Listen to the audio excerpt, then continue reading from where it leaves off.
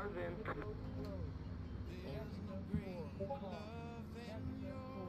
Don't be afraid to like run easy and save tire because you'll. That's my plan since I'm not, as fast as I'd like As you to say, be. yeah, you'll start catching them again.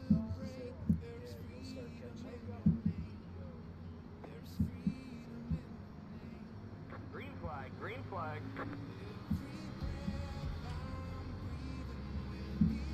Inside. Clear to the bottom. Inside. Clear to the bottom. Wow, thanks for that. Whoa! Kidding me, man? Come on. Pit road is closed. Thanks for that, Ford. Oh, and they're still wrecking on turn 4. What? You got wheel damage. Catch Wow. that. One. I don't know why he locked it up, but he locked that shit up bad. Damage on the front end. Catch that. 17. I appreciate that, Ford. So hold your brakes and you're wrecking, man. What are you, nice job in Ron for? What the hell did I do? Are you kidding me? And bro, all you have to do is hold your brakes. You aren't even going that fast in the middle of the corner. You just let your car drift down the track. I had my brakes locked. What are you talking about? Now look at the replay. That's 8 minutes of optional repairs. Well, you can look at the replay. I watched it in my review. He definitely locked the brakes up, smacked the inside wall, and then shot out outside wall to somebody. So, yeah, it definitely wasn't on purpose. You talking about me? The 6 car? Like, I didn't shoot up any. Not you, the 4. Pit boxing. 10. I got put into the wall. 5. That's what I'm saying. The 4 ended up locking his brakes up, smacked the inside wall, and then he shot up to somebody else going through the outside wall. That's what I'm talking about. That's what happened. I watched it in my review. Ah, 10-4. Well, I got 12 minutes of damage, so I'm done. Damn it!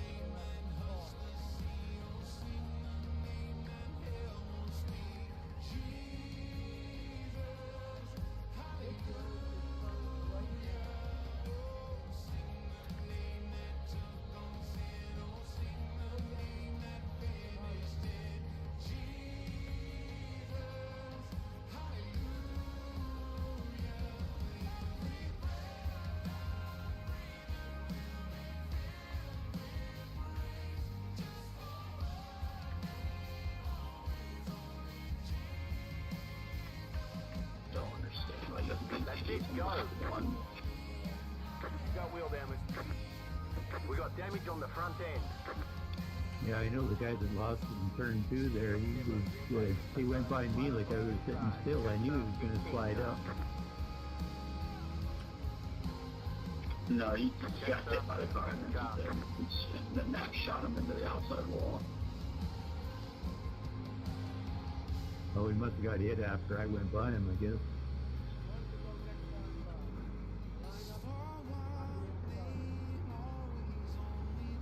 Ready?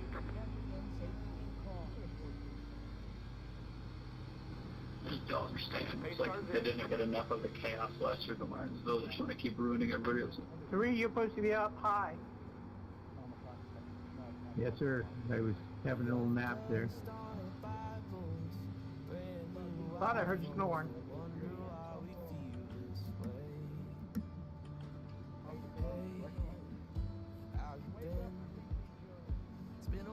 Got wheel damage. Green, green, green. We got damage on the front end.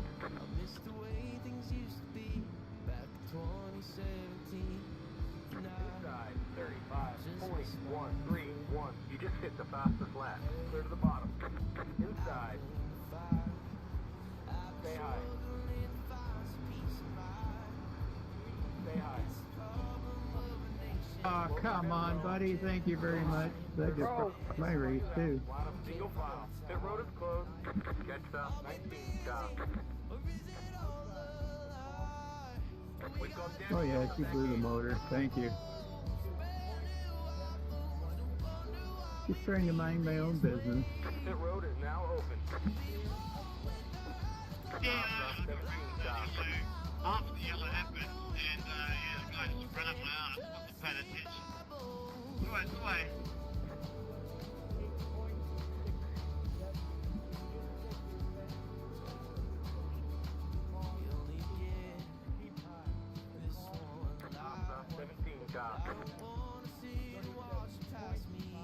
Well, I was doing alright this track, but I guess I should have stayed away.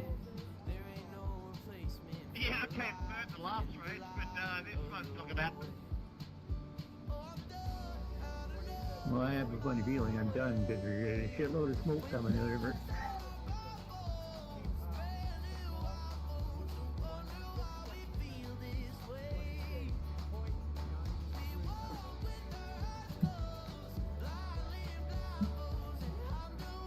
Pit road is closed. Car 6 got the lucky dog. Let them past on the outside. Where's the pace car? Let us And going in turn 2. Thank you. Well, I'm not sure what number that was, but thanks a lot. Got wrecked my race.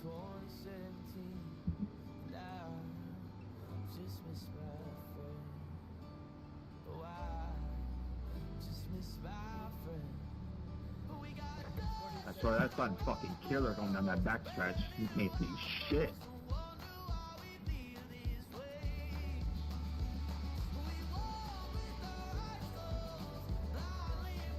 At least they could have made that unrealistic. Fuck.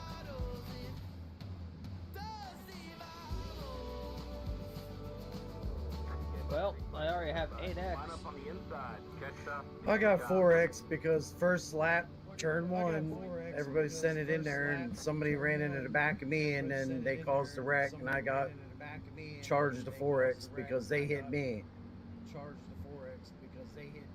Right.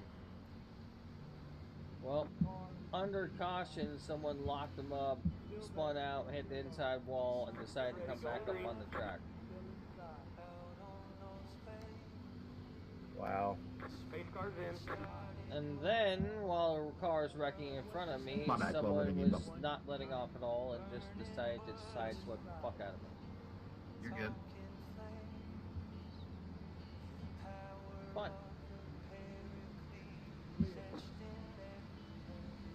It happens. People can be fucking stupid no matter what. Green. The car in C. But the engine still runs good, so 28.192, 57.824. You're in the top 10. if I'm not mistaken, this isn't really an aerodynamic track. Outside.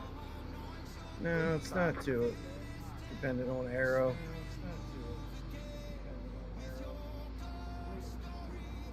I have 8 minutes of damage when I'm out here.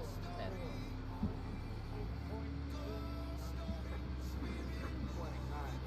29.425. That was your fastest lap of the session. The car in P1 just set the fastest lap. 27.846.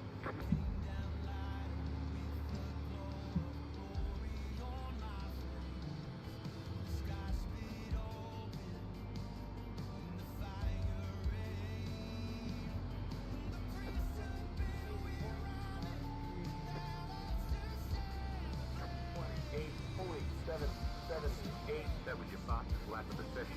The car in P1 just set the fastest lap. What's else in that? You know, 5-minute repair time.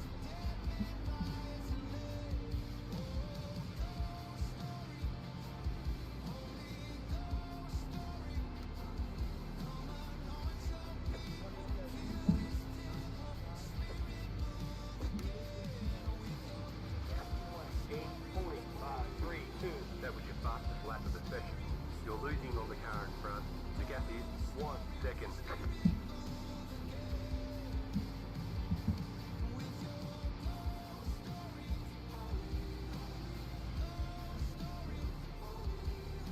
Only problem is the wheel damage made it tight. Yeah. That's gonna suck. 28.492. That was your fastest lap of the session.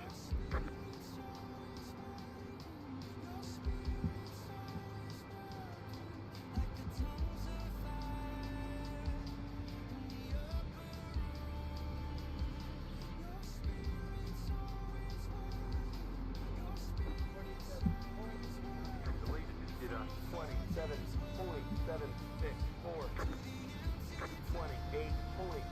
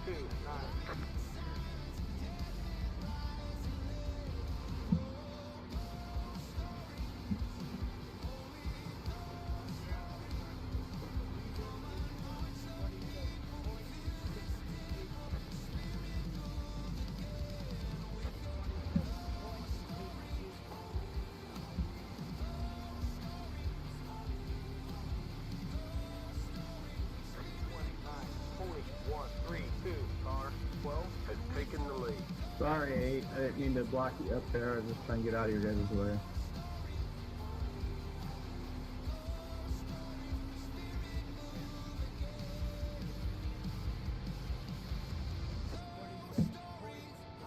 Inside. Going up now. Get clear to the bottom. Inside. 29, 44, 5, 8, stay high. Clear to the bottom.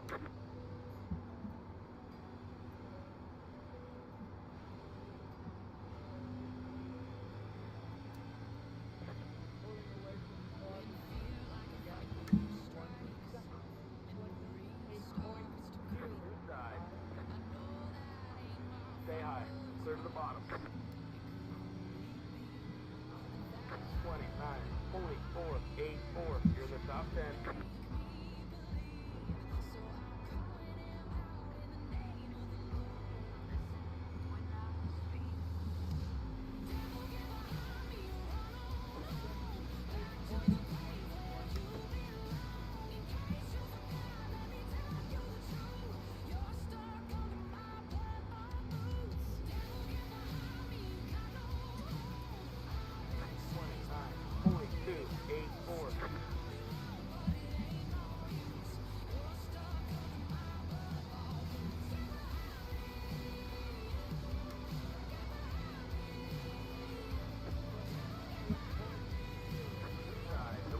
Did 27, 49, 1, 7, stay high. Stay high. Clear to the bottom. 29, 44, 6.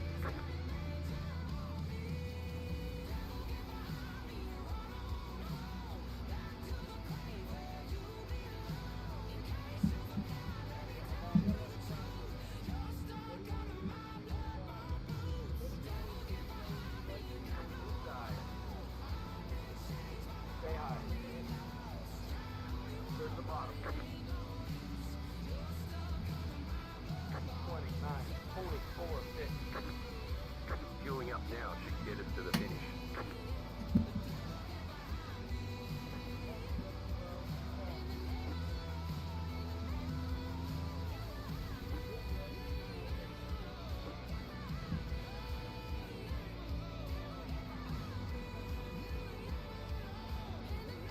Inside.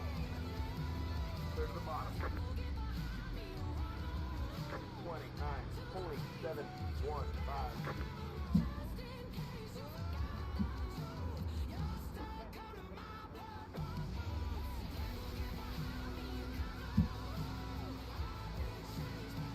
Ooh, Inside. really, really tight. Stay high. Stay high. Clear to the bottom. 29, 46, 4, 4. Inside. Clear to the bottom. Inside. Stay high. Stay high. Stay high.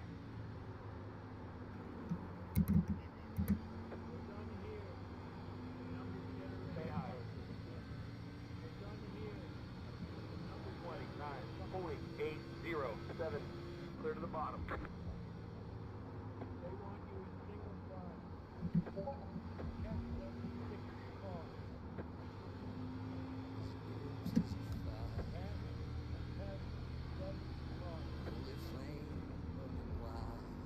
Inside. Stay high. Clear to the bottom. 29, 45, 9, 6.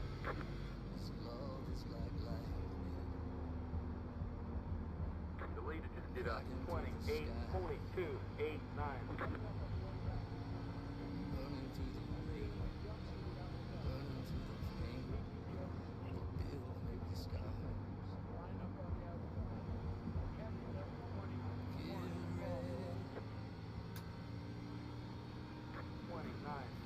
Three, 2.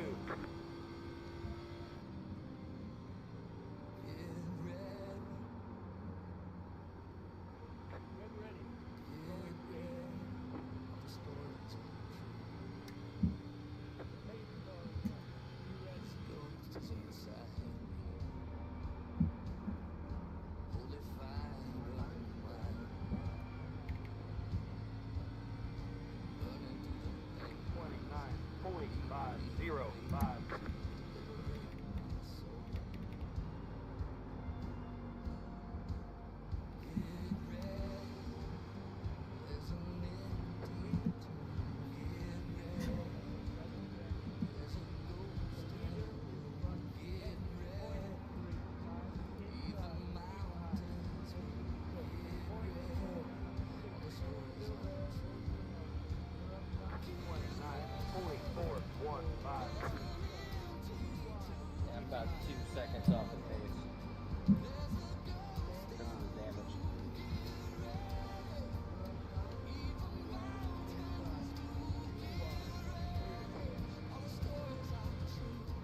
Yeah, it sucks. Yeah, it sucks.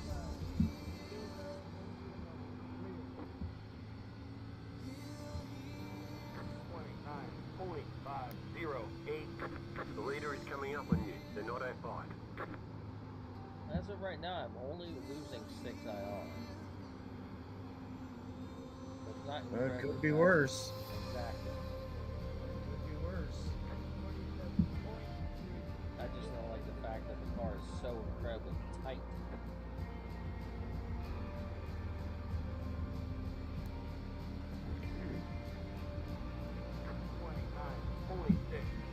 Inside.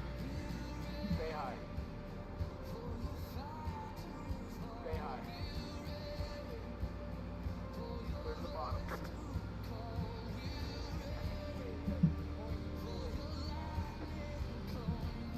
Inside. Stay high. Clear to the bottom.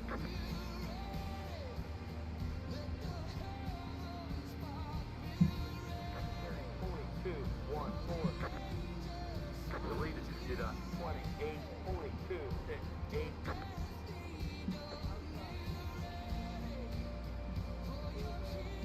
Inside. Clear to the bottom.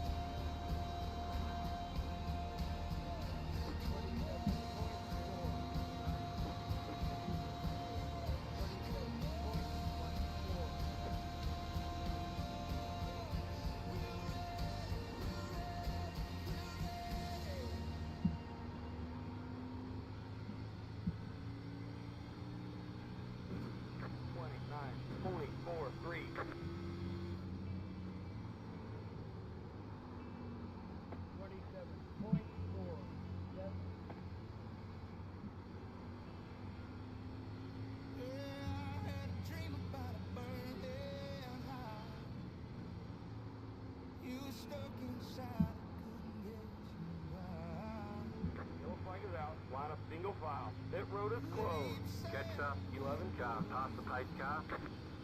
Catch up, 11 car.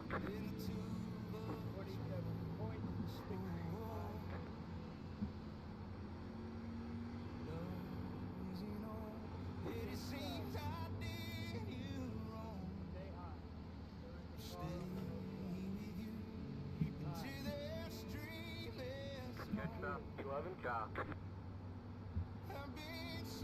And I'm the lucky dog candidate. Nice. Alright, not taking tires. Go in. It's damage. I will be able to go into the pits as a lap car. I mean, as a lucky dog. Lucky right? dog, yes. Hurry up and catch the pace car without hitting nobody, and as soon as it tells you you can pass them, hurry up and go all the way around and go right in the pits. Got it. No lollygagging. Because other than that, if you don't go in right away, next time you go around it'll close. Got it.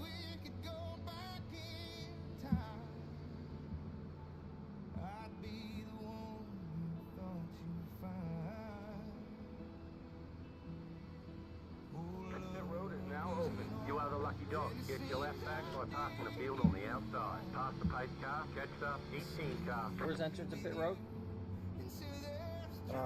Coming out of 2. On top of the hill.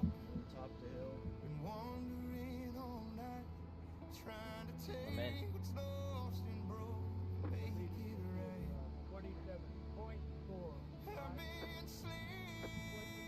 Where's the pace car? Back this. Box in 10. 5, Thank you. 3, 2, 1. Right here. All the damage is repairable.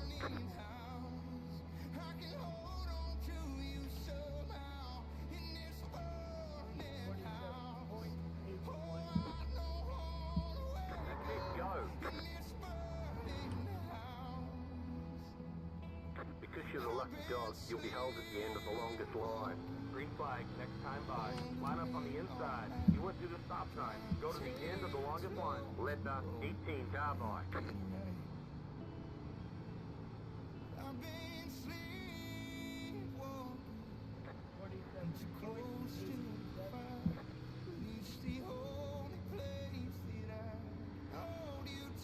Getting ready here, getting ready. Catch up, 18 car. Pace car's in. You clearly don't pay attention, do you, one? It tells you to let everybody pass, and you just sit in this spot.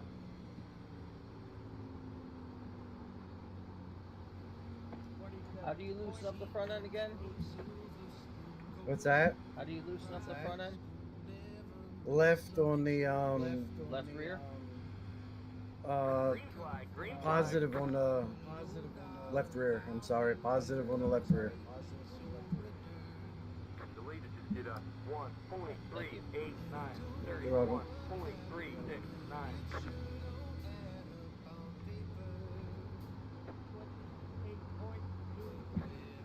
Someone's spinning.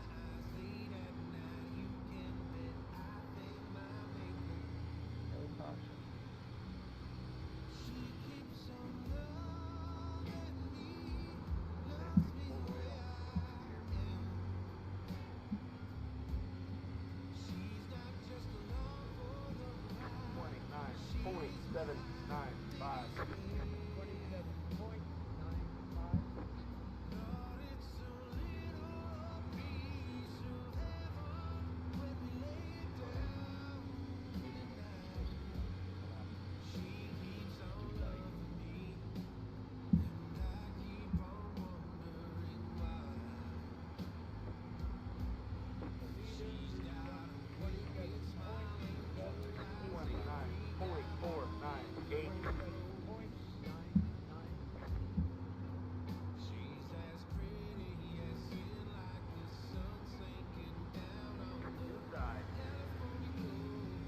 Clear to the bottom.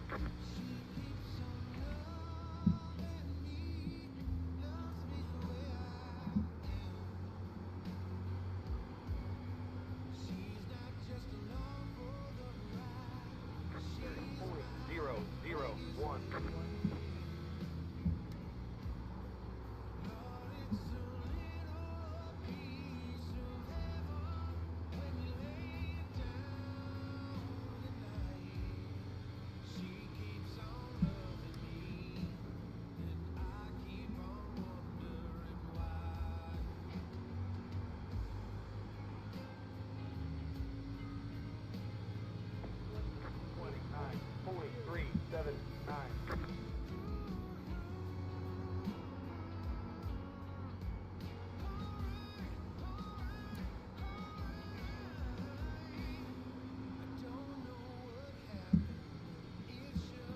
You're losing on the car in front. The gap is 3.4 seconds.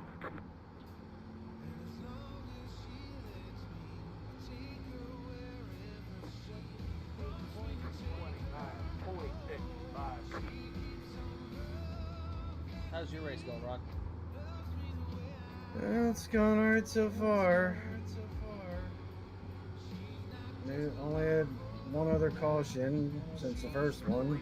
Did a 27.895.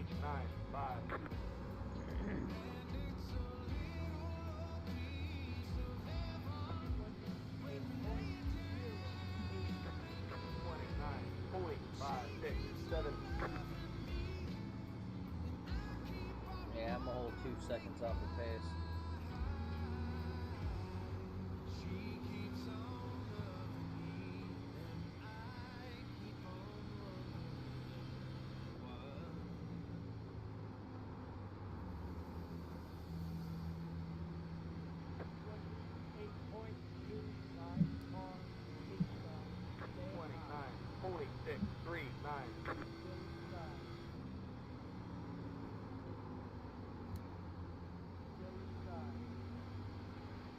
need a caution before I get lapped, so I can have a regular pit stop.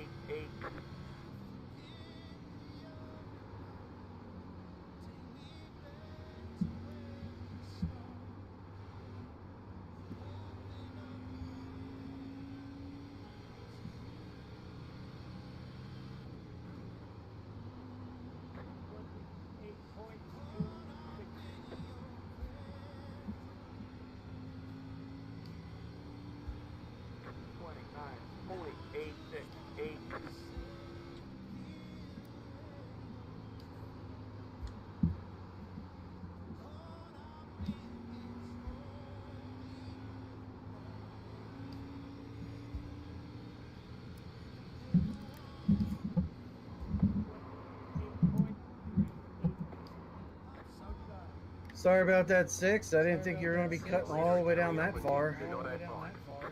29.742. The leader just did a 27.97.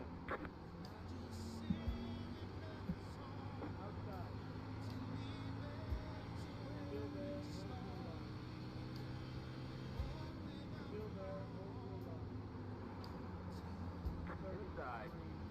Stay high. Clear to the bottom. Okay, we're halfway to the finish.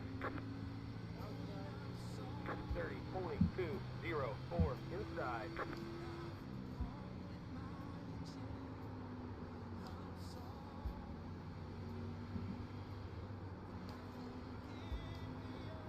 Inside. Clear to the bottom.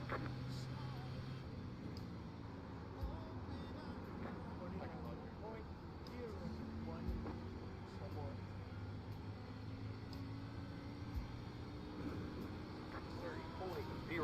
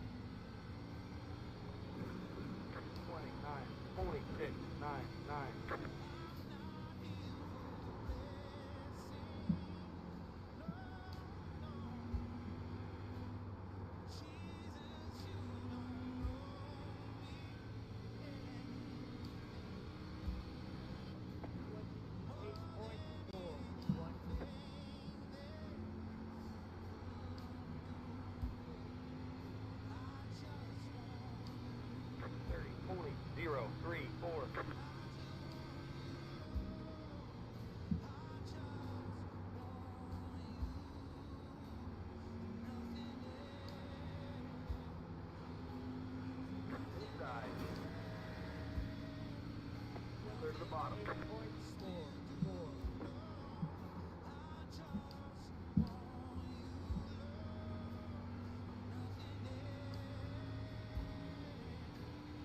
30.556.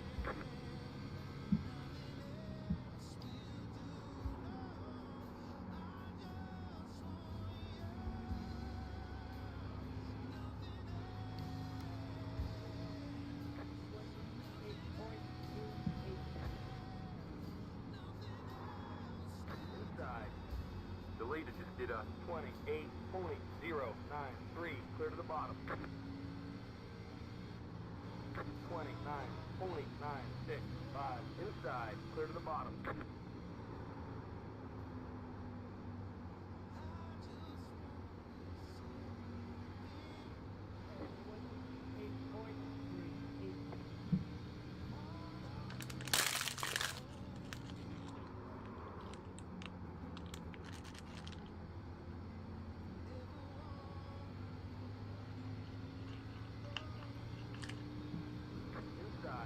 nice and sunglasses. 7, stay high.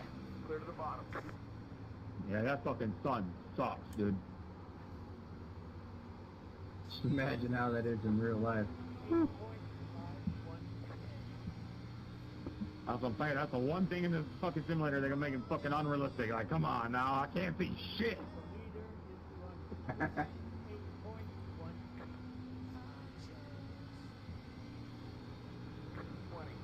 I know every time I look at the tire marks down this backstretch here, it always reminds me of like tires in like a low mud or something.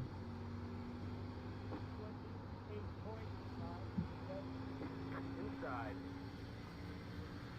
Stay high. Stay high. Clear to the bottom.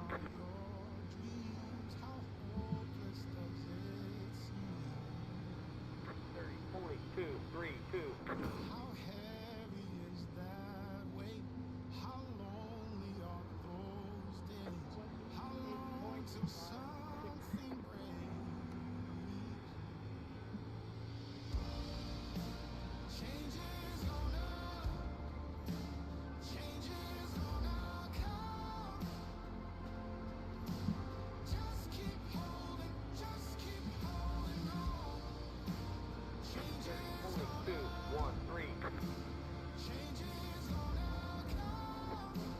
The car in front is pitting.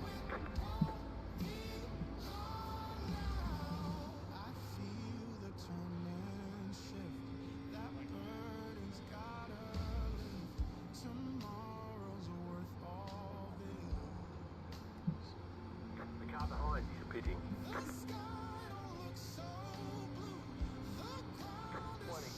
29, 4, 6.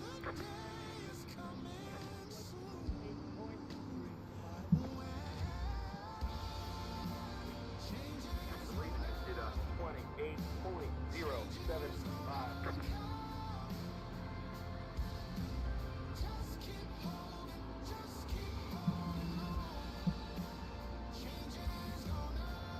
Oh, I'm so sorry.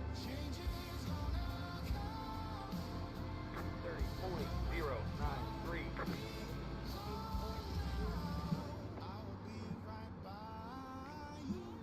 Yellow, yellow, yellow. Line up single file. Pit road is closed. Catch up. 1 car. Yo, I'm in ninth Keep going, now. buddy. Good shit. I definitely needed that caution. These fucking setups I got that I just created fucking kills these tires. Trust me, I'm not bitching. Pass the pace car. Catch up. 1 car. And there's the caution. I am the lucky dog candidate again.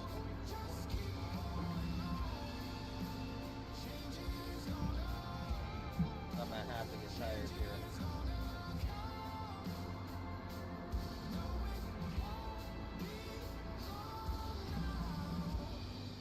I'm honestly surprised the fucking engine hasn't blown up or got overheated yet, because I forgot to turn my damn, take my qualifying tape off.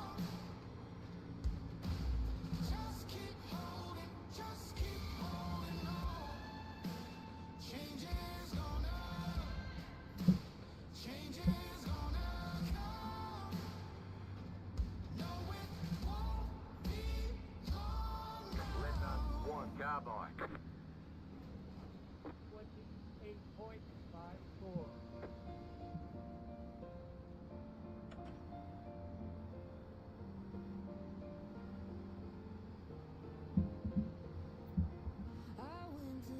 Pit road is now open. You are the lucky dog. Get your left back by passing the field on the outside. Pass the pace car. Catch up. 1 car. Does pit road stay open for another lap for me? If for what? 12 Lucky car. dog? Yeah. No. Okay. Not, no, I don't believe so. Okay. I don't believe so. I went in the pits anyway. Pit box team. 10. 5, 3, 2, 1. Right here. Track lights All came the on. damage is repairable. Literally 8 minutes of damage.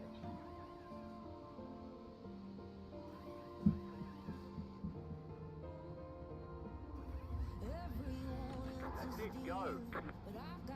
Because you're the lucky dog, you'll be held at the end of the longest line.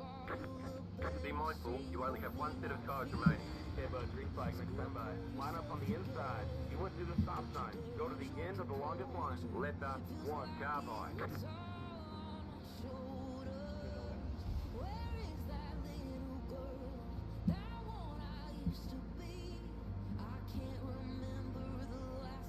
Get ready, going green. They're showing us a black flag. You passed the pace car. They're going to hold you for a while. Pace car's in. Well, that was delayed. What'd you It say? never told me to fucking let the pace car by. 11, you know you're supposed to be up front with the other car in the front, You right? got, Not if next you're to the part lucky you're dog, next you to. gotta wait You're till it way tells you behind. No, the no, How no, you no, doing? no. Coming out of the pits, right? I got Uh-huh. past the pace car. It never told me to let the pace car by. You were a Okay. whole spot back from where you It told needed me to to be. let the one car by, but the one car was laps down. Right? Okay. For the black He flag. never fucking came around, either because he was trapped behind the pace car or something like that, and it gave me a black flag for passing the pace car.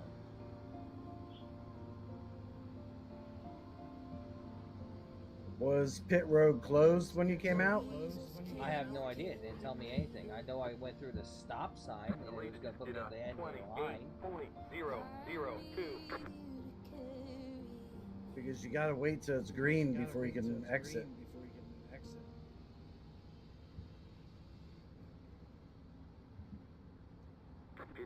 Depending where your pit box was, you might have crossed the line while you were coming through the pits. 3, 2, 1. Right here. That's weird. All the damage is repairable. Whatever. iRacing being iRacing.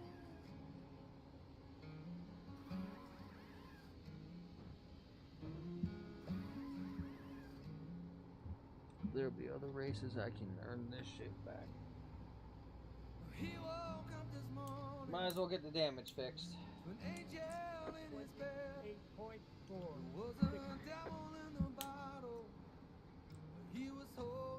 That just destroyed whatever hope I had of coming back.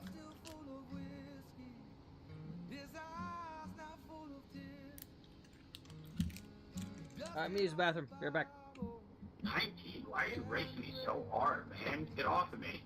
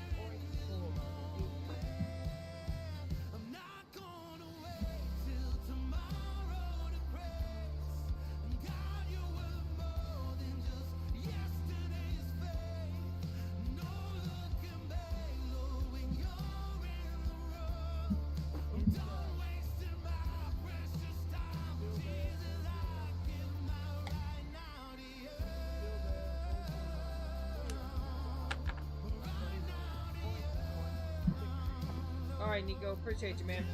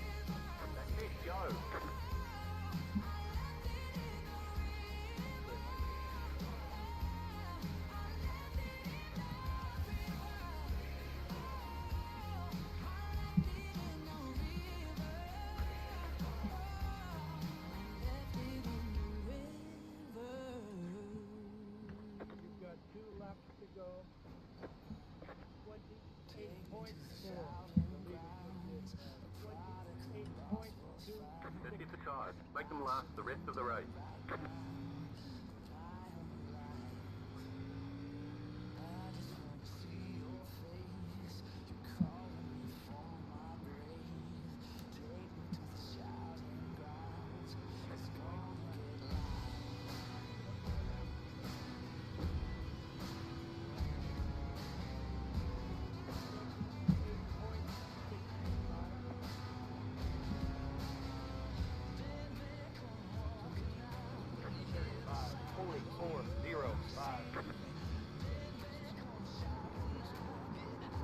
The leader just did a 28, 40, 1, 2, 6.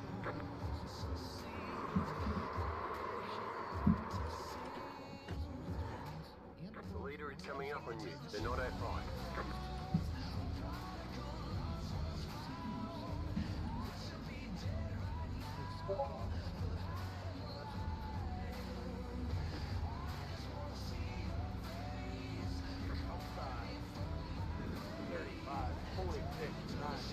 Stay low. Stay low. Stay low. Towards the top.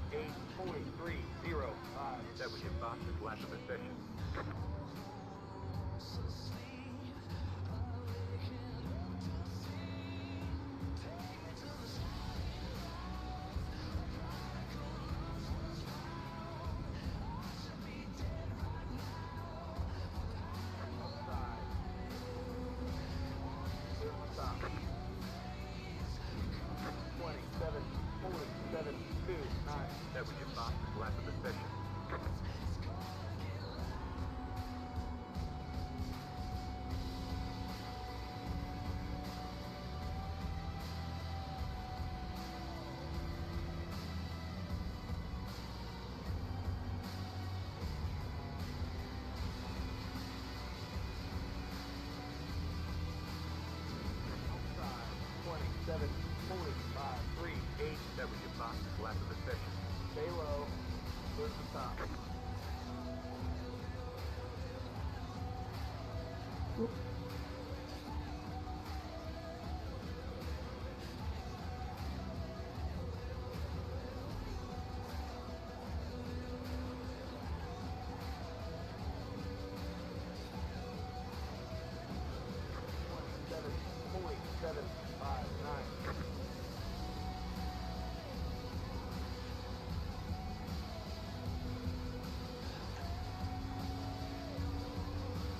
Thank you. Yeah, no worries. Outside. Towards the top. You go stretch. 27, 49, 9, 9. The leader just did a 28, 44, 5, 6.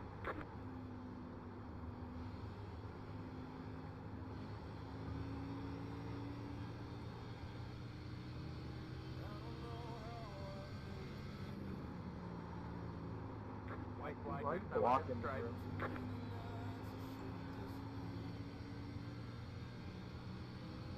What? So Ron, we doing a battlefield after this, sir? 8, 7. Oh, I, sorry. I will as soon as I get back from picking up Caleb. That's why I did the B race. I will as soon I didn't want to be as stuck get in the back middle of from battlefield, Caleb, and that's why I did the some of the B race. matches they take a while. Stuck in the middle of Hey, So you I didn't wanna want to do be in the VR? middle. Some of the matches they take a while. What's that? So Are we gonna do Yeah, the I'll VR, play. sir? Yeah, I can play the BR. What's that? Hey, Yeah, I'll let's play- go. Yeah, I can play VR. Sorry, I didn't mean to cut you off. No, you're fine. I just didn't want to be in the middle of a match and have to dip out. All right. No, you're It's fine. chicken That makes fry. sense. Someone be in the middle of a match and have to. We'll get them next time. Well, ended with Very cool. 8x and 15th. Thanks, man. It was good racing with you. Sucks. Good clean racing. But it is.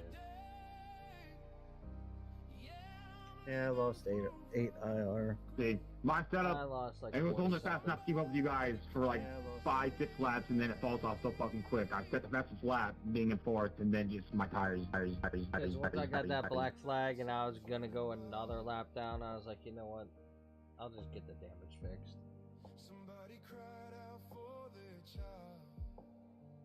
Because even if I stayed out, I was gonna go another lap down. Because the car was Right. just off pace anyway. Right.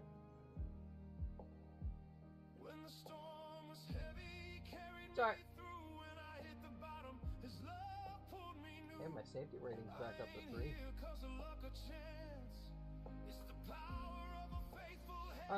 How long are you gonna be, sir? I'm gonna get ready to leave here. He gets out at 3:40. But I gotta stop at the post office, so I'm gonna get ready to leave here to go do that and pick up GTI's medicine at the pharmacy. So I should probably be back here about 4:15. Pick up GTI's medicine Okay. at the pharmacy. So I should probably be back here about. I'll be here 4:15. waiting for you. Okie dokie, sir. Oh damn, Homestead and 87s is up. Dude, it's a lot better than you think. A lot better. All you really have to do is just let off and trail brake. And if it's up, I'm gonna do it. Yeah, it just came up. Nobody's in it yet. I'm gonna do it. Yeah, it just came up. Nobody's in it yet.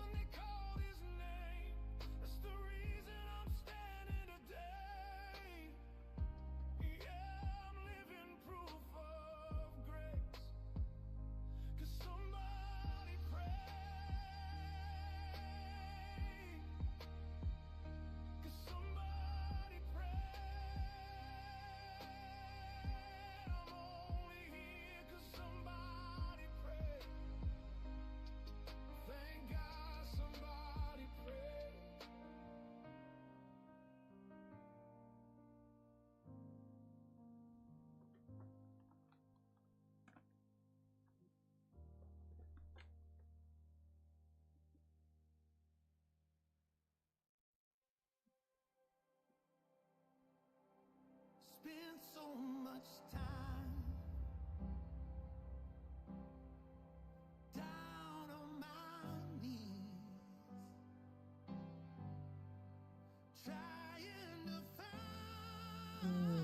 Alrighty, sir. I'll be back. All right, sir. Alrighty, sir. I'll be back.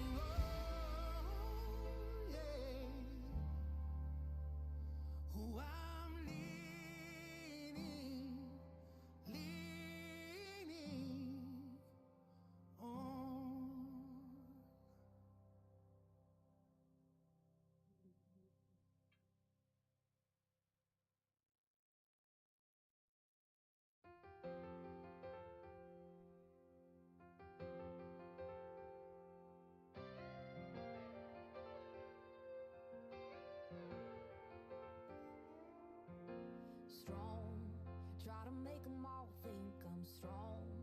Yeah, the face I keep putting on says I ain't tired, but these tear-stained eyes ain't lying. 'Cause hard, nobody told me life could be so hard. A weary soul with a worn-out heart that's barely beating. But every time I get that feeling, I hit my knees with my hands held high, saying, "Dear Lord Jesus, you know I can't do this on my own. I can't do this on my own. Lord knows I've tried, but I'm good at falling down. Thank God you're good at picking me up off the ground. The world's gonna try to break me, but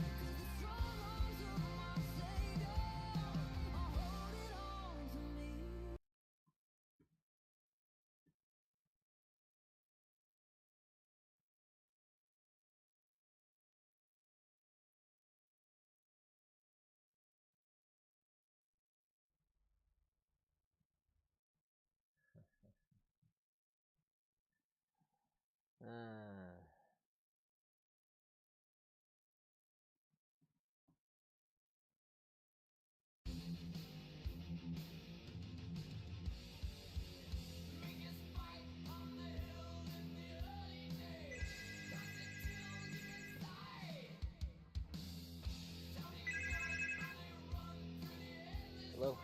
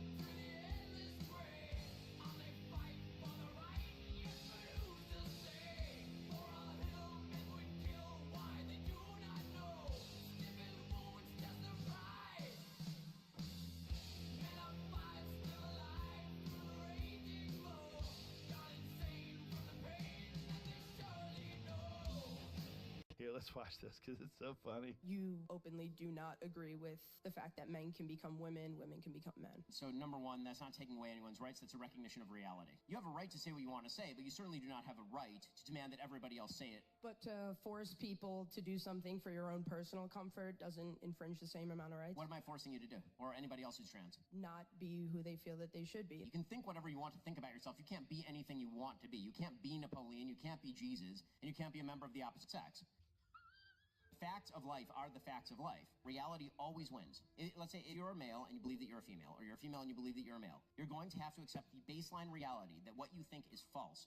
I'm not trying to convince you of anything. It's kind of like the government's trying to tell the people that they can't do something. You can do what you want to do. You just can't dictate to anyone else what they do about it. How come you can do the same thing? I'm not doing the same thing. I'm not forcing you to do anything. I'm telling you to leave me alone. Here, let's watch this because it's so funny. You openly do not agree with the fact that men can become women, women can become men. So, number one, that's not taking away anyone's rights. That's a recognition of reality. You have a right to say what you want to say, but you certainly do not have a right to demand that everybody else say it. But to force people to do something for your own personal comfort doesn't infringe the same amount of rights. What am I forcing you to do? Or anybody else who's trans? Not be who they feel that they should be. You can think whatever you want to think about yourself. You can't be anything you want to be. You can't be Napoleon, you can't be Jesus, and you can't be a member of the opposite sex. Facts of life are the facts of life. Reality always wins. Let's say you're a male and you believe that you're a female, or you're a female and you believe that you're a male. You're going to have to accept the baseline reality that what you think is false. I'm not trying to convince you of anything. So I had a lot of commenters suggest that by placing the stripper clip in the guide and running the bolt forward to eject it, that I'll somehow damage my stripper clips doing that. If you look closely on a stripper clip, you'll see these dimples on the side. This is what actually holds it in the stripper clip guide.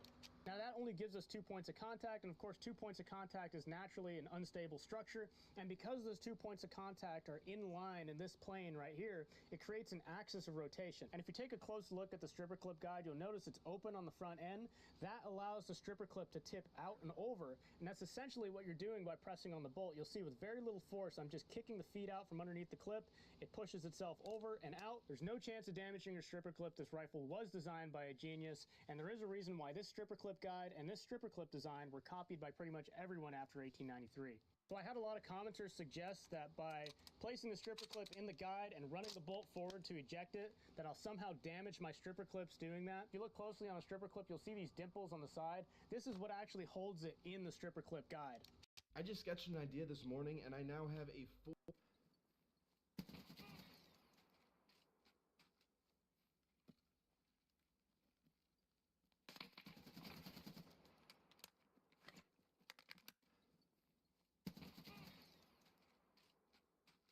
That sign there says SAS members only, but you can sign in as a guest. I am a fucking member. You know, I blame my mother. I cannot get used to it. I would have saved over 100.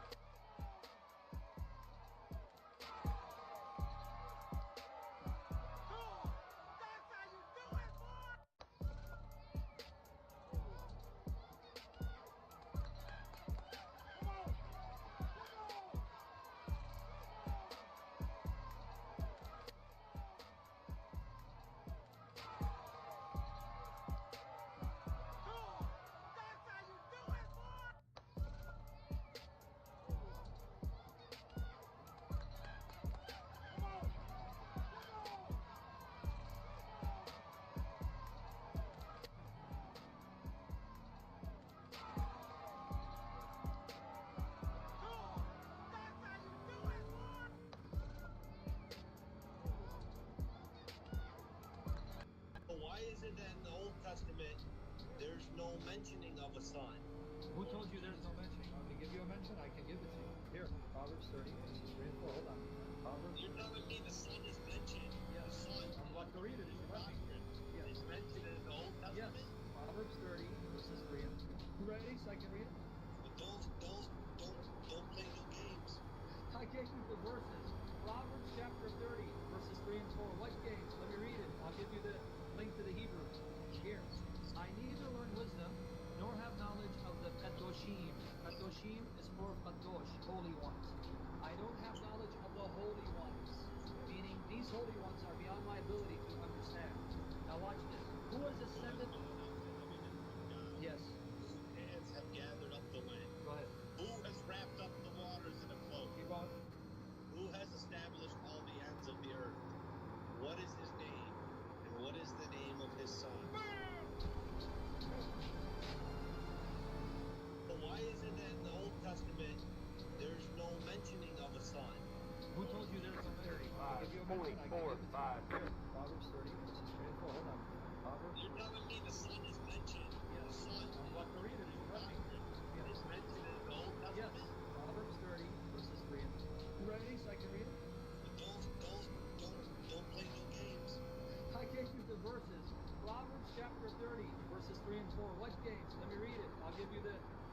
Hebrew.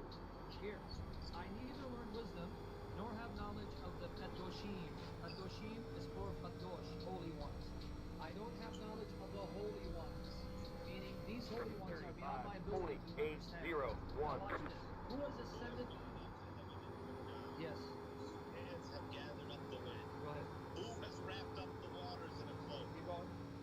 Who has established all the ends of the earth? What is his name? And what is the name of his son? But why is it that in the Old Testament there's no mentioning of a son? Who told you there's no mentioning? I'm going to give you a mention. I can give it to you. Here, Proverbs 30, verses 3 and 4. Hold on. Proverbs. You're telling me the son is mentioned. 35, 1, 4. Is mentioned in the Old Yes. Testament? Proverbs 30, verses 3 and 4. Who read these? I can read it? Don't play no games. I can't keep the verses. Proverbs chapter 30, verses 3 and 4. What games? Let me read it. I'll give you the link to the Hebrew. Here. I neither learn wisdom nor have knowledge of the Kadoshim. Kadoshim is for Kadosh, holy ones. I don't have knowledge of the holy ones, meaning these holy ones are beyond my ability to understand. Now watch this. Who has ascended? Yes. 35, 7, 3, 4. Who has wrapped up the waters in a cloak? Keep going. Who has established all the ends of the earth? What is his name? And what is the name of his son? But why is it that in the Old Testament there's no mentioning of a son? Who told you there's no mentioning? I'm going to give you a mention. I can give it to you. Here, Proverbs 30, verses 3 and 4. Hold on, my friend. Proverbs. You're telling me the son is mentioned. Yes. The son. I'm about to read it if you let me. Yes. Is mentioned in the Old. But why is it that in the Old Testament? Ah, yes. What's the main gun in Finland? RK-62, basically an AK that finally found peace and quiet. What about Greece? M4A1, same as the US, but with more attitude and less budget. Egypt? Mizar AK, it's just an AK that's been through a sandstorm and therapy. Serbia? Zastava M21, like an AK that smokes too much and never apologizes. Indonesia? Pindad SS2, decent rifle, weird name, probably cursed. Iran? KH-2002, looks like a bullpup designed by a committee arguing in Farsi. Netherlands? Colt Canada C7 NLD. They outsource their gun, like good Europeans do. Switzerland? SIG SG 550, too perfect. Probably assembles itself out of guilt. Czech Republic? CZ Bren 2, tactical, reliable, and probably drinks Pilsner. Chile? Galil Ace, reliable, aggressive, and built for bad terrain, like Chile itself. New Zealand? LMT, Marzell, clean, modern, and only used when sheep start talking back. Japan? Howa Type 89, solid, dependable, the JSDF workhorse. Argentina? FN Fall, Bara 83, history, classic long rifle vibe. Set Me Legacy, moving toward HK 416 tests, vintage, but upgrading slow. And Malaysia? M16A1/M4 combos. They picked AR family because they like flashy rails and good Wi-Fi range. What about Sri Lanka? T-56 assault rifle, everywhere. It rains bullets, not promises. Man, every country's got their own boomstick. Yeah, and no matter the flag, Tarkov still finds a way to jam it. What's the main gun in Basically an AK that finally...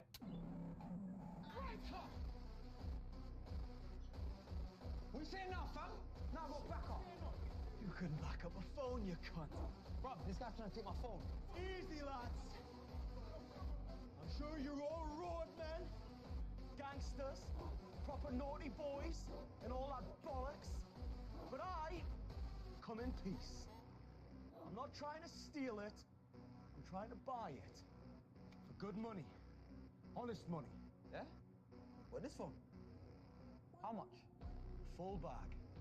How about you give us that bag and be gone anyway? Stop fucking around, cunt! Give me the phone and take the money. Drop the fucking money and run, boy. Right.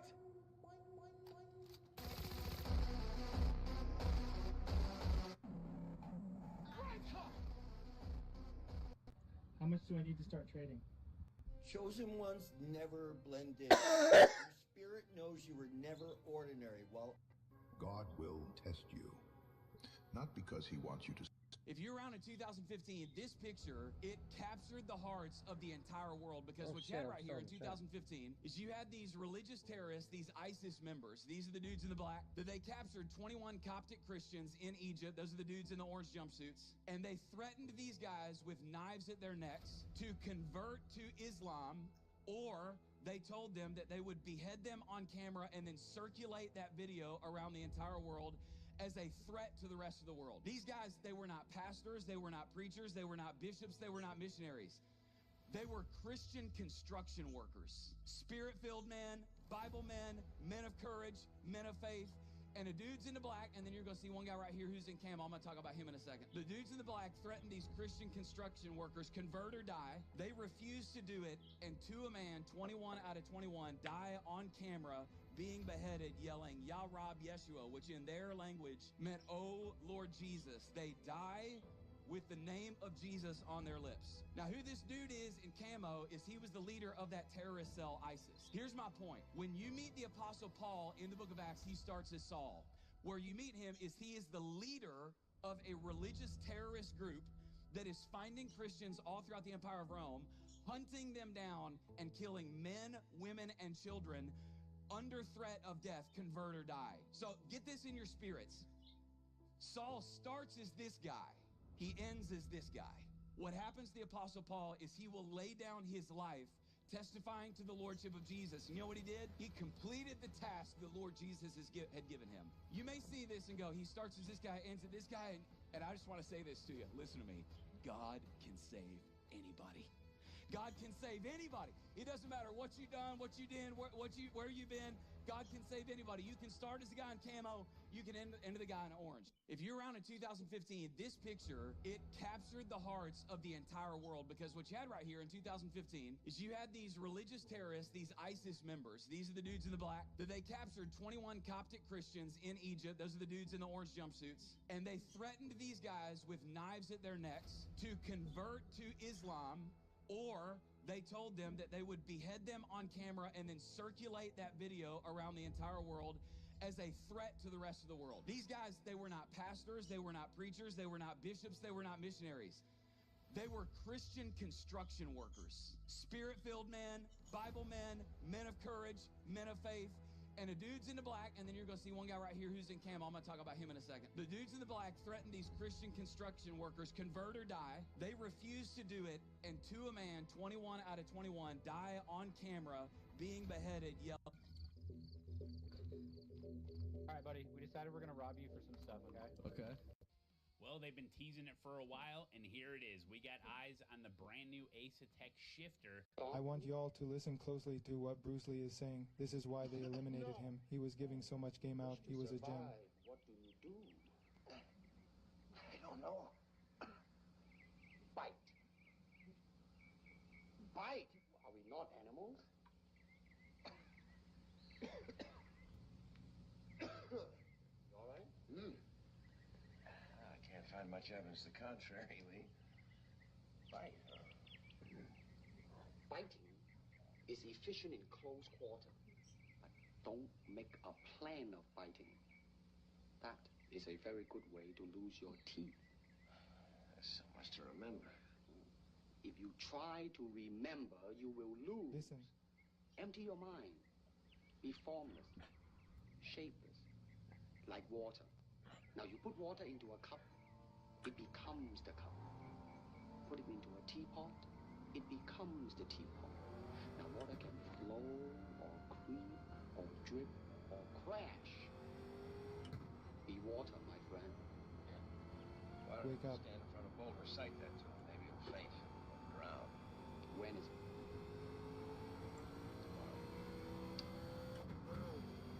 You are not ready. Listen closely. Like everyone else, you want to learn the way to win, but never to accept the way to lose, to accept defeat, to learn to Green die. flag, green flag. Here comes your first I time want lap. y'all to listen closely to what Bruce Lee is saying. This is why they eliminated him. He was giving so much game out. He was a gem. I don't know. Fight. Fight. Not animals.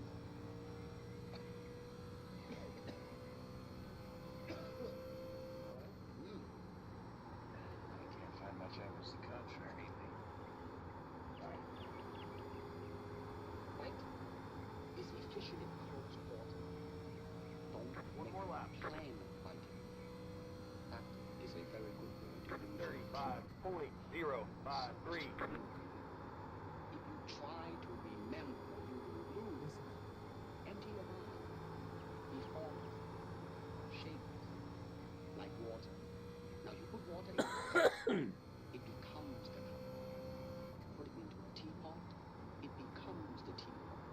Now water can flow, or cool, or drip, or crash. Be water, my friend. Why don't you stand in front of the boat, recite that to him, maybe it'll faint, drown. When is it? All right, there's the checkered flag. You are not ready. I know. Listen closely. Like everyone else, you want to learn the way to win, but never to accept the way to lose, to accept defeat, to learn to die, to be liberated from it. I want you all to listen closely to what Bruce Lee is saying. Shut up. I'm a lifelong Bro learner. thought he found You something. just don't know how far That's you some can shit go you learn until through life. you just take the path. I have big Anyway. dreams, and big dreams require more education. And I'm in the perfect place. Damn, bro. Nobody could trust anybody. And that's the scary part to me sometimes. The Bible said, do not put your trust in men. It's pretty specific. Why? Because everybody can be compromised except you. Yeah. If you don't believe in God, then it's pretty messed up because now you only got you to believe in. But if you got you and God, you can believe in both of those. You can have peace then. Damn, bro. Nobody could trust anybody.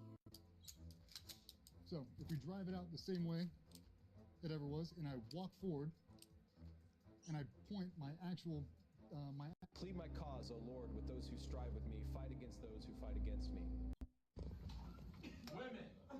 W. What does women equal? Fellas, what does women equal? Time and money, right? Time times money. Okay? But what is time also? Time is money. Time is money. So money times money. What's the name of saying money times money? Money squared. Money squared. Money squared. So guys, women equals money squared. But what's the root of all your problems? Money. All your problems.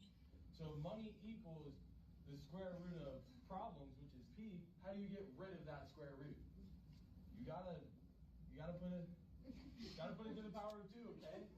But you've also got to put that to the power of 2.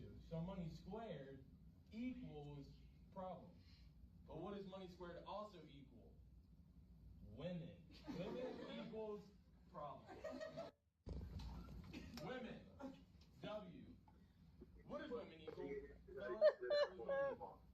Good luck, everybody. What will I'll do create my more best. It's millionaires my in 5 first years? ever race. AI. So have fun.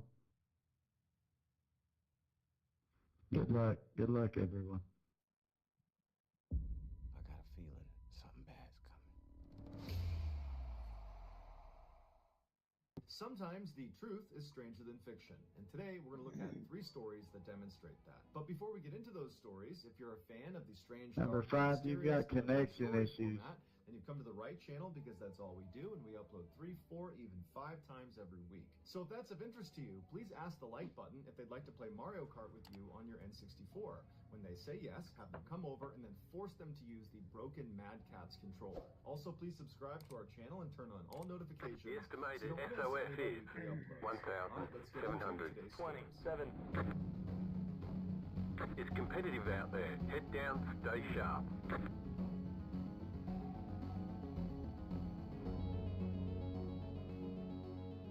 In October of 2002, Mark and his wife Kathy were on their way to a baby shower in Baltimore, Maryland that was being held for them by Kathy's family.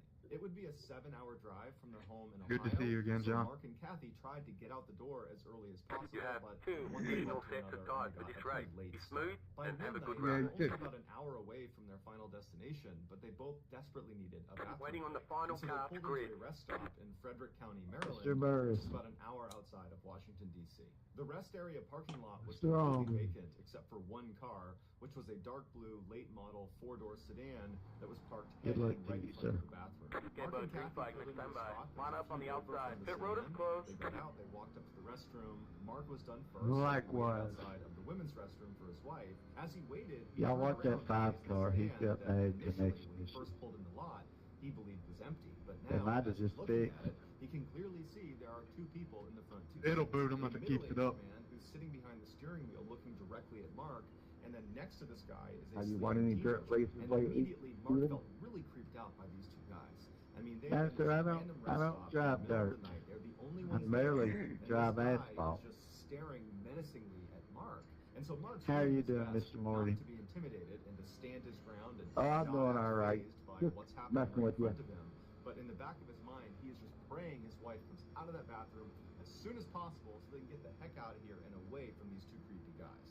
Finally, his wife did come out. He grabbed her by the hand and without any Somebody just explanation, wrecked. rushed them back to their car, hopped in, locked the doors. Yeah, he just hit the wall like for nothing. And as he did, he looked over at the sedan and he saw the guy behind the steering wheel, the middle-aged guy, Pace cars was in. looking over at Mark with that same Good luck, everybody. menacing look on his face.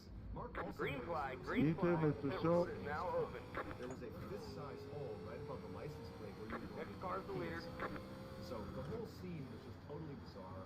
And after Mark and Inside. Kathy sped out and were back on the You don't want to be up here going slow. You shouldn't have qualified. Stay high. And that's why he grabbed her and rushed them back into the trunk. So she Clear to the agreed bottom. that was creepy. It ain't no fun starting up in the front, man. Baby shower in Baltimore, they had completely forgotten about their experience at the rest stop. The baby shower went well, and before long, Mark and Kathy were back home in Ohio. About a week later, Also, sometimes it's better just to let survival of the fittest take its course. and it showed a reporter who was standing at the exact same rest stop that they had stopped at 41, on the way to 46, Baltimore in 3, 2. Maryland, and behind them was the same late model sedan that they had seen parked at that rest stop when they had pulled in. The headline of this special news bulletin was DC Snipers Caught. It would turn out that middle-aged man sitting in the driver's seat of the sedan staring at Mark was none other than John Allen Muhammad, and the guy next to him, the teenager who was sleeping, was Igor Malva. These were the 2 men that were responsible for the highly coordinated 3-week-long attack. Frickin' figure. Single file. Pit road is closed. The fist-sized hole that Mark saw on the back of their trunk was what they used to shoot through because it allowed them to stay concealed in the trunk while they were shooting. Mohammed and Malvo had been Y'all using gotta learn that to take it particular easy, rest man. stop in Frederick County as a place to hide out in between their killings. When Mark and Kathy pulled in next to them, they were only halfway through their killing spree. Mark believes the only reason he and his wife were not targeted is Better because now the than killers later. most likely were trying to keep this rest stop off the radar because it was their hiding spot, and so they wouldn't have risked an attack there. 15, Although, ironically, 16, they would whoever ultimately you be are. caught in Pit road is now open. Mohammed was executed by lethal injection in 2009, and Malvo is serving a life sentence. In 1988, 35-year-old Ivan McGuire was an experienced skydiving instructor with over 700 jumps to his name. On April 5th of that year, he was working in North Carolina, and he was tasked with filming other instructors and their students after they jumped out of the plane. The way this worked is Ivan would go up in the plane with the Time to get instructor some and the freshies. student, and Ivan would be the first to leap out of the plane. He would roll off his Yeah, back, right. and he would film upward towards the plane, and he would capture Why the is it getting student and tires instructor so jumping early? out, and Ivan would continue to film them until they pulled What do you their mean, chutes, man? at Those which 2 point laps, man, they really wore 'em now, out. being 1988, the filming equipment that He's Ivan was not. using was much larger and more cumbersome. I don't know what than he's something doing, you but would he use ain't today. getting He had a tires. You can bet voice-activated that. camera attached to his helmet, and then from there was a cord. Maybe a going little to bit of a top up VHS on fuel. deck that was in a backpack. But despite the nuisance of the Ain't no equipment, point in Ivan doing went that, out really. with the first student and instructor and successfully He's probably jumped going to the back. When he got back on What the he's ground, probably Ivan doing. went over to the riggers and he gave them his parachutes like a A little bit of a pack splash and dash. Ivan went over to a bench and began And fiddling with his camera. be able to be at the back and last another 3 laps With the with way it's everyone set up, else. and he's making all Done sorts that. of adjustments. Yeah. When it was time for Ivan's second Yeah, jump thank of you the for day, that. For the new person who doesn't know how to instructor drive, he was almost so 10 minutes of preoccupied repair. fiddling with his camera that he forgot to grab his parachute. Sorry that So happened he to you, ran Mr. over to the Morgan. plane and he's about to get on, and they say, "Hey, Ivan, you're not Hey, wearing your parachute." Morgan, the last Oh my 2 goodness, races you're I've right. done have He gone runs that way, back bro. over, he gets his parachute, I feel he ya. loads back in the plane, he goes up to altitude, and he jumps out, he films the Can't instructor drive and the 'em, student, don't come in it all here. goes great, he makes it to the ground, and his second jump is a success. Oh, I don't Just know if I like can drive after the mine first yet. jump of the day, Ivan I'm takes not. off his parachute, he gives it to the riggers, and then he goes. I'm happy people are racing these again, though. Like, for like, I swear, 6 weeks, I was lucky to find a lobby of 6. Green flag, next time by. Line up on the outside. You just gotta wait for the certain times. Hopped on board, and he took off. Once they got up to their I don't know when that was. I've been racing them all. I've never seen that consistently. For about 2 months, it was, I could not get a lobby of these. Ivan, who's going to be the first one out, makes his way to the edge. I've never really had trouble with me finding a lobby. I'm usually on in our evening till late. Instructor and student are right on top of him, ready to jump Yeah, the only time I've had problem getting lobbies like 4 in the morning or early 6 in the morning on a bad track. Ivan continues to film them as they go down. They're in free fall for a few seconds. Like, and then you see the races I did barely go official. That's what I found. I don't know whether it was just my timing, because sometimes I wouldn't get on until the 9:30 split on a weeknight. So it's probably the end. But If there's 10 people in the lobby, I ain't joining it. I want at least 20. And so now falling at terminal velocity with no Fair enough. Pace cars in. He begins yelling out, "Oh no! Oh God, no!" That's what I do too. Keeps reaching back as if he's just going to find this cord. But there's Green, nothing green, there. green. And after a few agonizing seconds, you see the ground getting closer and closer and closer. 22, fully, Ivan's body five. is found about a mile and a half outside Inside. the drop zone in the woods. His camera and Say hi. videotape was severely damaged. Why are you slowing down so much, Tim? And that's why we know what happened in this film. Stay low. An investigation into his Good death stop. showed the pilot made the same mistake Ivan did. When he saw Ivan with that backpack on, he assumed Bam! it was Hit the a wall. parachute. So ultimately, Ivan's death. Yellow, yellow, yellow. Hard as fuck. Wow. Pit road is closed. Will almost certainly come across the actual footage of Ivan's final jump. Most people spend years in jobs they secretly hate, just hoping for the next weekend or a raise that never comes. But it Thank you, doesn't lap have car. to be that way.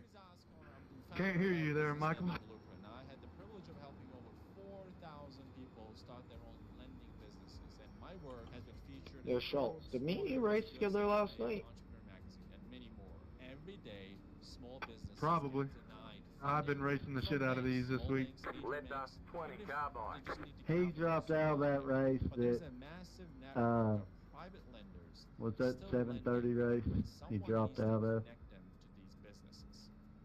Yeah, I think I blew up on the restart. You don't lend your own money. You don't need to have any Yeah, the reason I remember that is this gentleman behind me told me to run the top line. We were talking about that. And no, you're not pitching your friends or Yeah, the bottom, I've been trying to experiment with the bottom as you were showing, like you were mentioning, or the other guy was mentioning. And it really did open up. Bobby Shafran was on his way up to Sullivan County Community For whatever reason here, it makes a difference. City to begin his freshman Now, year. some of your Even though he was higher rated drivers, he didn't know anybody that was On the bottom and just dog it, but you really got to just take it easy. You haven't got the lucky dog. Let them pass on the outside. There's a strip of grip. If you keep your front left on the line, there's a strip of grip, or used to be. I ain't even running much this season. his car, grabbed his backpack, and began walking across the I just run the bottom line and hope for the best. And getting into the throttle easy as you're coming out of the turn. Strangers on the lawn were looking at him like they knew him. And a couple people I yelled just out like to the him and said, bottom "Hey, it's good line. to have you back here." And one girl actually ran up to him and kissed him on the cheek and said, "Oh my gosh, Hey, I'm so mic happy check. you're back." And Bobby said, "I think you got the wrong Yeah, person." we got you. You don't sound like Michael And she Jordan, though. laughed and she just ran away. And so Bobby's totally Yeah, I'm the real one. because he doesn't know anybody, but everybody seems to know him. Yeah, So no, he last watches night the it was a rest of shit the show. dorm I was room, running and as he's P1, walking down the hall, and a car 12 laps down put me in the wall. as he's about to That turn was the corner cool. towards his actual dorm room, someone down the hall behind him Yeah, yells out, that's "Hey, bullshit. Eddie, what's going on, man?"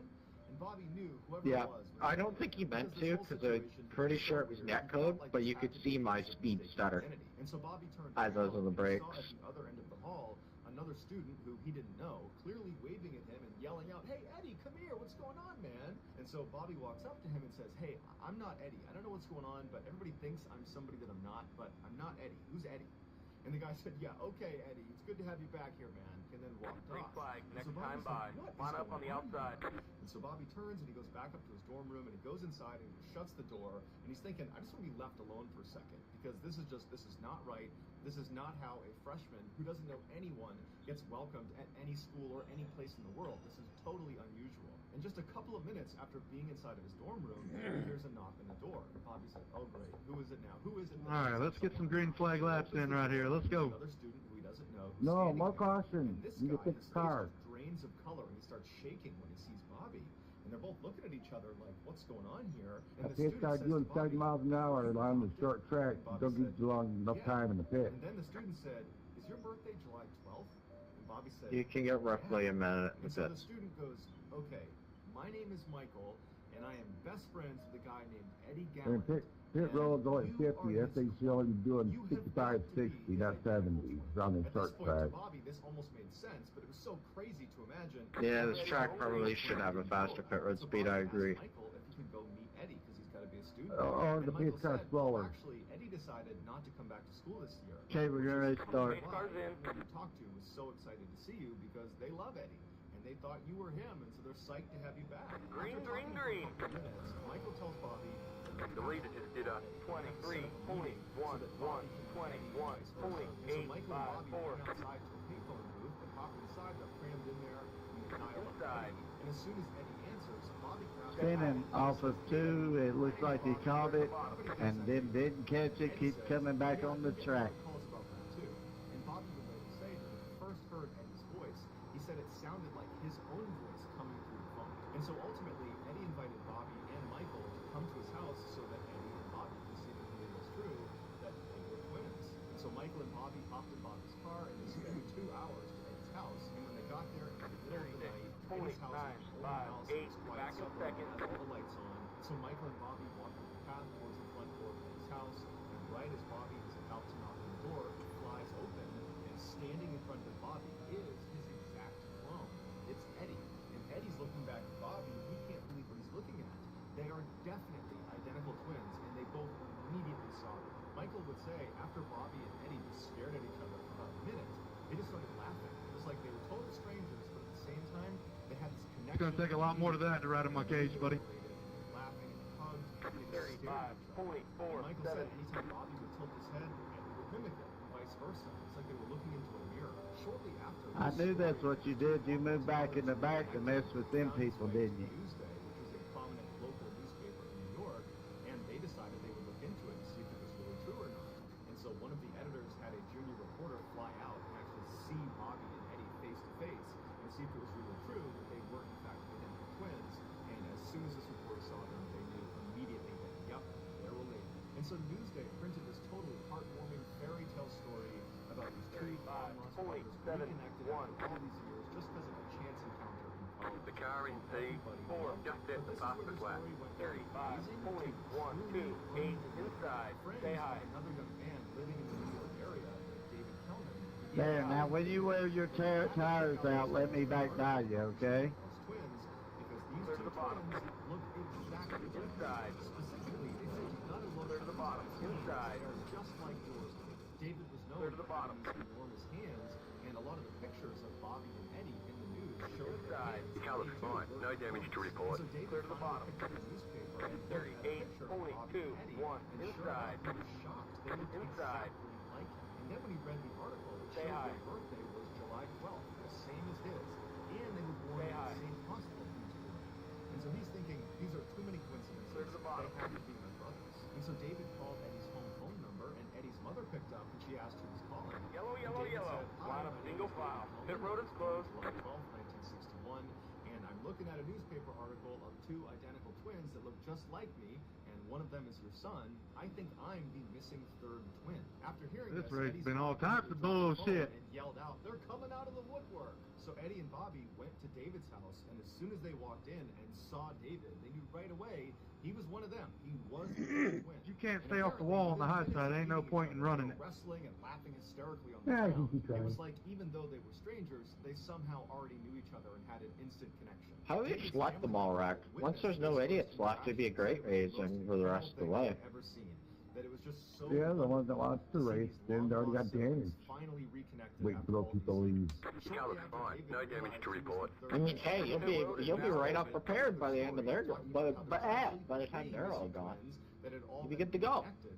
I still got 9. This incredible Cinderella story, and now You got 9 minutes? went all over the world. They were on the Yep, cover of still every running around magazine, here. every newspaper. They were on every talk show, and everybody had Oh, the that same fucking question. sucks. What similarities did they discover? Yeah, hey, almost And they would 10. say, Like I well, said, all not of long us enough in on the junior pit high school road. and high school, we all smoked the same cigarettes. It's probably we had around the same 8.5. food, same taste in women. And on talk shows, when they would answer these questions, Just so you know, you can get roughly a minute of repairs per stop if you uncheck your tires. interrupt each other. Car 11 got the lucky dog. Let them Every park on the time. outside. Letter 11 carbine. I checked the tire off and the head gas.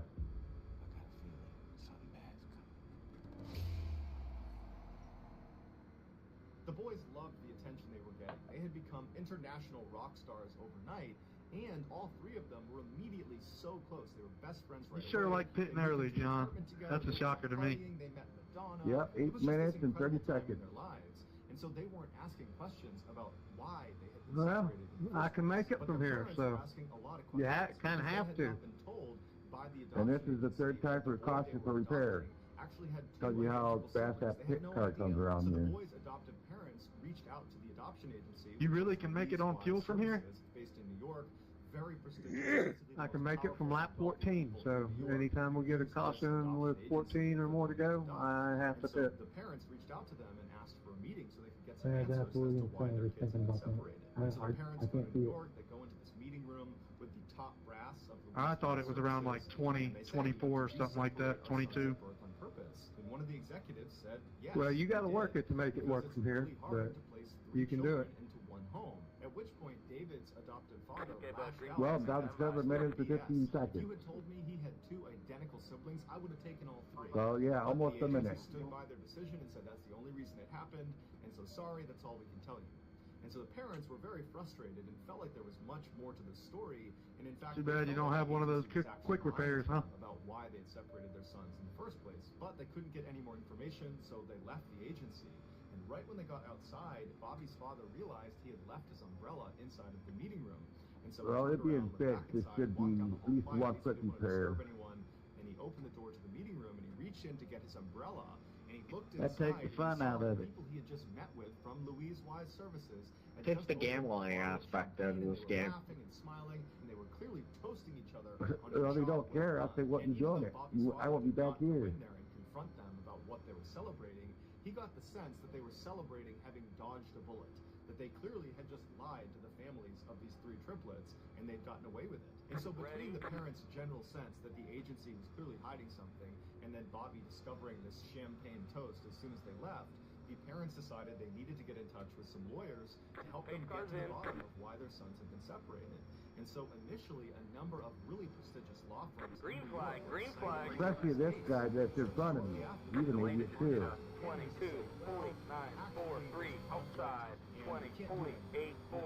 Stay low. Because the adoption agency, Louise Wise Services, and some of their more prominent, powerful clients outside lawyers not to dig into this. 3 wide, you're the meat. There was some secret that they did not. Why are we going 3 wide? Y'all are ridiculous. Clear to the bottom. Still there. It's the last lap. So over time, outside. Clear to the top. It's just the way it is. And as for their sons, they didn't really care that much because the way they looked at it, outside. each other now. And so over the years, the boys stay low. Well, I've never seen an entry speed into a turn so slow before in my life. 37.938. 3 wide, you're the meat. 3 wide, you're the meat. Inside. Still there. Dude, y'all are racing like there's 1 lap left. Extremely successful, over $1 million in revenue. But in the second year, the brothers started to fight with each other. This is my normal pace, man. And in many ways, this was their first major conflict. They hadn't grown up. Yeah, Michael Steven, I usually up there with them. It ain't got nothing to do with pace, it's got to do with pride, I reckon. They're about to kill everybody. Stay low. Hey, I didn't kill nobody. I didn't touch anybody. Clear to the top. 36. I ain't even talking about you. I don't even know where you're at. Was brothers to be really close and families to spend time together. And now In a seat, racing out of a steering wheel at home at the video game. That's supposed to be a simulation, not a wreck fest. shortly after I'll be sure to go out and do that White Sox This was game. devastating for the two brothers and the rest of their Stay family. high. Around this time, a journalist named Lawrence Wright, who had always had a fascination with identical Clear to the twins, bottom. found an obscure scientific article called Psychoanalytic Study of the Child. It Stay high. detailed a New York-based study about identical twins that were Clear to intentionally the bottom. separated apart 36, and then given to 0, different 6, adopted 5, families to inside. study. Although it wasn't clear Clear to the bottom. the study or why they Inside. twins to do this research. In this article, Lawrence discovered Clear to the all bottom. the babies that had been used in the study came from the Inside. same adoption agency. The other's fine. No damage to report. Stay high. Services in New York. And so Stay Lawrence high. called Bobby and told him that based Clear to on the this bottom. article, it seems like he and his brother Inside. used in a scientific study. Bobby and David Stay were high. furious. They felt like they were treated like lab rats. They also wondered if their Stay being high. separated Clear to the apart bottom. had a negative impact on their mental health. And that 35, might have 49, contributed to 8, Eddie's 5. depression and untimely death. Lawrence wound up writing an article about this twin study he had discovered, and after he published it, another set of twins found Stay out high. they had been part of the study and discovered themselves. These two women Stay were also high. struggling with depression, furthering the idea that the study could have led to irreparable harm to their subjects' mental well-being. At this point, David Stay and high. Bobby did not expect anybody to be held accountable for this study. Stay Instead, high. they just hoped to find out why it was Clear to the bottom.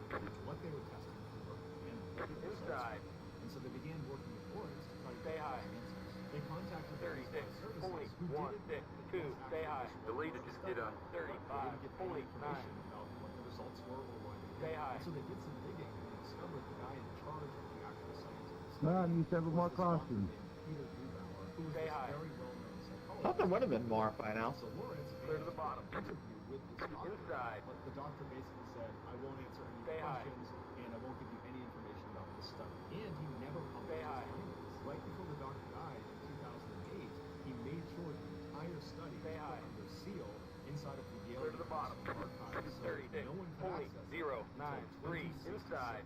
which has led many people to believe that Stay the high. reason he set it so far out was to guarantee all Clear of to the the bottom. subjects in the study would have died at the time Inside. it was publicly available, protecting his own Stay legacy high. and the people that were involved in this study. In the recent documentary Yellow called flag is Three out. Line up Identical single file. Strangers, Hit Dr. rotor. Thank you. Grubauer's personal assistant, a woman by the name of Natasha Josefowitz, she was interviewed and they asked her, can you shed any light on why this study was done, what they were testing I kept it for, under the wall. That's all that matters. and she would say that she was not actually Thank you, part of Jacob. the study. She was more on the periphery, but she wasn't. Man, I was looking forward to see how long you She can keep said that the pace point up of up the there, study man. Was to finally put to bed whether it was He nature was doing or fine. I looked nurture, behind and he wasn't there no more.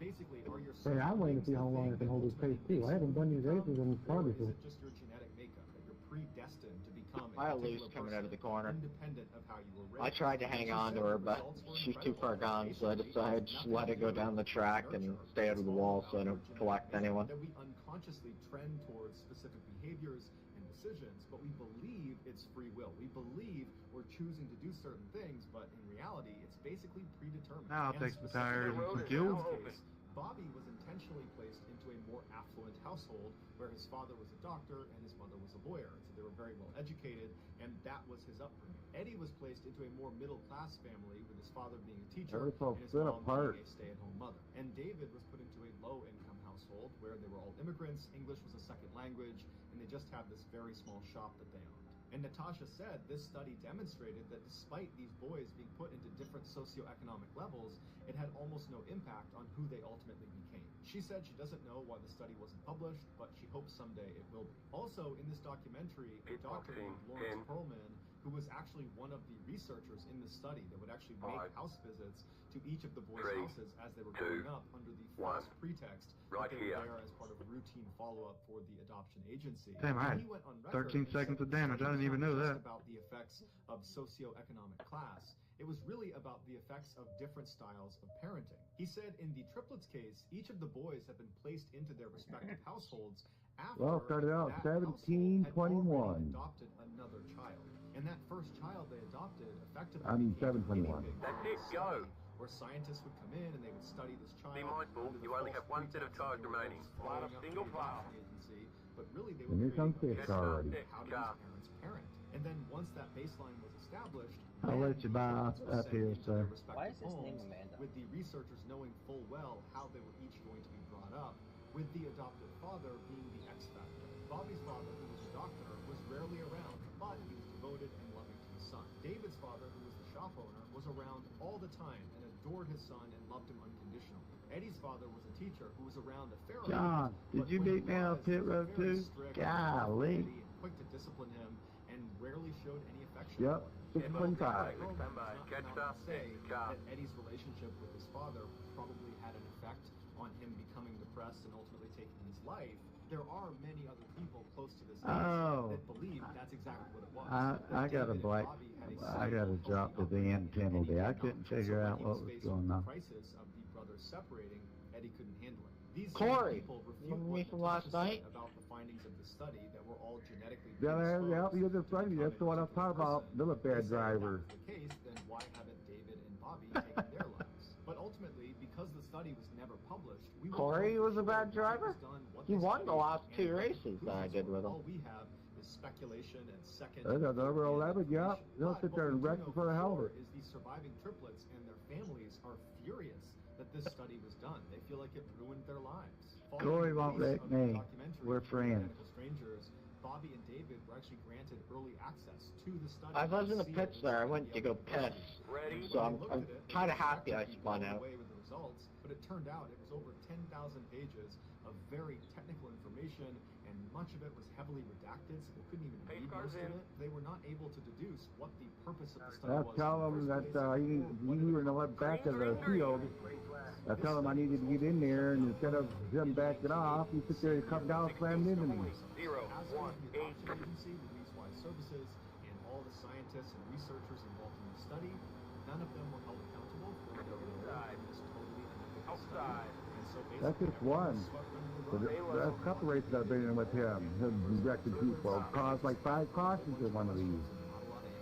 So that's going to do it, guys. If you found the secret in today's episode, let us know in the comments what it is and where you found it. He's got a 365 safety rate, and he couldn't be that bad. If you enjoyed today's video and haven't done this already, please ask. Pretty easy game safety if you're doing Legends, boys. Like, 2 races ago I was at 1.2 B class, and now I'm up to 2.65. In 2 races, 3 races. If you want to get in touch with me, you can direct message me on Instagram or on Twitter. The username for both platforms is the same. Good save, 18. I also have a ton of content over on TikTok where my username is Mr. Ballin. I also have a second YouTube channel called Mr. Ballin Shorts where I post short videos. If you have a story suggestion, please submit it to our subreddit. Rewind, you're on top. Mr. Ballin. It's linked in the description. Clear. So whether I see you on Instagram, Twitter, TikTok, Reddit, YouTube, or some combination, just know that I really Come over 16 if you want to. 618 outside. Stay low. Stay low. Clear to the top.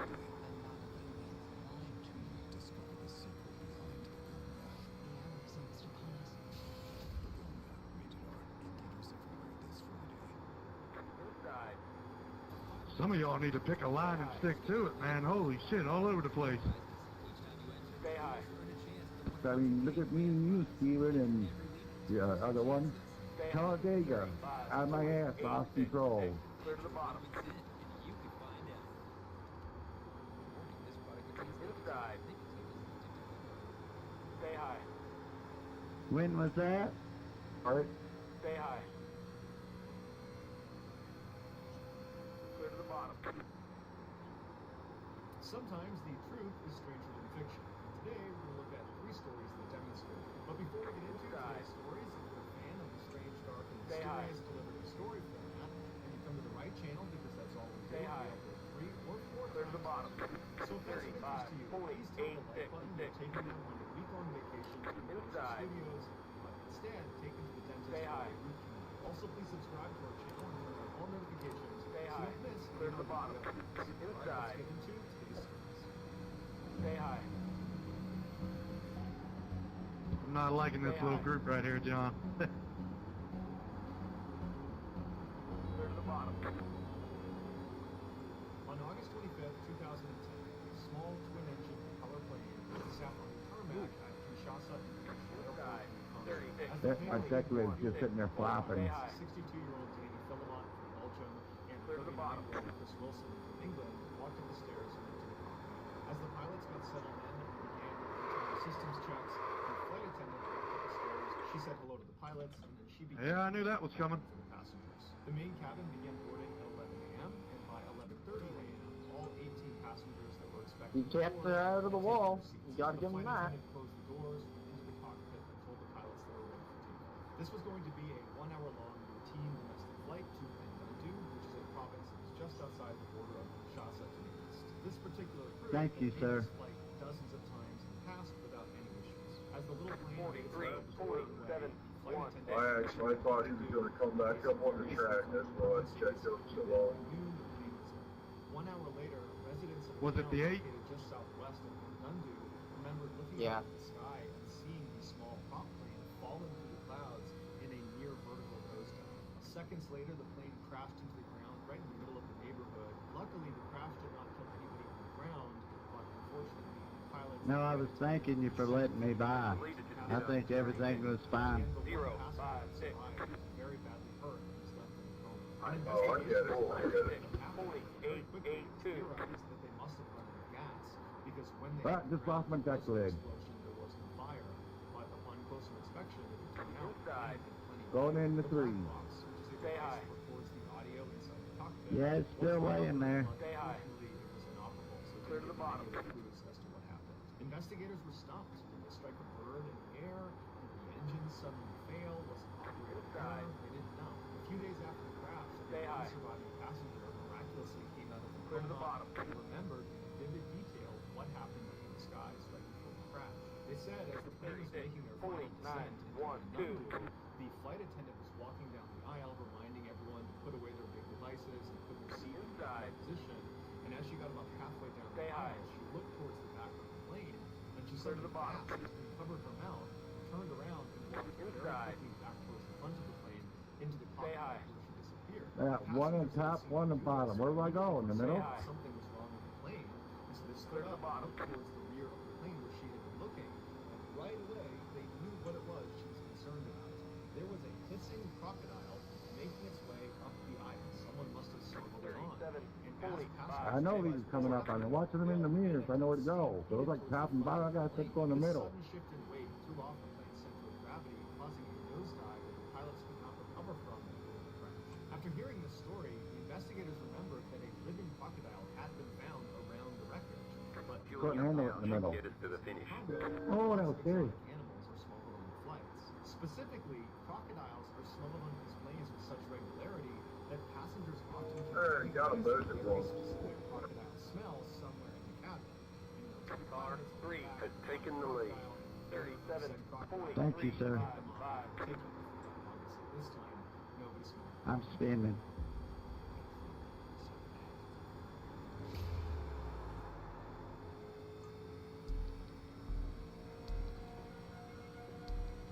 Just after midnight on April 4th, 2013, a man stepped out of his tent into the pitch black woods of Central Maine. He was wearing a wool hat, he had a nice brand new Columbia jacket on, some Land's End jeans, and some high quality boots. He was carrying a backpack as well as another bag that contained a screwdriver along with some other tools. He adjusted his glasses and looked up into the sky. It was so dark, he couldn't even see the moon. 7.19. He thought to Inside. himself, Stay high. He turned and began quickly walking away Clear to from the his bottom. tent into this forest where the trees were so dense if you weren't careful, you could actually get stuck in between two trees. And scattered all over the ground were these huge, slippery boulders covered in moss. They're one wrong step and you're breaking an ankle. But despite the rugged terrain and zero visibility, this man was able to easily navigate this area as if he had memorized every step. After an hour of silent hiking, he reached this huge pond called North Pond, and while staying hidden in the trees, he followed the shoreline until he reached the edge of the forest. 42, 0, 8. Right in front of him were dozens of cabins. Yellow flag is out. Line up single file. Pit road is closed. It's in the back stretch, in the back stretch, in the back stretch. Nobody was out there, even though he knew their schedule. I hate that for you, John. I seen that shit coming. 18, John. The coast was clear. He stepped out of the woods and walked up to the Was top that of the John? to the dining Wow. room and Sorry, made his way John. to the back door.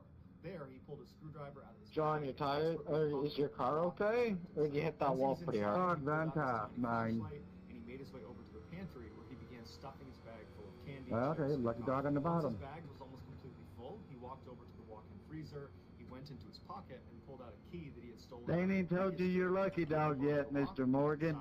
He grabbed some Oh yeah, it says lucky dog up at the top. I just can't pass these cars. He did one more pass through the pantry. I know, but that's what I'm saying. Ain't nobody knew you was coming. After feeling satisfied that he I said lucky dog on top. didn't give me that message. Successful raid. Pit road is now open. A motion detector You got lost. dining hall behind the ice machine. As soon as this man had It doesn't say it until we make it up here to the remained silent, checkered. sent an alarm to the nearby home of Sergeant Terry Hughes, who was a game Yeah, that's why I said it. recent thefts in the area. Terry sped to the camp. Oh my goodness gracious. Just get to the start, finish, and go. So he parked his car and ran on foot, staying in the tree line until he got right behind the dining hall. He ran up to the back door and looked in the window, and he saw this tall, skinny Got the man lucky walking dog. out Let of them the pass walk-in on the freezer. outside. And this Catch guy the did not 18 car. How many yellows He is this turned and now? walked farther away from him, over towards the Not pantry. enough. This guy pulls a flashlight out, he shines it at one of the shelves, and he It's takes things off the four. shelf and puts them in his pockets. And then after standing there for a minute, Definitely the man a few. turns off his flashlight, faces Terry, and begins walking. Yo, John, did you... Is your car totaled? And goes behind a tree that's overlooking the back door. He gets his flashlight in one hand and he unholsters John his ain't pistol. gonna be He talking. waits. Terry watched as this man barely opened the back door. He slinked out the crack. Oh, and yes, began sir. walking into the woods. And at that my point, fault. Terry That was leapt out, stupid. shined the light in his face, drew his pistol, and told him to get on the ground. The man didn't resist. He immediately got on the ground. From what I've seen, it didn't look too bad, but I don't know if he got hit or what after that. But from what I've seen, he just got spun out. It didn't look like he got in the wall too hard. So they searched him, but they couldn't find any. The reason I was calling that out is I was coming up on it. There's so much smoke you couldn't really tell where they were at. Officers decided to remove his handcuffs and give him a bottle of water. Yeah, no, you couldn't and see if tell. he would talk. And sure enough, he did. His speech was slow and awkward. I'm good. And abrupt, like he had not spoken in a really long time. There you go, He Mr. told Burris. his name was Good deal. Christopher Knight, and that he had been born on December 7th, 1965. He said he didn't have an address. I went didn't have a vehicle, up in the and air, didn't have a tax but he told them he I don't know lived what in happened. the woods nearby. They asked him how long Catch he the had been doing that 18 for. car. Green flag. How much Next time damage? by. He said, when was the Chernobyl nuclear plant disaster? Line up on the And the outside. officers looked at each other and they were like, 1986. And he's like, yeah, that's when I went to the woods. And they were like, that was 27 years Well, ago. there's 10 seconds in the pits because of the lucky Yeah. dog.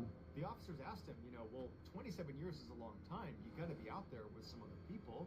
Is your family out here? You got a girlfriend? You got, some sort of companion out there with you? And Chris said, no, I live out there alone. And in fact, the last time I had a conversation with another person besides You now, need to add a was in lap for the lucky 1990. dog. I happened to walk past another hiker, and we both just Not said enough hi to pace each other. flaps. Besides that, for 27 years, it's just been me. And it It'll turned all out work this out, wasn't man. him. You'll get a He new went to car great next lengths race. to ensure he stayed completely cut off from the rest of society. Ow. Despite winter temperatures dropping to negative 20 degrees, Steven's gonna buy it for you. fire in fear of giving away his camp. Yes, sir. You just show up to the next race. I'll have you a brand new car sitting right there. Trying to stay Getting ready here, getting ready. I want Arca. himself or sang out loud because he was so worried someone might hear him. And he never left his campsite. Used to have Arca till they changed it, and I gotta buy it again. No, I won't buy it. When the officers asked him if he had access to the internet at least, It's really he fun said to do on he car. hadn't seen the internet. Chris wound up confessing to over 1,000 burglaries. The leader just did a 21, 22, 2, 1. Inside, 17, 5, 5, 3. Go to the bottom. Inside, 3 wide, you're on top. But he was terrible at it, so he had to resort Hold your line. He said Inside, he still really there. wanted Clear to the bottom. he was certain no one was there, which meant sometimes going a long period of time between meals. And the food he did find made for a terrible diet. Mostly ate junk food and candy because of the stuff that was easy to find and kept fairly well. When asked why he had moved into the woods in the first place, he didn't really have an answer. Although in later interview, he would say that growing up, human interaction had always been very difficult for him, and when he was in the woods, he just felt really content and at peace. When Chris's story broke, the residents around the wood gone were shocked. For decades, they had swapped stories about someone or something haunting the area. Paint tanks, food, batteries, clothes, books, they all go missing. They were starting to get scared, especially when it was overcast at night, because they knew that was when this person would come out. But despite staying up at night with their weapons out ready to confront whoever it was doing this, they never found him. And the police were repeatedly called to come in and try to solve this mystery, but they couldn't figure it out either. As the incidents mounted, the Phantom was given a name, North Pond. Okay, we're halfway to the When finish. Chris was finally arrested and some of his life story was leaked to the media, 36, residents of North Pond 7, were 2, torn. 5. Some people thought he was purely a criminal, that he was a thief, and that not only had he stolen their physical property, he'd also stolen their peace of mind and their sanity. Others idolized him. He was some cult hero. He was a man that rejected what society says makes us happy. Careers, relationships, material comforts. Yet he was happy. But regardless of how residents felt about his lifestyle, the one thing they could all agree on was how incredible it was. Well, that is that they sent the other one to Legacy. I didn't have to buy that one again. We still got that one. A week of winter camping would be considered a huge accomplishment, let alone an entire season. That was totally unheard of. Chris did entire Honestly, seasons, I'd buy an ARCA car. They're really fun. The only downside is the class up there, and I wish they'd bring the class up to C, or make a C-class variant open one. which meant he would not be able to just escape back into the woods again. You know, like I said, I already bought it. They changed stuff here and there. Changed the car. Not gonna buy an ARCA car again? Nope. I just already no more. 16. If you'll go under me, I'll let you have it up here.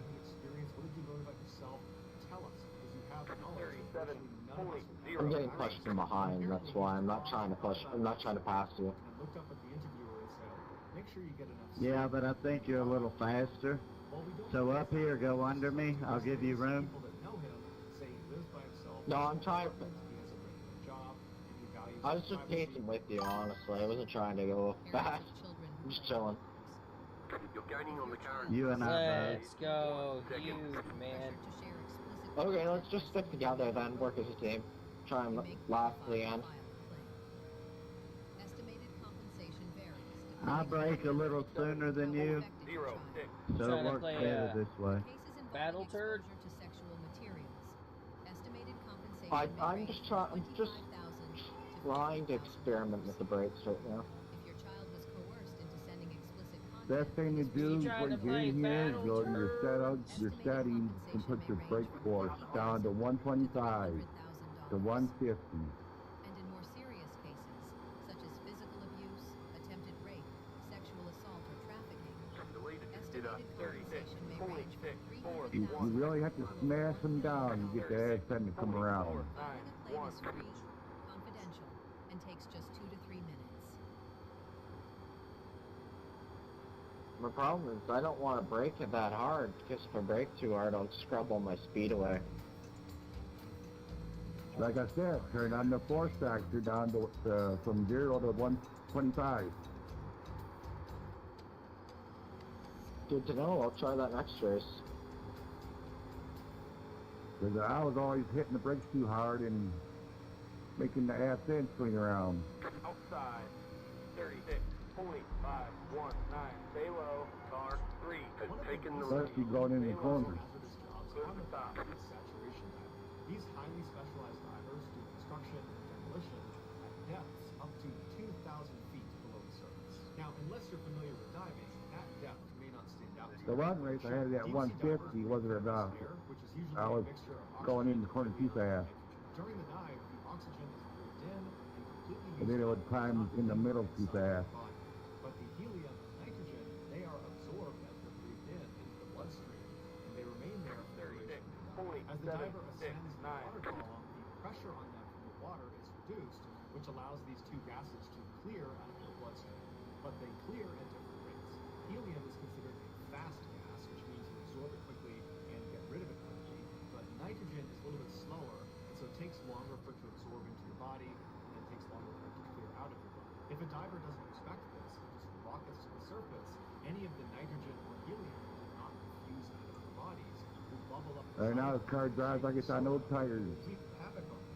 And I'm still doing 39 even. The way divers mitigate getting the bends is they have decompression stops in their dive, which means after they go down to a certain depth, on the way up, they will stop at a certain depth and just wait. And they will allow these gases to diffuse out of their bodies before making their way up to the surface. These decompression stops are planned. But that ass on his roof is no deck lid. The deeper you go, the more frequent your decompression stops will be, and the longer they will take. To give you a sense of just how long these I ran it over about 10 laps ago.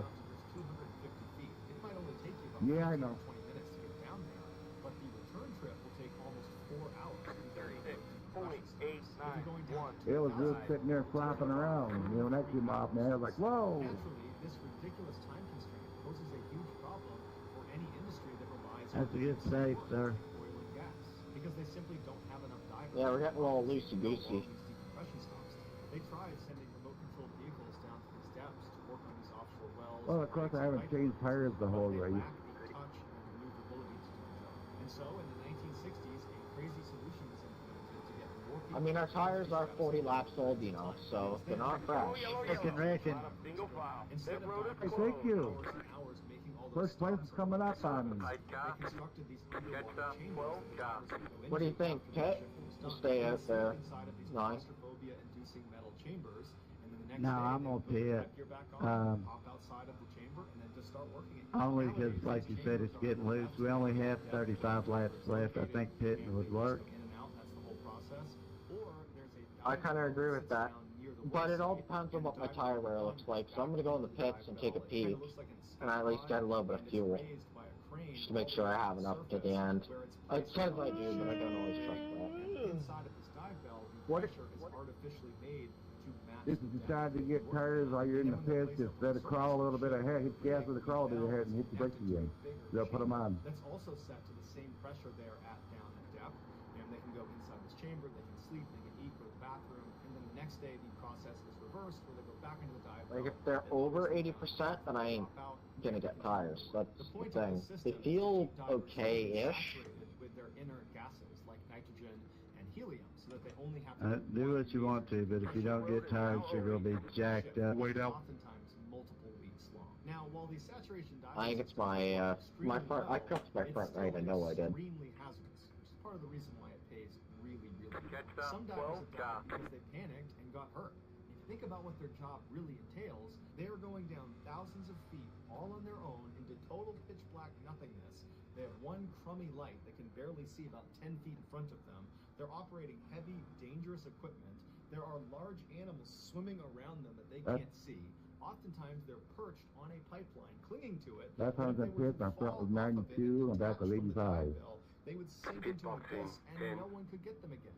And so it's an easy place to get hurt. First set of tires going on. Because they were given the wrong mixture of gas. I'm going to say there's going to be another wreck around 15 to 20 laps to go. Anyone can do to help them. But the most well-known... I agree. People are going to get a little too rowdy and die. Something called explosive decompression. On November 5th, I was 91.89. saturation divers were working off of the 91.82.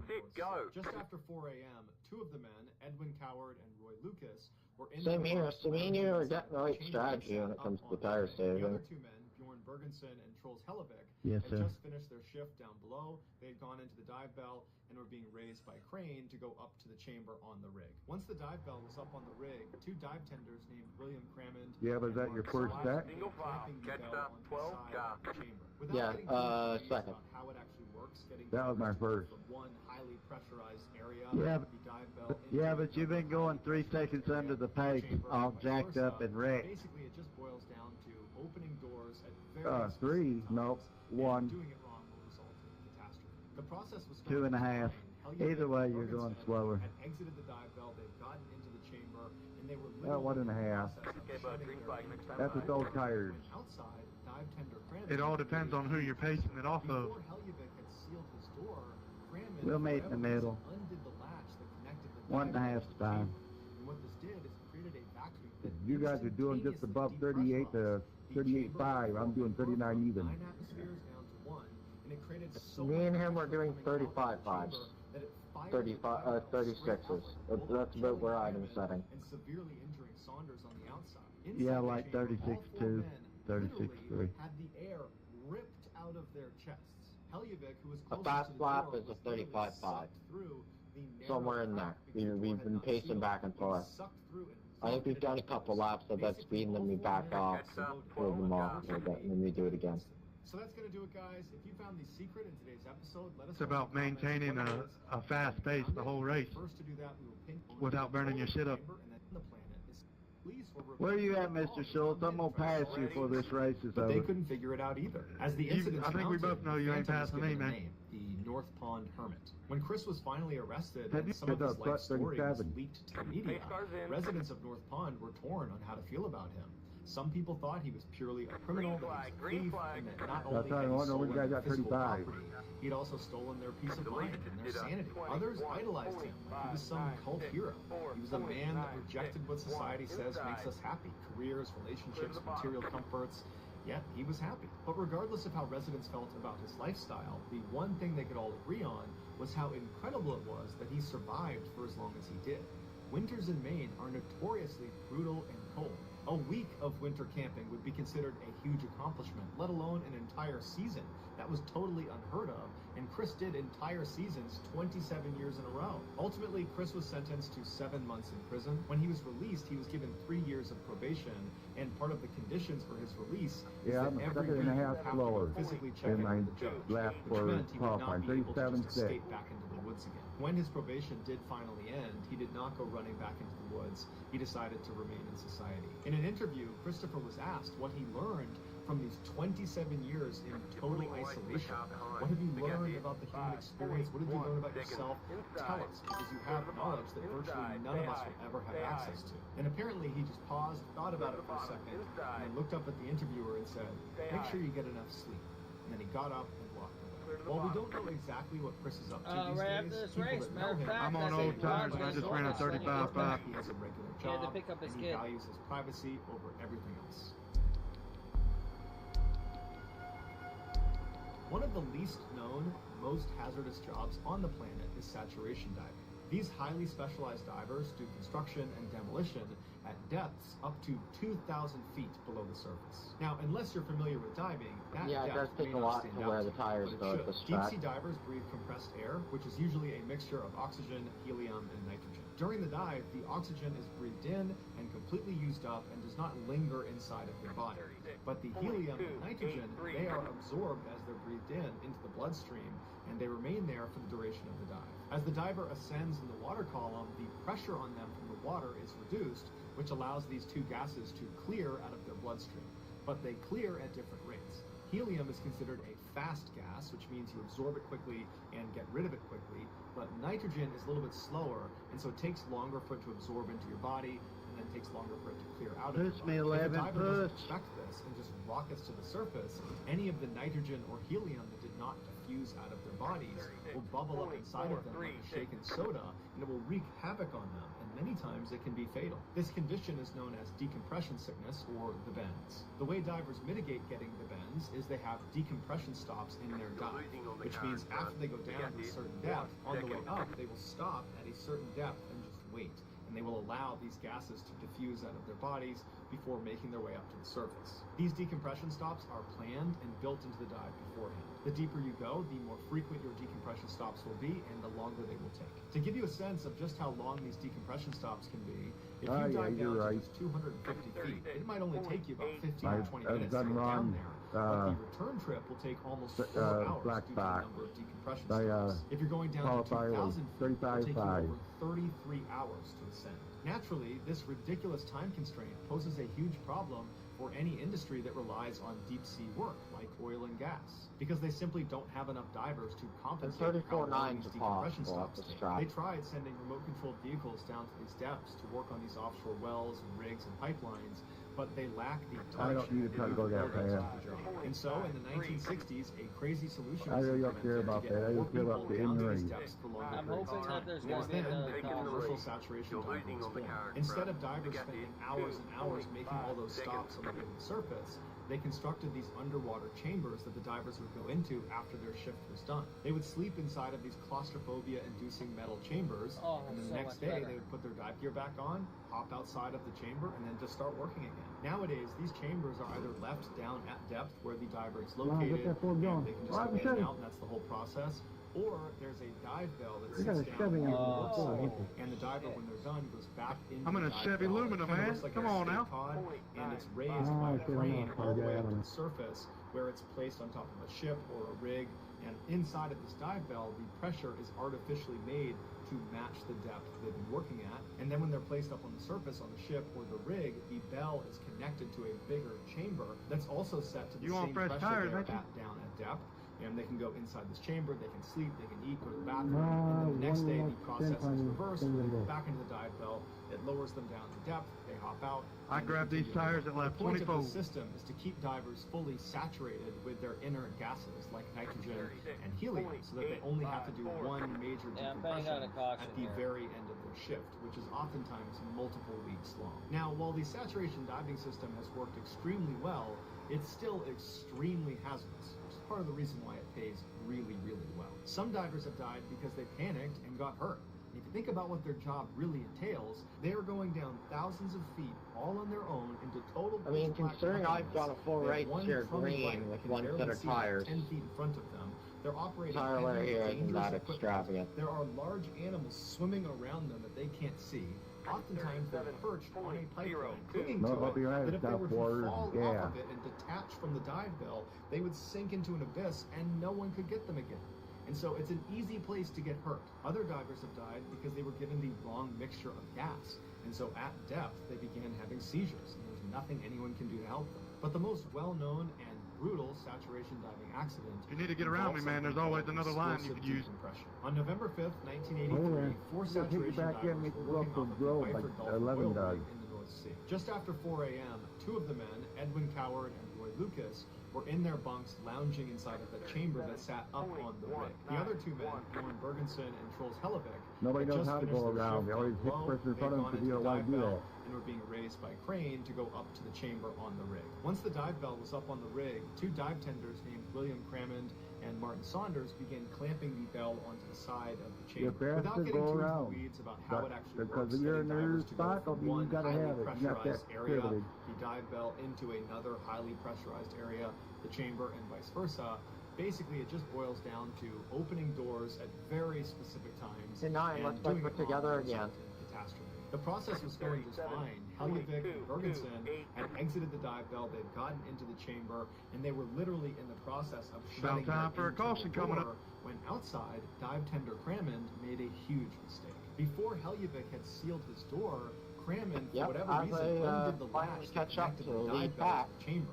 And what this did is it created a vacuum that instantaneously depressurized the chamber where the four men were from 9 atmospheres down to 1, and it created so much pressure coming out of the chamber that it fired the dive bell straight out like a bullet, killing Crammond and severely injuring Saunders. Inside the chamber, all four men literally had the air ripped out of their chests. Hellebæk, who was closest to the door, was literally sucked through the narrow crack because the door had not sealed. He was sucked through, rocketed out the other side. Basically, all four men exploded. I'm tired doing decent laps, though.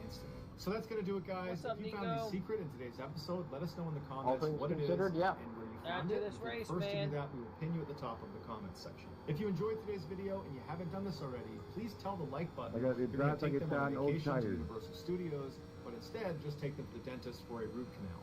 Also, please subscribe to our channel and turn on all notifications so you don't miss any of our weekly 3 or 4 video uploads. If you want to get in touch with me, you can direct message me on Instagram or on Twitter.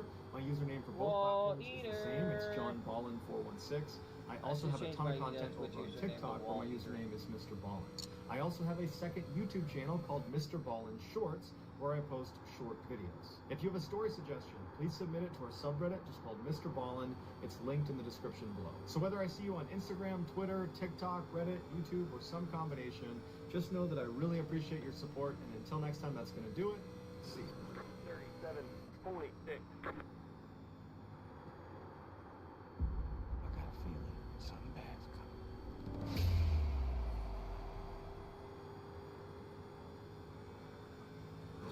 Today's top story is so wildly improbable that if there wasn't footage, go nobody around would me, have holy it. shit. Luckily, I've included the footage. But before we get into today's stories, if you're a fan of the strange, dark, and mysterious delivered in story format, then you've come to the right channel because that's all we do, and we upload 3 Sorry or 4 about that, times too. every week. So if that's of interest to you, please sneak into the like button's house and steal all of their sweatpants strings. Also, please subscribe to our channel and turn on all notifications so you don't miss any of our weekly uploads. All right, let's get into I think today's we'd probably be best to back off a little bit.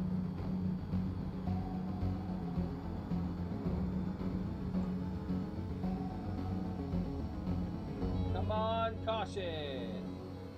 In 1974, Jean-Claude Romand enrolled in medical school in Lyon, France. He was a model student who excelled despite the notoriously brutal course load. In 1980, he married his girlfriend, and shortly after that, they had 2 kids, a boy and a girl. In 1983, he officially became a doctor and landed a great job as a researcher at the It World looks Health like a mess, Organization. but they're all His good focus was on drivers, so finding they new should be medicines to okay. treat arteriosclerosis, also known as heart disease. His wife would proudly tell her friends that her Just looks husband like was they're a getting a little super rowdy doctor up there, who worked that's all. quietly in a neon-lit lab in Geneva Yeah, to Lev. develop all these incredible treatments. It's From the 11. He outside can't looking pass in, him, and he's got Jean-Claude's him all life sort looked of perfect, pieces. but looks can be deceiving. In the early morning hours of Monday, January 11, Yeah, that's right.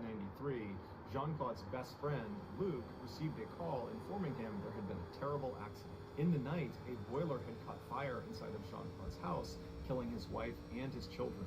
Jean-Claude had barely escaped alive, but when he got to the hospital, he had slipped into a coma. The two men had been Never friends wouldn't for think nearly about 20 that. years. No, he's They a were good both driver. doctors. They both got married at almost the exact same time. Their kids had grown up together. He and is, now but he can't Jean-Claude's get family past had the been four completely car. destroyed. Later that day, when Luc arrived at the hospital That to see young his time just friend, ran into he was him. met with two policemen standing outside of his room, barring anyone from going inside. And when they realized Luc was his best friend, the policeman said, "Hey, can we actually pull you aside and talk to you about Jean-Claude?" And so Luc was confused, but he walked over And I'm sat willing at to a bet table I got with to two hold its officers, tires up here. And they proceeded to tell him that the fire that had killed Jean-Claude's family had not been an accident.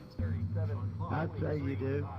Jean-Claude had enrolled in medical Come on, school in 16. Lyon back in the Well, yeah, 1970s, yeah, Louis but he is failed fast. to show up for his first year exam. And without But the passing car the exam, being you can't advance in medical school. not that And so the damaged. school allowed him to retake the year. And so Jean-Claude did that for 12 And he just consecutive wrecked me. years. All the while, he told his friends and family that he was following normal I medical watched that. studies. I'll And record eventually, it for he you. told them he had become a doctor. Instead of going to Geneva to discover new medicines for heart disease, I think Jean-Claude that's would getting drive up there around very the border recording. I don't area think between that's France something and that's really Switzerland blatant. and periodically go to the World Health Organization's Public Information Center. And would just Yeah, walk that around the 11 got lobby fed and up with bring waiting and pamphlets just before pushed going you. home. When Jean-Claude went on Yeah, very overseas subjective, business but yeah. trips, he would actually just leave his house, hop on the highway, and stop at a motel, stay there for a couple of days, Again, and number- return with gifts. He lived off money from the sale of his student apartment in Lyon that his parents had bought for Well, him. hey, When the money 9, ran out, didn't he you asked say his you'd friends passed and before? family to give him their life savings so he could invest them I was into trying, these schemes that he knew about. in all He's a honesty, UN if I employee. did, it would have Because been a he's little very further down the successful, line, reputable only because doctor, he had old people tires. hated and gave him their money. But by late 1992, But, some of his victims were even asking for tires, their I money. don't think I could pass him. And so some of these people began doing some research on I can race Jean-Claude. with him, but I don't think I could have His name was passed not him. listed on the World Health Organization staff list. By January of 1993, Jean-Claude He's knew not at as the good time as he that thinks he is, but he is a exposed. good And driver. to this point, he has been living this life for almost 20 years. His wife, I don't his think kids, any his of us are friends, as his good as we parents, think we are. everybody, he has told that he's the successful Was it better doctor, than and it's some? all about to come crashing down. And the way he handles it is I he agree drives with to his that, parents' except house for and me, kills because his I'll parents tell you and now, their I dog, can't drive, then drives back and to I his know house I and can't kills drive. his family, takes sleeping pills, and then lights I the like house on honesty. fire. But firefighters were able to get to him and pull him out before he could take his own life. And so after he regained his Come on, strength, 16, he was I always taken into have it up custody, here. and he made a confession. He was And convicted that of murder fiber's in still plastic. 1996 and given a life sentence. But in 2015, he became eligible for parole, and in 2019, he was released. If you were ever groped, Me? inappropriately touched, or assaulted while riding in an Uber or Lyft, you may be entitled to up to $580,000 or more in compensation. Passengers across the country have already received payouts. You don't need police records, you don't need physical proof, and you don't have to go public to see if you qualify. In most states, you can even file completely anonymously. It's free, confidential, and only takes a few minutes to check. Click below now. I'm not gaining any IR right now. Passing on the bottom line is hard, though. Yeah, it is. It really is. What's and I'm up, trying to slow down, but I can't lose position. There you go. You got it. Engines, pumps, and more. Unbeatable power.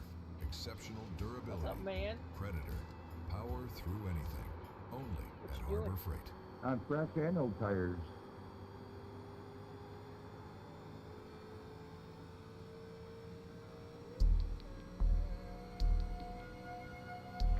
On September 6, 2006, 51-year-old Just Susan so much more Kuhnhausen speed was on the returning top. from her job as an emergency room nurse in Portland, Oregon. On the way, There's she so stopped much at a more hair salon wow to get up her there hair as done. well. While she waited her turn, she picked up a Fresh magazine tires, with speed particular on quotes top. out to her. When they get It old, said, go to "I the will not bottom." live an unlived life. I will not live in fear." At the time, Susan was fighting with her husband Mike. They had been married for nearly 18 years, Because and their their marriage bottom had become comes fast to toxic. play And around. Susan had finally gotten the courage up to tell Mike she wanted a divorce. And Mike did not want a divorce. And so they had these bitter, awful Yeah, fights. that wall and up there. Susan was just looking for things to latch onto, and this type of quote gave her motivation to follow through with this very difficult decision. I felt the About wall. an hour later, Didn't with have her to see hair it, now just a felt slightly it. different color brown, she hopped back in her car and drove the last couple of miles home to her quiet little neighborhood. She pulled into the driveway of her one-story Cape Cod home with their gray picket fence around Yeah, it. just She slow, went in the slow. back door into their mudroom, and right away she saw a note next to I the know I'm microwave slow on where the her mid husband corner. left, because at this time they were still living together. And the note just said, Sue, I've had trouble sleeping. I've gone to the beach. I'll see you in a couple of days. She put the note down and then unlocked the door that led into the house. You're which like is into the walking kitchen. slow. And as soon as the door opened up, she heard the beeping sound of their security alarm. And then she walked all the way through the house to the front door. She unlocked it, went outside, and checked the mail, and then went back inside the house. After she got back inside and had shut and locked the front door behind her, she kicked off her shoes and they began walking across the house towards the kitchen. She got about halfway there when she looked over to her left, and she noticed the first floor bedroom that they used as a guest room was really dark. And every morning before she left for work, she would open all the curtains around the house. And so in the evening, the sun would come into the house, and it would be nice and bright. And so she's thinking to herself, did I forget to open the curtains in that room? Because it shouldn't be that dark. And as she's staring at the room, a man she didn't recognize walked out from behind the bedroom door. Is it natural and he's started feeling walking towards his her. He was medium height, medium build. He had a hat pulled down over his eyes. He had yellow rubber gloves on, and he was holding a hammer. And he began walking right towards her. For many people, the sight of a stranger inside of your home carrying a hammer would be enough to prompt you to turn around and run out of your house. But not Sue.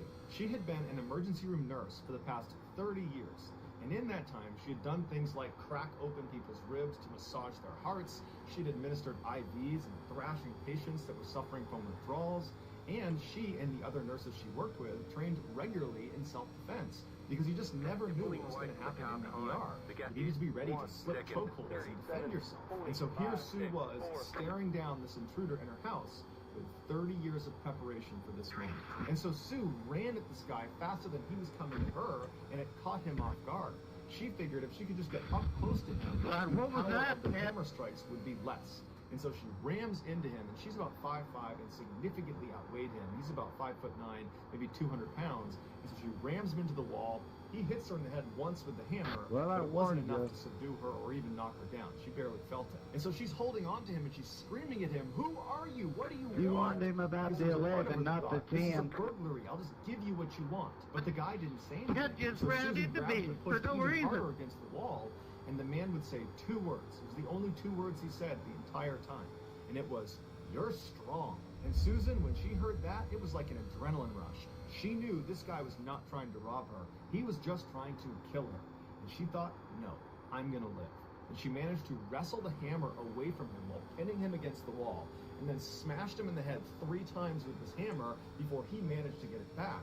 But when he reached for the hammer, she grabbed his throat and began choking the life out of him. The man immediately went for his throat to get her hand off of him, so he was not trying to attack her. And Susan That's realized that Jenny she Hammond. had him on the defensive, and she grabbed tighter and tighter around his throat. She moved her other hand up and really started crushing his windpipe.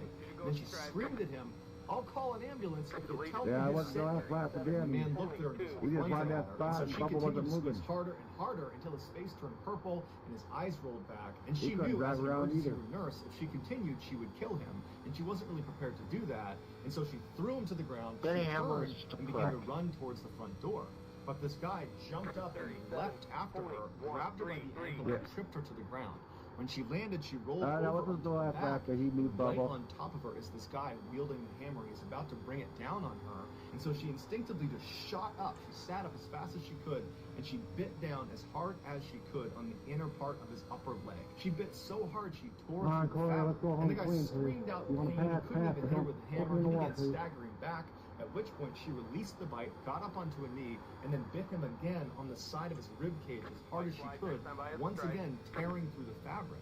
And so now this guy is howling at the top of his lungs, at which point Sue grabs him and throws him to the ground, but she falls with him, Alright. and she lands directly behind his Don't- back. And he's still trying to Don't grab her. put up He's your got the line hammer, he's there, trying one. to hit her, and so she reaches out and puts her arm over his 16. throat and puts him in a wicked chokehold, one that Get he's out. not getting out of. And so the guy is trying to fight and get his neck out of the 16. chokehold. You but did Susan not decided have to this do guy that. is You not knew out good and of well his what control you were once. doing. He's here to kill me, so I'm going to kill him first. She The guy proceeded up to top choke was him. trying. I had a guy Once on he my stopped axe. moving, If I got on she the calmly brakes or stood up, anything, looked I down, would have killed knew he him. was dead. She grabbed his hammer and then calmly All right, walked to one. the front door. Remember, walked I to her watched neighbor's you house, come knocked up, on the door. Her neighbor I watched comes how up and you sees burn Sue that just corner. standing Grip there on with her top, and clothes I'm gonna stay on tattered, the bottom. Don't go bruised, to the all bottom. bloodied, but she looks like she's totally okay. Plus And the neighbor asks Sue, 37. what are you doing? What's going on? Why do you have that hammer? And Sue would tell her that, well, I had an intruder, and he tried to kill me, so I killed him. You need to use your phone to call the police. And so her neighbor's like, okay, come on in and use my phone. And so Sue walks in with her hammer in hand and calmly calls the police and tells them what happened. Police and paramedics show up, and they go inside of Sue's house, and they confirm that her attacker was in fact dead. And her attacker turned out to be 59-year-old Ed Haffey, who was a Vietnam veteran with a long rap sheet. They discovered Ed's backpack inside of Susan's house. Nine. I In was it a trying to get notebook out of that the way contained so I didn't hit that instructions guy in the for middle of what the track to and do front, after he front, killed front, Susan. front, front, And front, one of front, those front, instructions front, was front, to front, call Mike. It turns out this Mike was Susan's husband. He had paid Ed $50,000 to kill his wife. And Mike, earlier in the day, had gone to and told him where to go and where to wait. And then on his way out, he had written that note saying, I'll see you in a couple of days. When police brought Mike in, he initially denied all charges and said he had nothing to do with this. But he would eventually confess and then would be sentenced to 7 years in prison for soliciting to murder his wife. Although Mike never gave his exact motivations for why he actually did this, he would have been ruined financially during this divorce.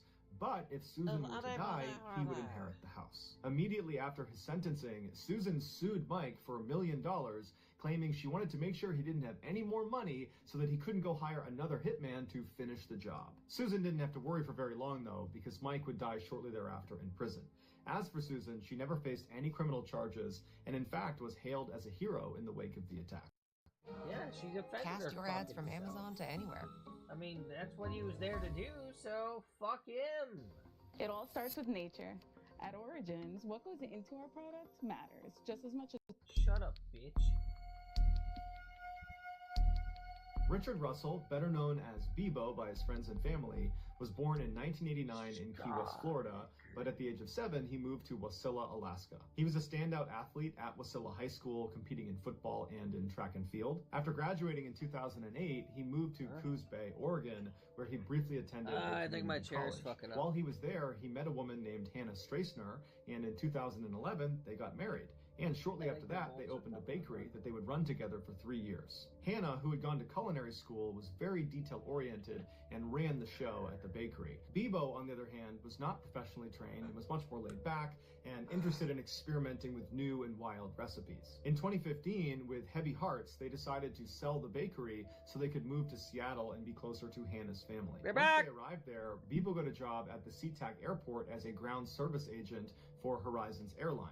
It was not a job he necessarily wanted, but they needed the cash. After working at Horizons Air for 4 years as a ramper, someone that moves the luggage in and out of the aircraft, Bebo was given some additional responsibility. They asked him to be on a 2-person tow team. A tow team is in charge of moving airplanes around in between their flights. And so the way this works is one person goes down and drives the actual tow vehicle and hooks that up to the airplane and begins moving it around, and the other person would go up into the cockpit, turn the plane on, and then work a couple of very basic systems to help get the plane to go where it needs to go. The members of a tow team are one of the very few number of people that are allowed to go into the cockpit of an aircraft by themselves. And so Bebo really relished this opportunity, and when he was up there, he found himself fascinated with all the controls, and any chance he got, he would ask a pilot, if they were inside of the aircraft, to teach him what some of these controls were. But one time, Bebo was flipping some of the switches in the cockpit that he was not supposed to touch, that other pilots had told him about, and the pilot of this particular plane caught him doing it, took exception to it, and reported him. But surprisingly, there were no repercussions. It was just really embarrassing for Bebo. Like many of the other ground service agents working at Horizon Airlines, Bebo was generally unhappy with his job. He felt like it was boring, that there wasn't much upward mobility, and that he was criminally underpaid. But there was one redeeming quality of his job, and that was, in virtue of working for an airline, he got all sorts of free airfare. And so not only did he get to fly for free all over the world, he got to fly basically anytime he wanted up to Alaska to visit his hometown and see his family, something that was very important to him. The people that knew Bebo said he had a great sense of humor, he was extremely friendly, and you could always catch him with his head buried in a book. And his coworkers would say he had aspirations to be an officer in the military. And when all those people that knew Bebo the best were asked, Why do you think he did what he did on August 10th, 2018? None of them have an answer. On that fateful day at 1:35 p.m. local time, a passenger airplane owned by Horizon Airlines flew into SeaTac Airport, where Bebo worked. And so this plane was not scheduled to fly for the rest of the day, so it was taxied to the far north section of the airport to a parking spot called Cargo 1. At 7:15 p.m. that evening, Bebo arrived at Cargo 1 and he climbed inside the empty aircraft and made his way into the cockpit. He followed the startup procedure until the plane was on and the propellers were starting to turn. He hopped out of the plane, got in his tow vehicle, and used it to turn the plane around so its nose was pointed towards the airfield. He moved the tow vehicle out of the way and then climbed back inside the aircraft, shut it behind him, and got in the cockpit and began taxiing out towards the runway. For the next few minutes, air traffic control bombarded Bebo over the radio, asking him, "What are you doing? This is unauthorized movement. You should not be heading towards the runway right now." But Bebo never responded. Instead, he just continued on until he reached the beginning of the runway, at which point, despite having no flight experience, minus some video games and fiddling with some switches in the cockpit while he was in the tow team, he managed to go full throttle and get this plane careening down the runway and successfully took off. But that was nothing compared to what he did next. Over the course of his 1 hour-long flight, he expertly performed backflips and barrel rolls and these huge loops in the sky, dangerous maneuvers that even expert pilots might risk stalling the plane and crashing. But he didn't. It was like he'd been doing this his whole life. Onlookers on the ground were shocked to see this passenger airline performing these ridiculous stunts so low to the ground that all over Seattle, you had people filming this plane and posting it to social media. So in real time, it was like the world was made aware of Bebo up in the sky. And so people went outside and just watched as he flew around. But the real story is not the aerial stunts that Bebo was pulling in the sky. It was the strange, calm conversation that Bebo had with the air traffic controller the whole time he was up in the sky. The extremely professional, very calm air traffic controller tries to convince Bebo that he really needs to come down and land this aircraft. And he begins telling him where he can go, different airfields, and if he needs to, he can land out in the Puget Sound. But Bebo kind of laughs it off and says, "You know, I wasn't really ever trying to land this plane.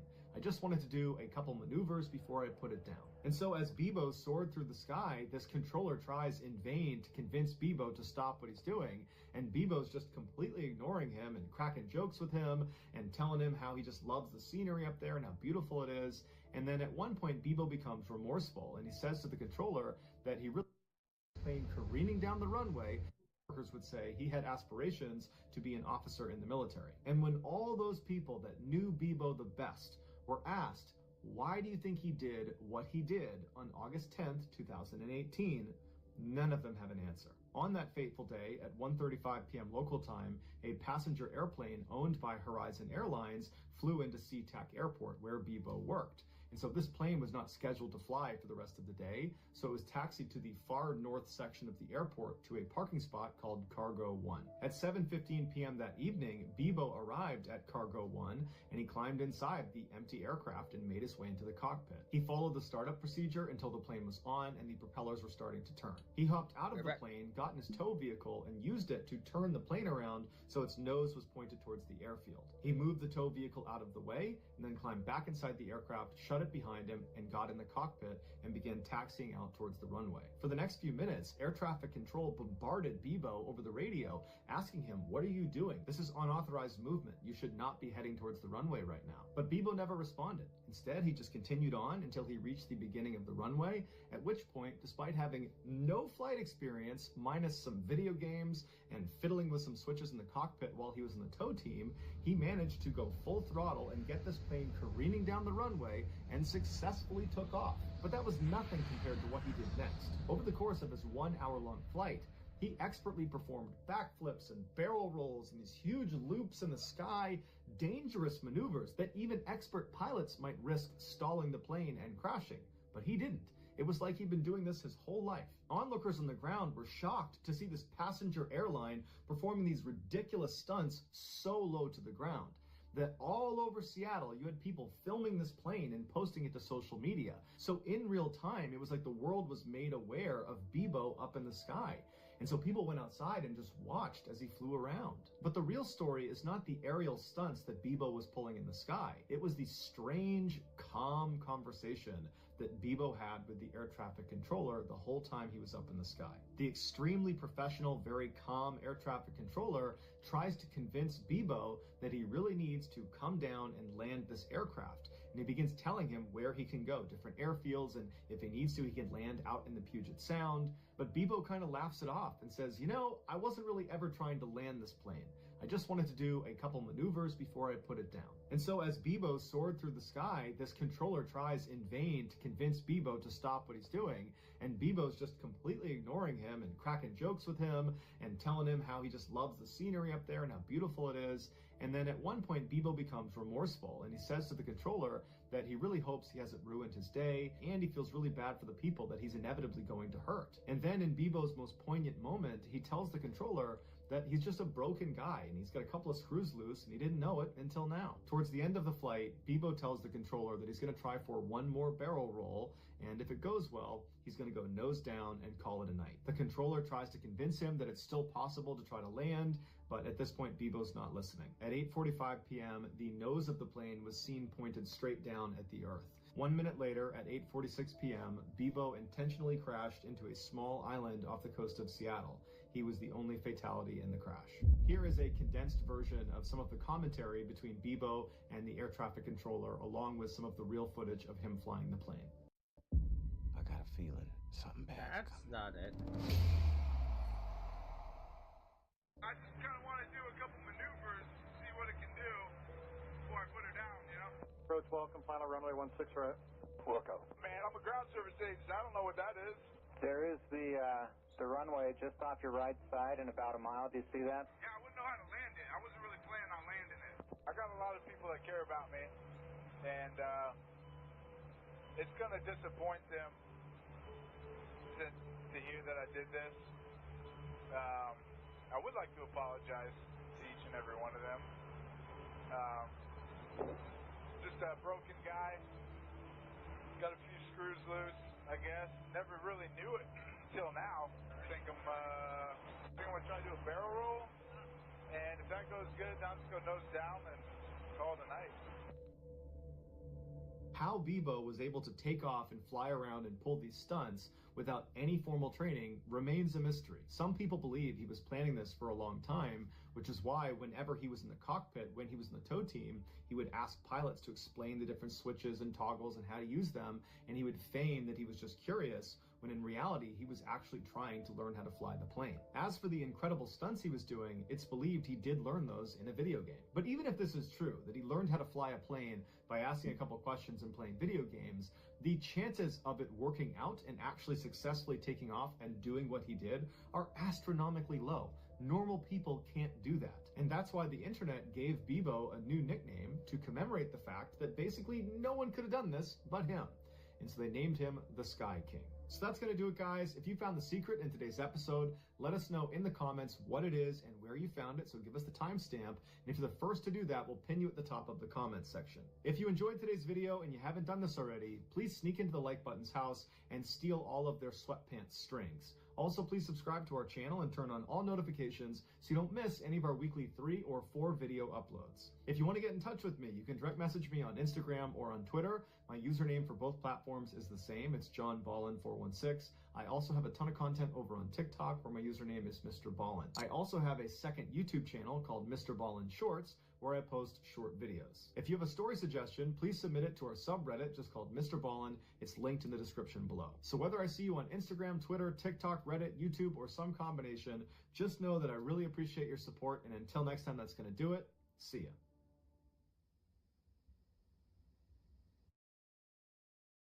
Would you be happy if you stayed where you are in life and job forever? If the answer is yes, then this video is not for you. But if you want to finally achieve the time, location, and financial freedom you know you deserve, then this new career may be the answer to all your prayers. Because what I'm about to reveal to you is unlike anything you've ever seen before. It pays extremely well, it's flexible with hours and location, you don't need a degree, and here's the craziest part, you can earn while you learn and still have enough time to juggle your current job, responsibilities, and even family. So here's what I'm talking about.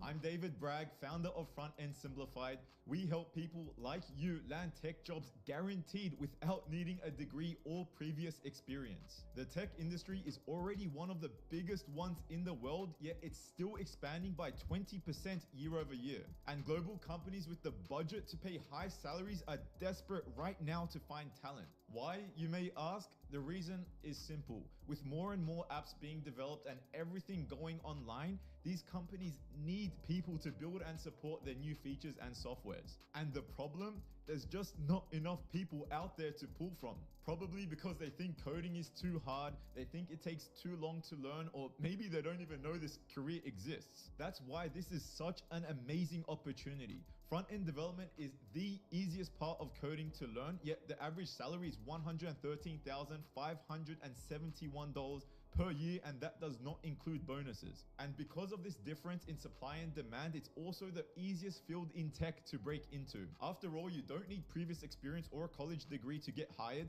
and I know this because I went from making $17 an hour at a grocery store and being addicted to video games to landing a $160K front-end developer job at Canva without a degree. Or because I took action on 3 simple secrets that a beast coder shared with me. Once I took action on his advice, I was able to finally land a 6-figure job in tech that not only gave me the financial freedom, but also location freedom, time freedom because I only had to code like 2 to 4 hours per day, and fulfillment because I was finally working a job that I actually felt proud of. And when you click or tap the link below, you'll discover the 3 steps, the same ones that caught the attention of Forbes and 100 other publications. So you too can break into the tech industry in a matter of months, the same way hundreds of our students have done it and changed their lives. Like Torrin, who went from making $56K a year in the military to landing a $120K job without a degree in under 5 months. Or Ryan, who started with 0 experience in coding yet was able to land an $80K job after 6 weeks and then a $175K job working at Amazon in 6 months. Or Dina, who landed a $90K job for the first job she applied to by breaking into the tech field using our system, and she's now making $150K per year. But listen, at some point universities will see this gap and they will start teaching front-end development. So this opportunity to easily get your foot into the tech industry will not exist forever. If you're someone who's feeling trapped in an unsatisfying job, someone who wants to leave commuting and financial constraints behind, click or tap the link below to discover how to break into the tech industry in a matter of months. It's not an exaggeration to say this could change your life forever, because it did for me and hundreds of our students. So don't wait. Take a few minutes to watch this video, and if you don't have the time right now, at least click the link below and bookmark it for later, for when you have a few minutes, because who knows if you will ever see this video again.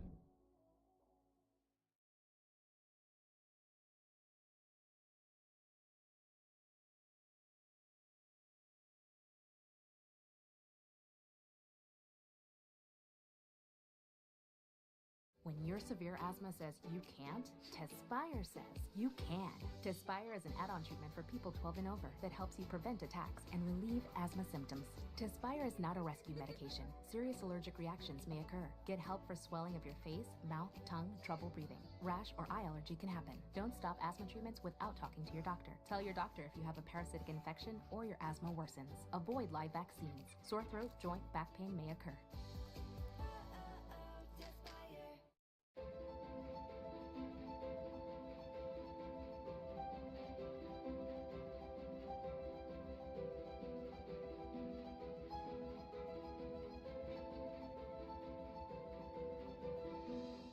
Sometimes the truth is stranger than fiction, and today we're going to look at 3 stories that demonstrate that.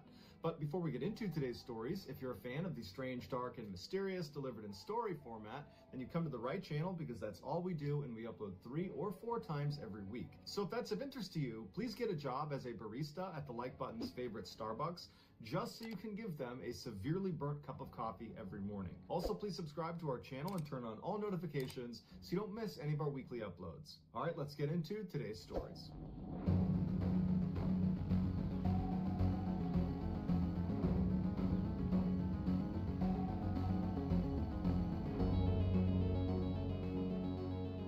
On February 17th, 2004, shoppers inside of a massive Japanese superstore called Jusco in Wakachi City were suddenly aware of a loud commotion. When they went to investigate, they found a thin young woman with a young baby strapped to her chest, grappling with an older man. Initially, onlookers didn't know what to do. They stood there shocked at what they were seeing. Then the woman yelled out, "Thief!"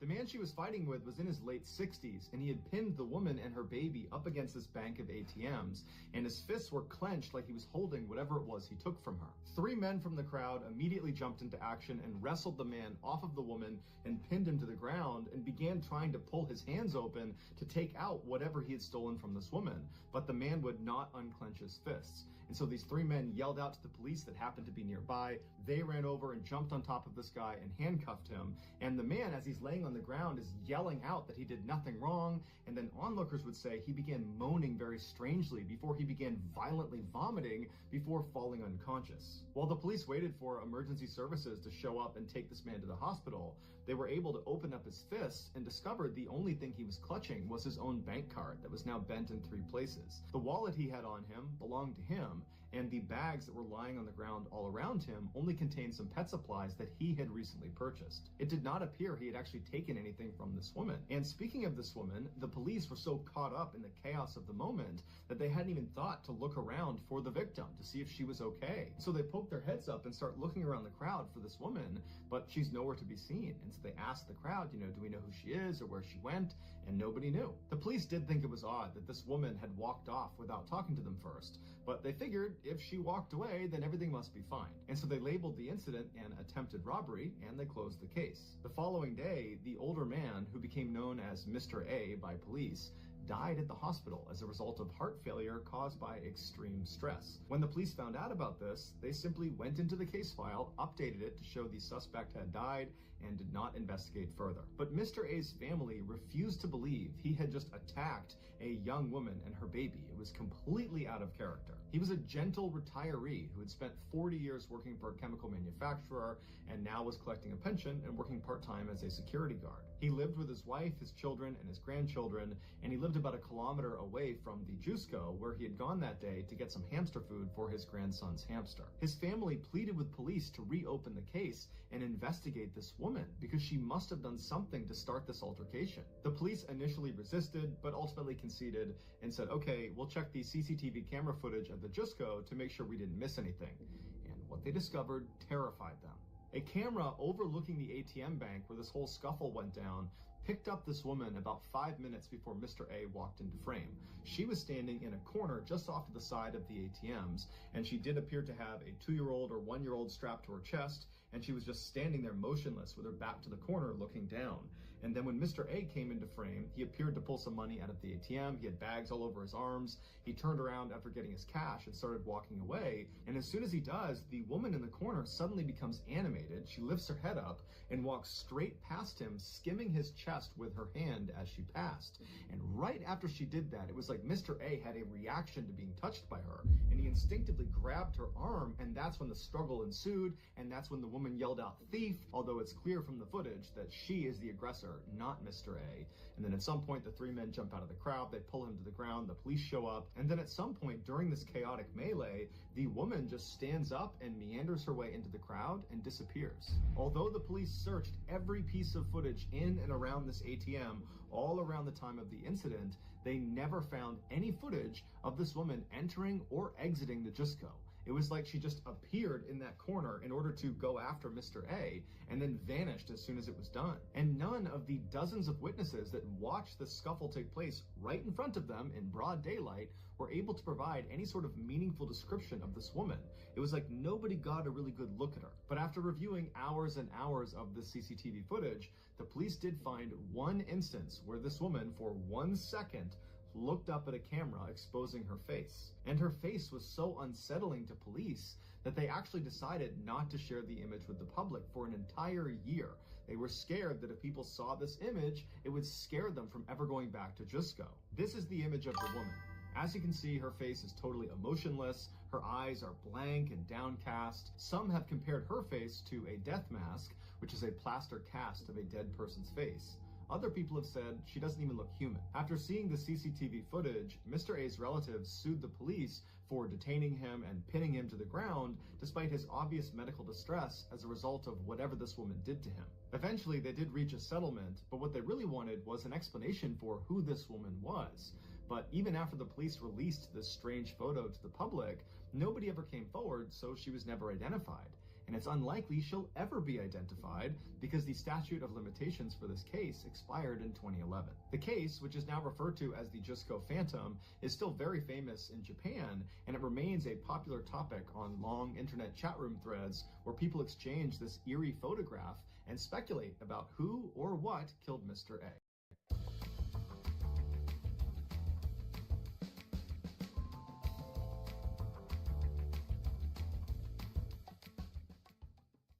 Getting an instant offer on CarMax.com takes 2 minutes or less. We got our online offer. Let's head to CarMax. Online offers are just as real as the ones that you get in person, and with CarMax's express drop-off, you can verify your offer and leave with payment in just under 30 minutes. That's why I love CarMax.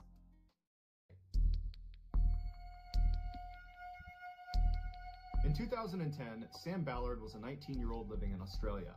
He was a college student and a standout rugby player. His mother described him as being invincible. One night, Sam and his buddies were over a friend's house having what they called a red wine appreciation night, where they sarcastically pretend to be grown-ups by only drinking wine instead of beer. And after hours of drinking and joking around, they were standing in the backyard on the patio when they noticed a small slug crawling across the ground. And at some point, one of the boys yelled out, "Hey, someone should eat that!" But no one was taking him seriously, and everyone just kind of joked about it. But Sam took it as a challenge and said, "You know what, I'll eat the slug." And everyone's like, "No way, you're not gonna eat that slug." But them telling him he wasn't gonna do it only egged him on, and so he picked that slug up, threw it in his mouth, and he ate it. And the boys howled with laughter. They were so impressed, and for the rest of the night, he was the king. The next morning when Sam got up, he noticed a dull ache in his legs. He attributed the pain to his hangover and expected it to clear by the evening. But by the end of the day, the fog of his hangover had gone away, but the pain in his legs had not. The following day, when he woke up, the pain was not only still there, it had intensified. And so he told his mother about it, and her first concern was that he could be developing multiple sclerosis, something his dad had. Sam was concerned about that too, but he also told her that he had eaten this slug, and he was concerned that, maybe this could be some sort of allergic reaction to that.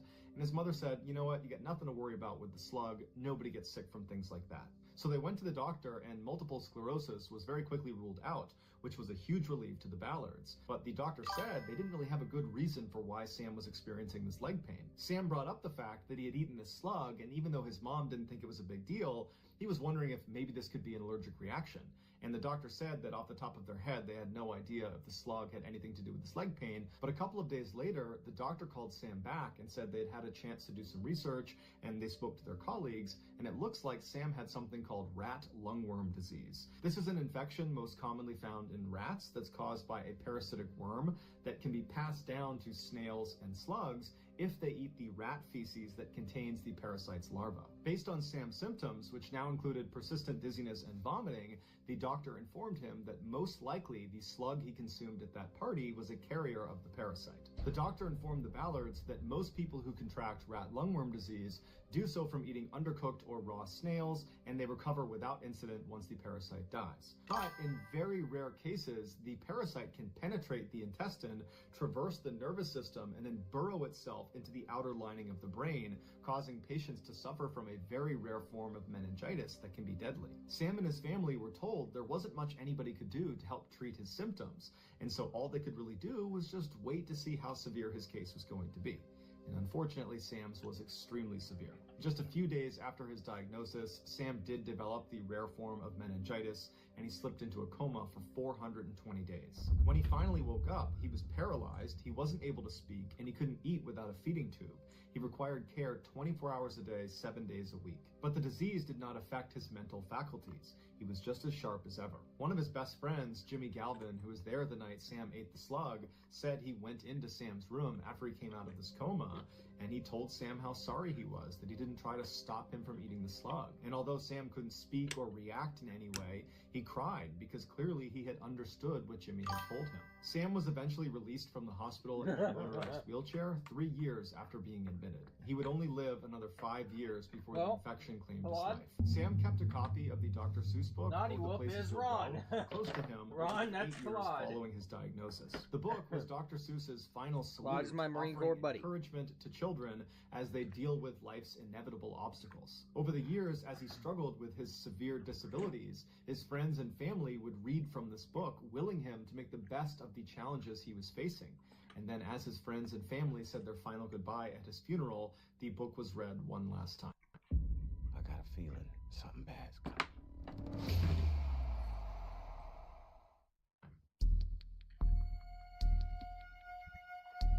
When Conrad Rowland was a little kid, he was always on the go. One time when he was at the grocery store with his mother, he leapt out of the cart and ran away from her, and she found him stuck inside of a freezer. After that incident, she literally made him wear bells on his shoes when they were out in public so she didn't lose track of him. But by the time Conrad was just 4 years old, he had discovered athletics. And instead of putting his energy into running away from his mom, he focused it exclusively on baseball, basketball, soccer, and tennis. And by the time he was 11 years old, he was an exceptional all-around athlete. And at the time, his school announced they were going to have this special guest speaker at an assembly, and it turned out to be the Hall of Fame baseball player, Rod Carew. And Conrad was just blown away. He just could not believe he was in the presence of an actual professional athlete, let alone a guy that had achieved the success Rod Carew had. And so after this assembly, when he got home, it was all Conrad could talk about, was just how incredible Mr. Carew was and how he, Conrad, was gonna be a professional athlete just like Mr. Carew. For many kids, this would just be a phase. They'd be really invested in sports, and then their interest would go somewhere else, and they'd kind of forget about it, and it would not be their life calling anymore. But for Conrad, the impression Rod Carew left on him was so profound that he never wavered. He really did dedicate himself to becoming a professional athlete, and he would be successful, albeit in a different sport. He became a professional football player in the NFL. And in 2012, Conrad started nearly every game for the New York Jets at tight end. It was like his professional career was going off without a hitch. But in 2013, he injured his knee, which sidelined him for about 2 years, and even though he diligently rehabbed and got back to full strength, the teams were not really ready to take a flyer on him because they were worried his knee would just give out again. He continued to train extremely hard in hopes of landing another contract, but his playing career was starting to look bleak. During the 2016 offseason, Conrad was back home in California visiting his family. One night, as his mother, Mary, was making dinner, Conrad was sitting at the table filling out his driver's license renewal form. And when he got to the section where he asked if he wanted to be an organ donor, he stopped and he asked his mother, are you an organ donor? And she would say, yeah, I am. And so Conrad said, okay, then I will be too. And he checked the box. And Mary remembers thinking, gosh, I really hope it never comes to that. A few months later, Conrad was working out in a local gym getting ready for the next season when he developed a sudden and severely painful headache. He tried to keep working out, but he just could not do it. So he stepped aside and he called his mom and he told her that he felt this weird click in his head and then he felt this blinding pain behind his left eye. His mother told him he needed to go to the hospital right away. And so that day, Conrad went over to the UCLA Medical Center where they quickly diagnosed him with a brain aneurysm. A brain aneurysm is the bulging or ballooning of a blood vessel in the brain. If the aneurysm bursts, it's fatal about 50% of the time. And for the people who survive a ruptured aneurysm, most likely they will suffer from significant neurological deficits. After his diagnosis, Conrad remained positive and assured his family he was going to kick this thing's butt. But on December 12th, just 4 days after he was admitted, Conrad's aneurysm burst and he never regained consciousness. Because Conrad was an organ donor, the doctors kept his body on life support and they called the recipients at the top of the donor lists. One of them was a man in his 70s who a year earlier had suffered a massive heart attack and desperately needed a new heart. When he and his wife got the call, they were shocked.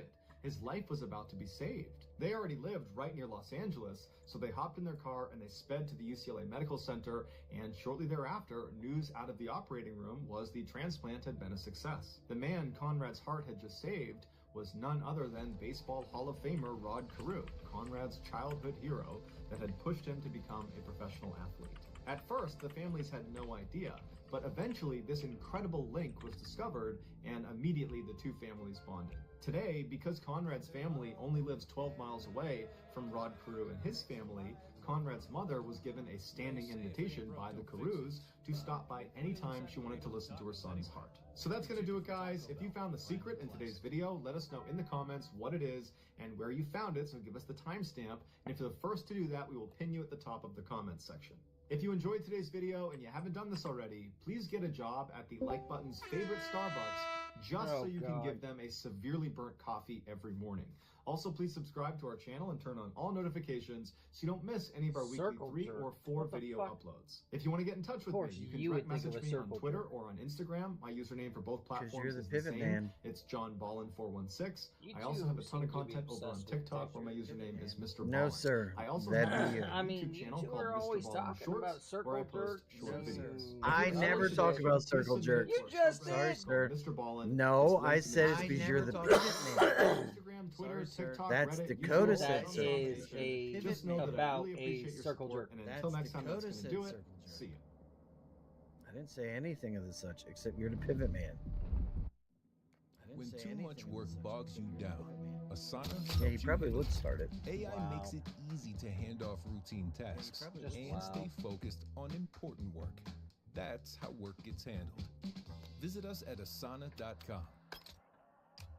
Sometimes the truth is stranger than fiction, and today we're going to look at 3 stories that demonstrate that. But before we get into those stories, if you're a fan of the strange, dark, and mysterious delivered in story format, then you come to the right channel, because that's all we do, and we upload 3 or 4 times every week.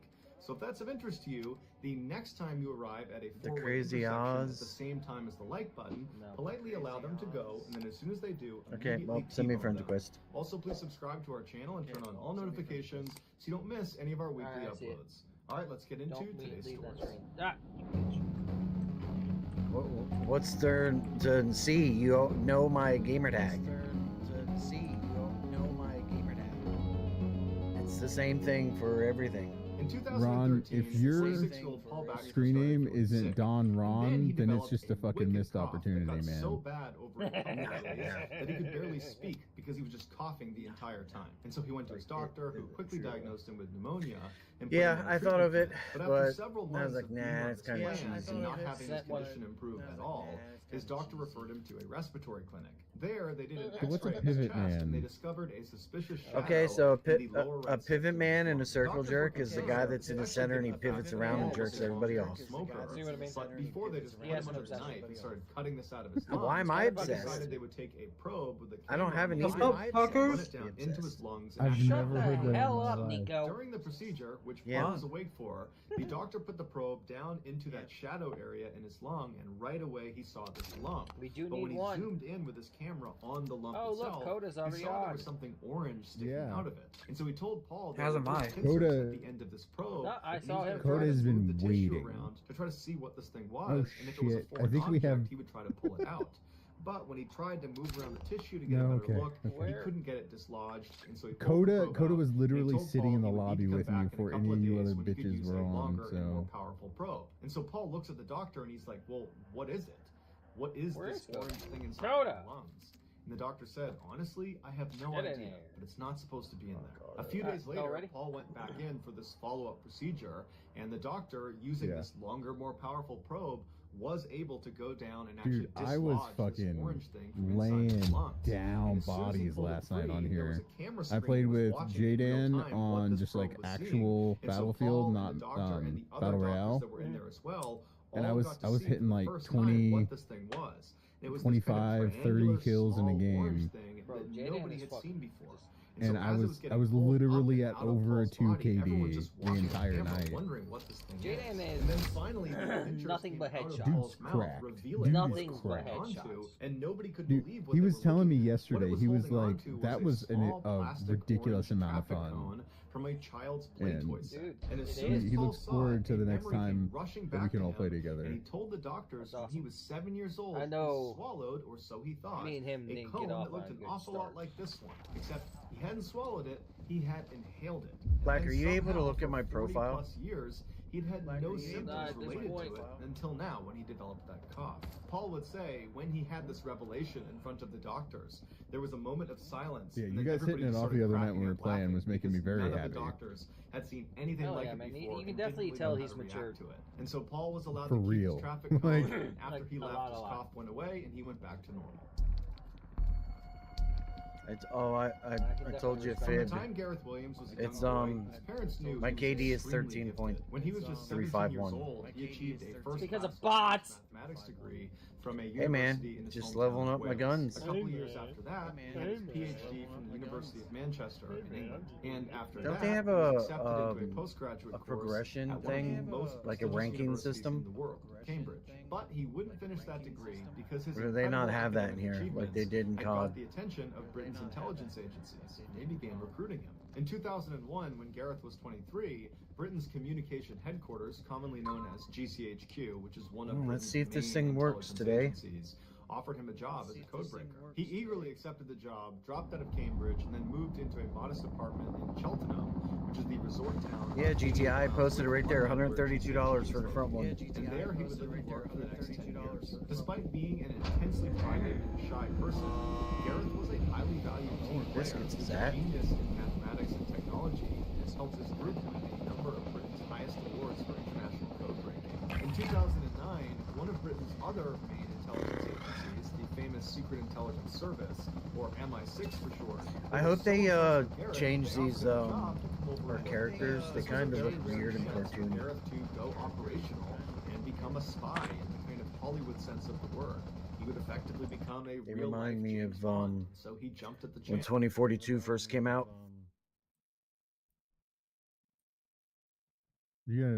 Are we gonna jump or what? Yeah, Black. What are you doing? Ah, he pawned it off on you. I didn't pawn it off. I just tapped back in. No, Ron had it and he gave it to you. Sorry about that, boys. I didn't know. It's not I your was, fault. You weren't. Oh, he did it on purpose. Oh, there's a shit ton of people here. Great. Sorry. Yeah. This is fucking stupid. I'm just getting the fuck out. I forgot to pull my shoe. Thank you, Coda. My hero.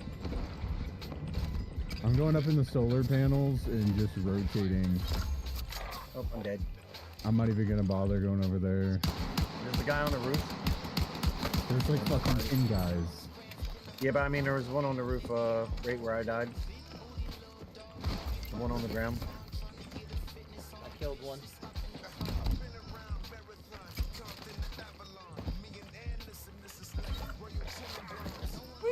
No, Bunny. That's Coda. Yeah, I know. Oh yeah, you guys played zombie.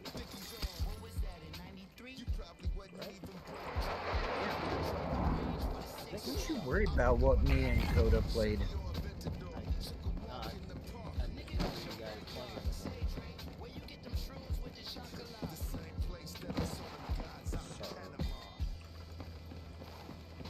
Yeah, I made the right call. Yeah, you about to get cooked. Who? You. The wildfires of California are on the way. It's not really like that, to be honest. Well, hold on. In some areas, yeah, it'd be like that. I bet the fire hydrants here have water in them.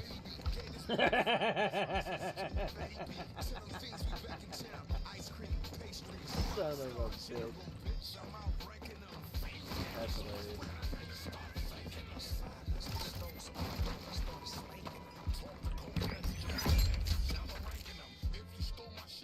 Catch it, spotted! Artillery strike. Yo, there's a vehicle rotating to come where you guys are. I'm making my way to you two. I mean, Ron and Coda. Alright.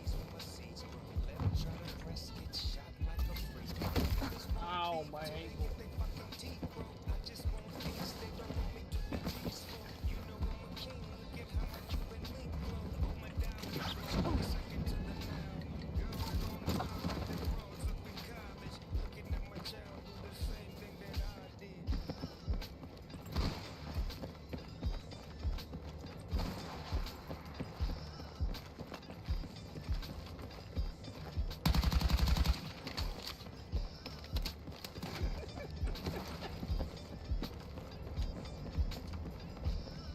Did I get you, Coda? No. Oh, come on. Oh, hello.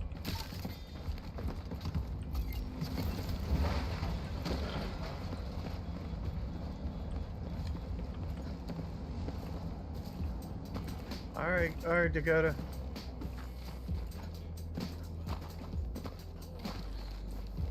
They're shooting over here. Rally on that location!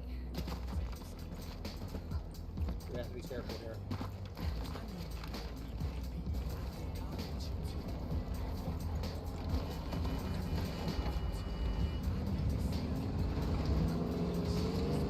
Why'd we leave Rod?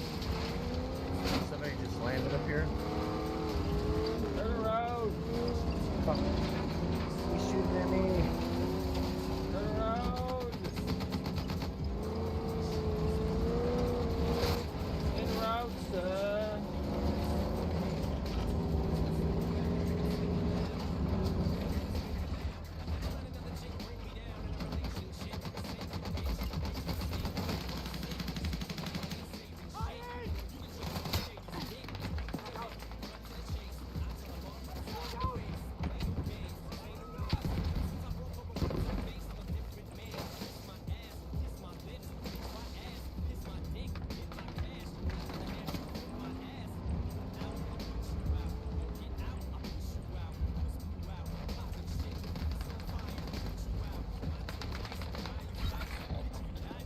Up on that tower. Yep. Up on that tower.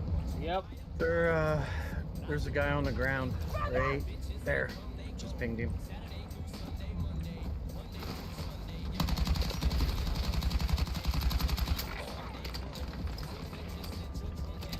Dude, you stay alive. You stay alive. I'm gonna just. Why can't I move?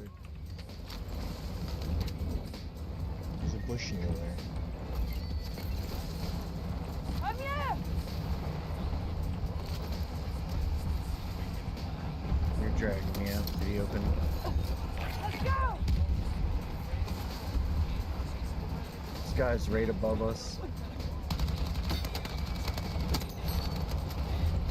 One's down. You can break that fence, Ron. Oh, you can? Yes. Damn it. Just I didn't snipe know it. that.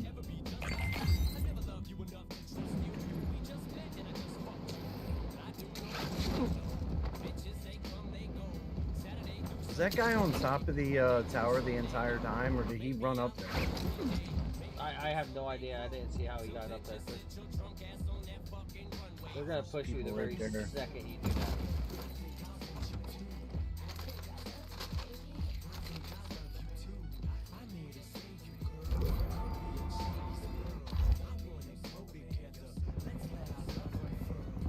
Redeploying.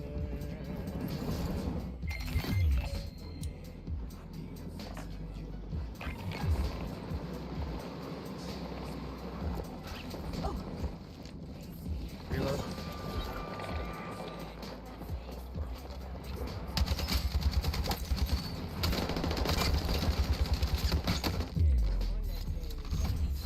Wait a minute, was that two different teams? No, it was the same team. I almost had him if I would have hit all my shots. Oh, you came back. Okay, never mind. I thought I still was have my watching the kill respawn. cam.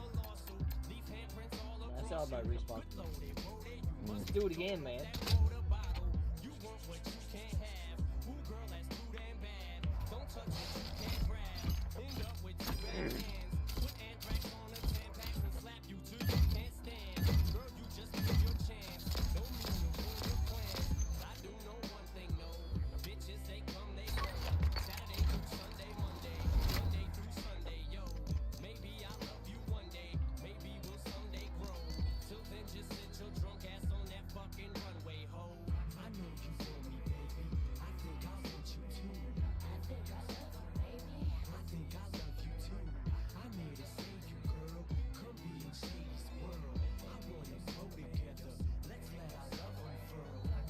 if I like these new controllers. Yo, thank you, Coda.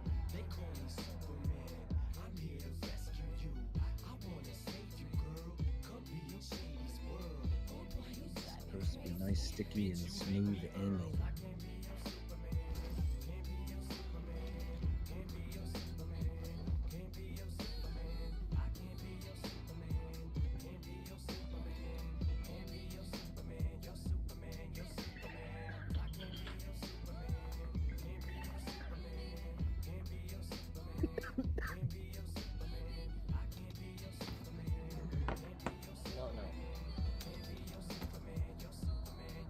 Why do I have that little thing popping up? Is that like timing or packet loss or what the fuck is that thing? What thing? It's in the upper left-hand corner of my screen, flashing every now and again. Kind of looks like it's got little clock hands in the center, and it's a circled, and then it's dotted. It breaks up, and it's like an arrow. Are you timing out? Or Huh? Like something like timing out? No, I mean it's almost like packet. It almost reminds me of the packet burst thing from COD. I don't know. I can't tell if you have it or not because your camera's up in that corner. I don't.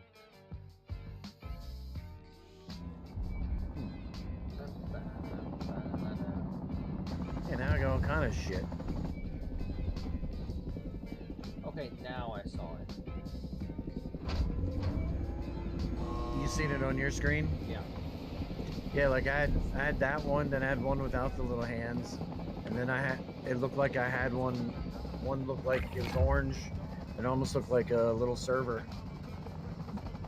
I don't know. Beats me. What if we went to treatment plant or evac Bravo or something like that? Hey man, I'm down to go get you treatment. Treatment it is. I don't know where it's at, but you lead the way. That's you. Nice try, sir. No, really, I don't know where it's at. I haven't memorized the map yet.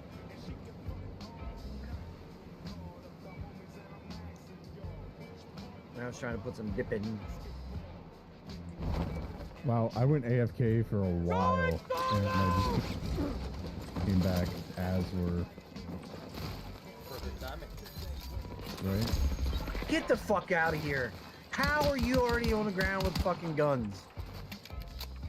Jesus Christ. Where? Support over here. Got him.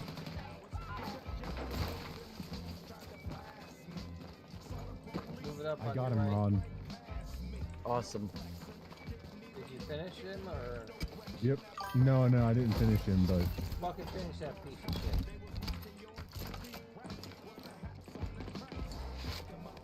Fucking.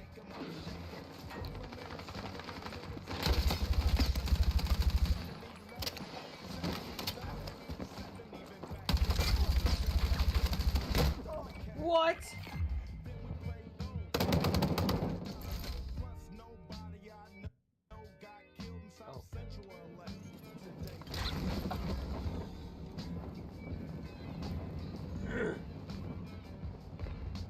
Oh, here comes somebody right there.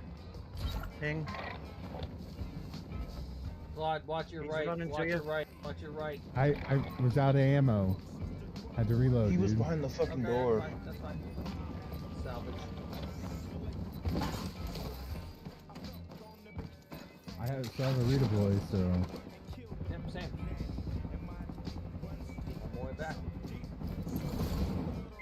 We'll land near you, Ron. We're heading here.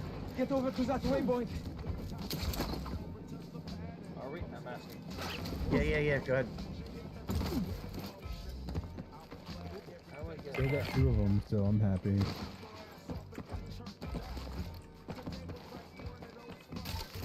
As long as I'm getting at, like, double kills. Black, I to think death, there's I'm happy. somebody out front there maybe. That area looks back to me.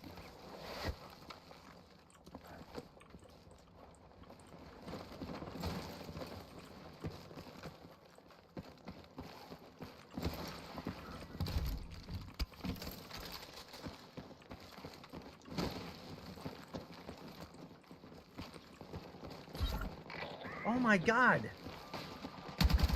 I didn't know this thing took 2 years to fucking fire.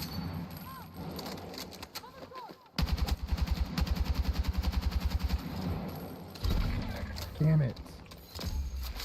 I got 2 of them. There's one left and he's already cracked. To the right. Yep. Get inside the building. Oh! I could have been warned about that!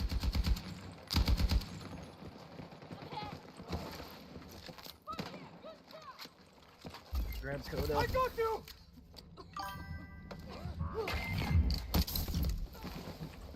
Come on! There's one inside still, one inside. He's on the left side of the building. Let's rally on that RV point. Move! He may have ran. He might be going for the respawn truck thing. No, he's not gonna go for this one right here. It's just Too risky. too risky.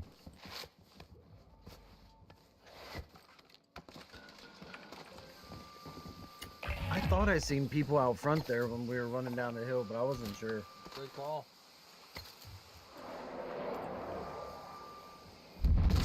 Oh my! Somebody's airstriking that building. Damn. Can't get a revive.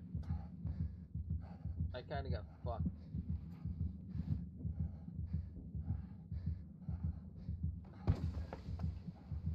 Throw another one. Extra med supplies over here. Thank you, thank you. Does anybody have any extra plates? No.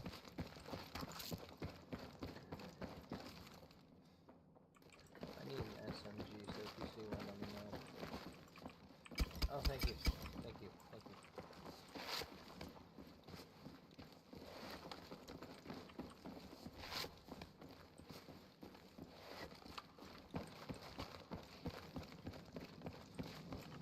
Oh, that destroyed.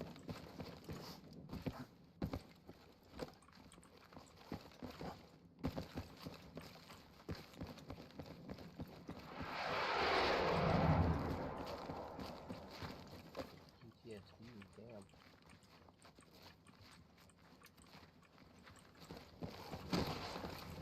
Oh, rooftop.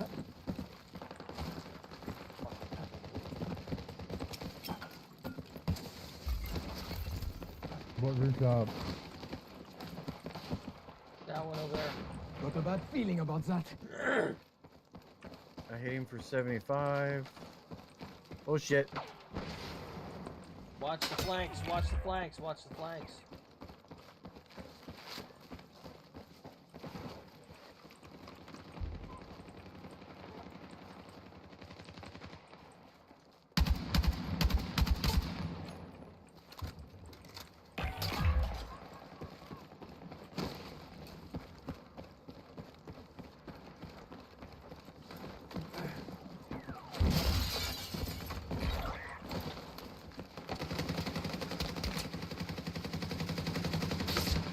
Stay with me!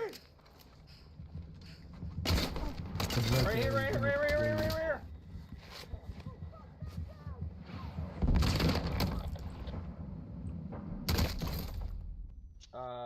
That was sus.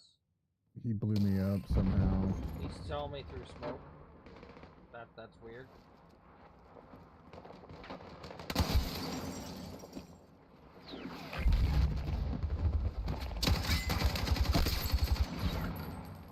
Nice.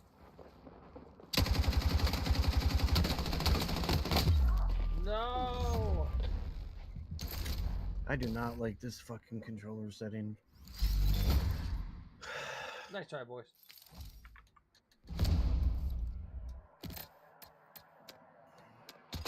That's such bullshit. I got 5 kills. And I only got credited with 2. Damn.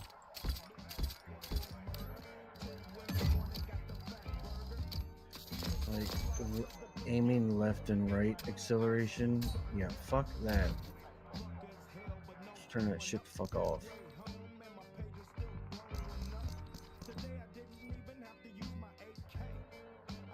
No, I got 4 kills, but I only got credited with 2. It doesn't make any sense. Hey, what setting? I need to change. When I go to mount, like, it doesn't stay mounted. What setting do I need to change? What are you talking about, mounted? When you want to mount your gun on a wall or an edge or something. Oh, I have no idea. I don't really do that. Same. You don't peek corners?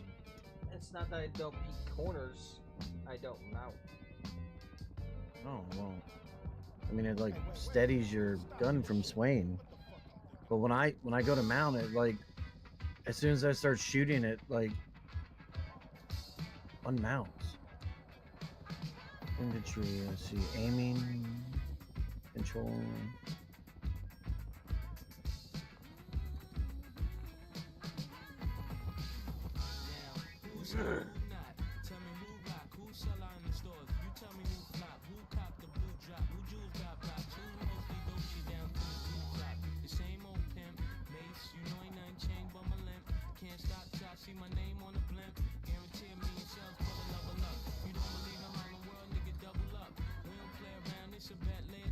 Okay, Hulu, I went and picked up those 2 computers this morning.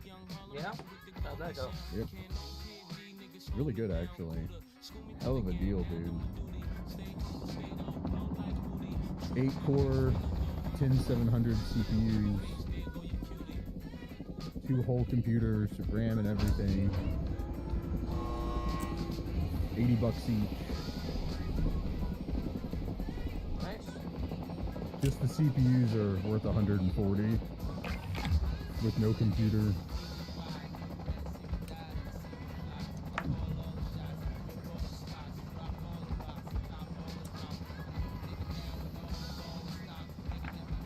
Big Game loves picking on Ron. It is fucking with Ron today. Huh? What's that? You're a jump leader again. Oh, my bad. I was looking at my settings. You're good. Where do you guys want to go? Sight. To the left. Radar sight.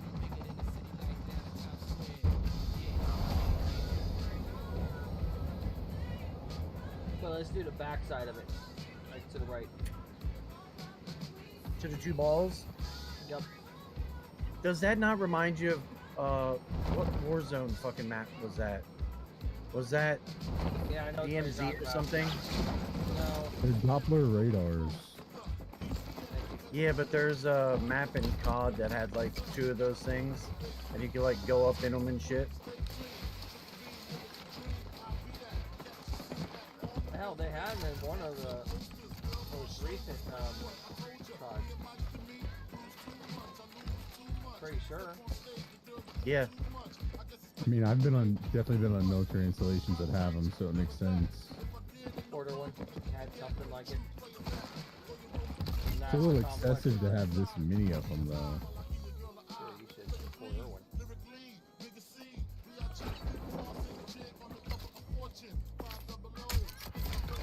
I think they had a total of 5 satellites on the base. Dude, a secret base that I was on in Virginia, they had the giant radars that are like building size radar dishes. Yeah, this is what I'm talking about. These things were massive. Holy fuck. It was where they housed the all of the communications for the Navy in this entire region. The one that was at Fort Irwin was the Goldstone complex. It was for deep space communications or something like that. Deep signals. That's pretty cool. Deep space signals. Yeah, deep space signals. 5 of them bitches, dude. I've got a helicopter.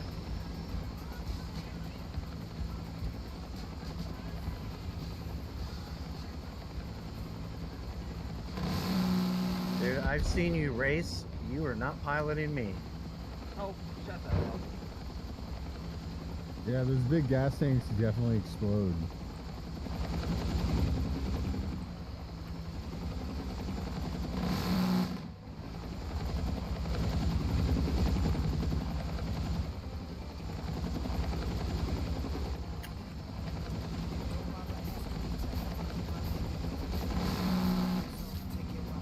Get Coda!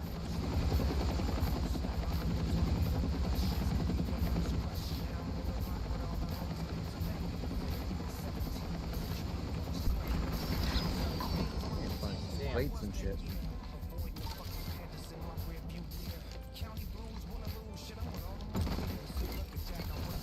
Oh, hell yeah. Take this. Ooh, I got the cord. Container spotted! This gun's supposed to be I need an cracked. engineer.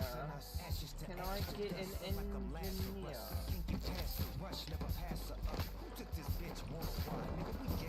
Is that enemy shooting at us?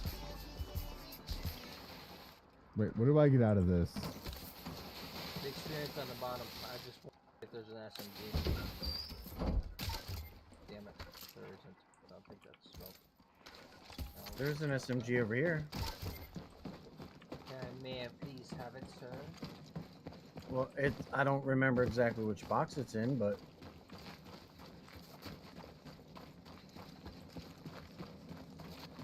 it's like right over in there somewhere.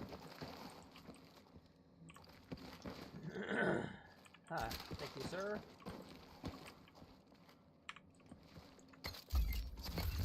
I do believe there's people down at the bottom of the hill. And I immediately upgraded it. Nice!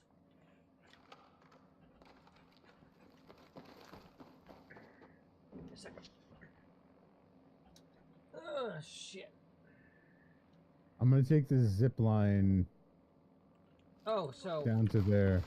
I now have 2 jobs. What? Yeah, I now have 2 jobs. How'd you Oh, and pull guess that what? off? Guess what? What?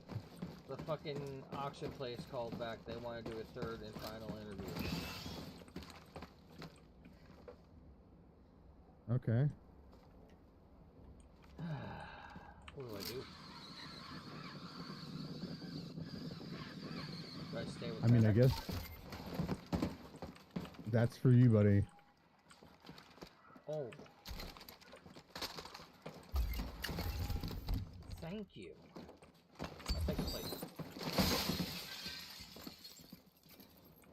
I want to. Oh, I see someone. Contact hostile troops sighted. Broke him.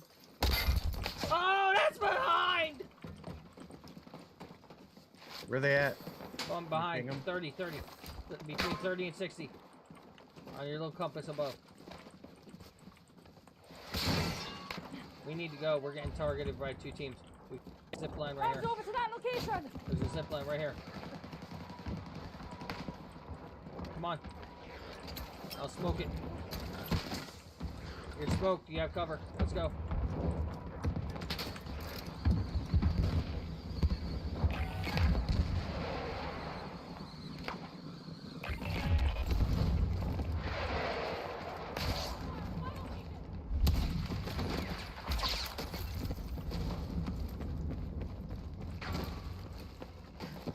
We gotta keep moving south.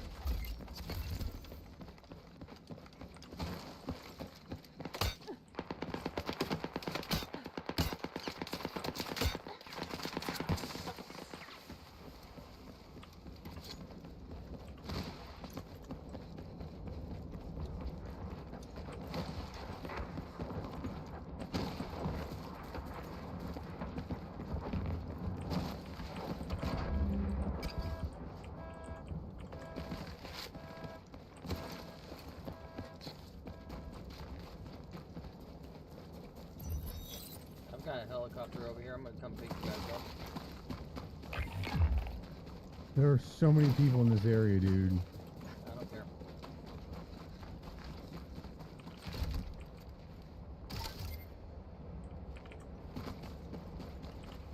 Hulu, wait for me, wait for me, wait for me. I'm right here.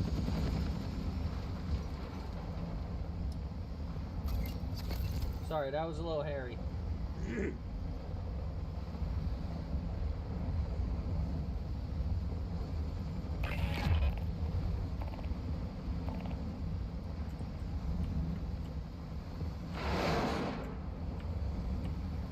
something new.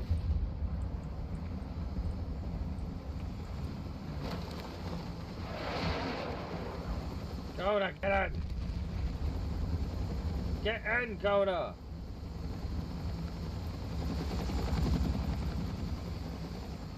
Where are we going? Just get us in the middle of the area. That's a fucking tank. They're locking on us. Countermeasures.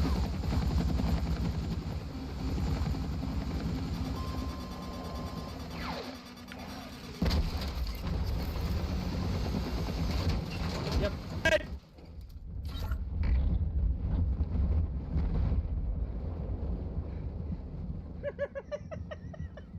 Why didn't you jump? Hang in there. That's it. Stay with me. Tried. Somebody's landing in front of us. They're pushing us right now. Where? Ping, ping, ping, ping. Right here behind the chopper. See parachutes? Yeah, they're pushing. We need cover. Back up. Reference waypoint. Move there now.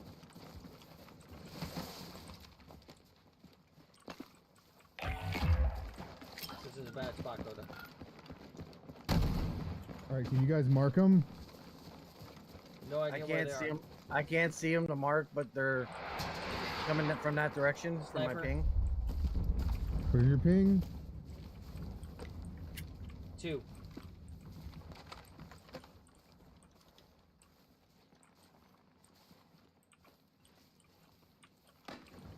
Alright, let's move back.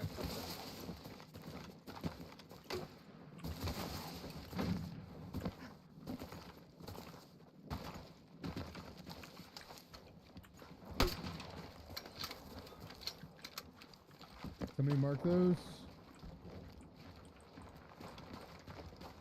Mark what? Good down. Hostile tank down. Good work. That's impressive. Am I throwing a nade? Contact. Enemy infantry. No, the tank is good to find you. I just pinged somebody down there. I don't see your ping at all. Oh, okay. 240 west. I mean, we could take this redeploy thing and go somewhere else. Oh, I hit him. Cracked. Well, he was shooting at somebody. Oh, to my left! To our right. To my... Oh, thank you. Holy shit. I think there's more people up there. Yeah, there's more people up on this hill. Mark Right 'em. there. Eyes on the sidewalk. Watch yourself. Wait to set an example. Contact. Hostile troops. Tag them.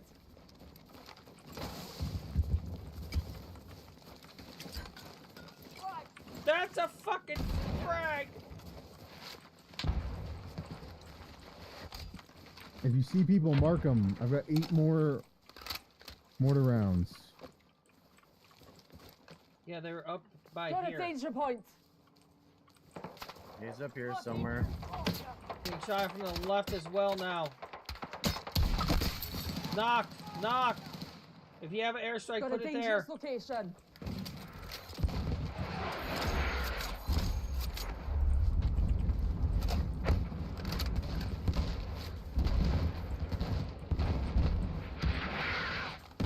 This guy's landing in on his teammate. We have to move west here.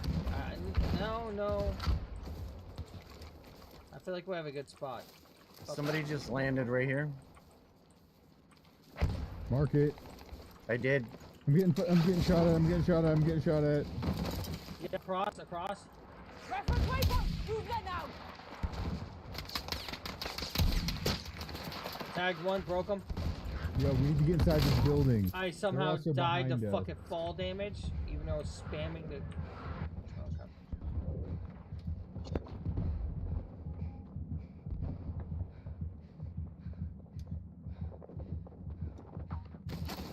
Okay. Hey, look at me.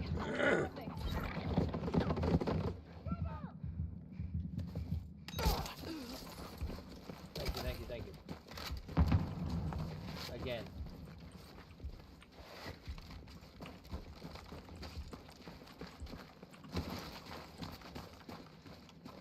Hi, Coda.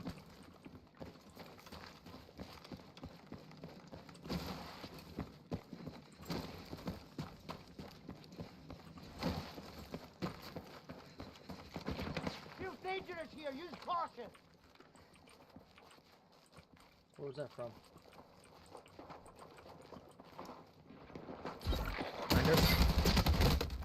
I hit him a couple times. Whole team, whole team. Fuck. Damn. I was wondering where that one team went. Still not bad.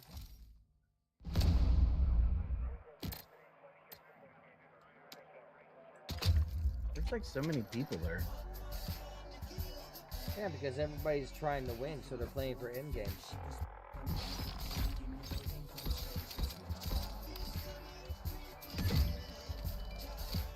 Not only that, if you start a fight too early, there's a high probability you get third party.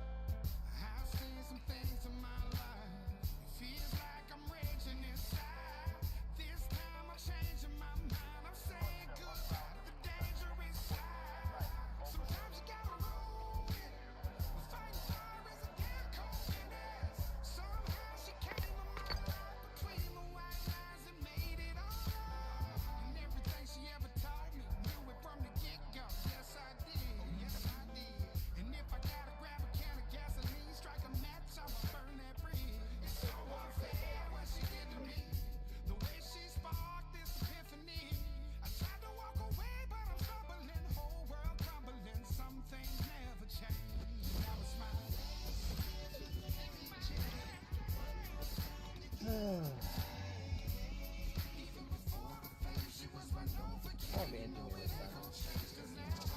No.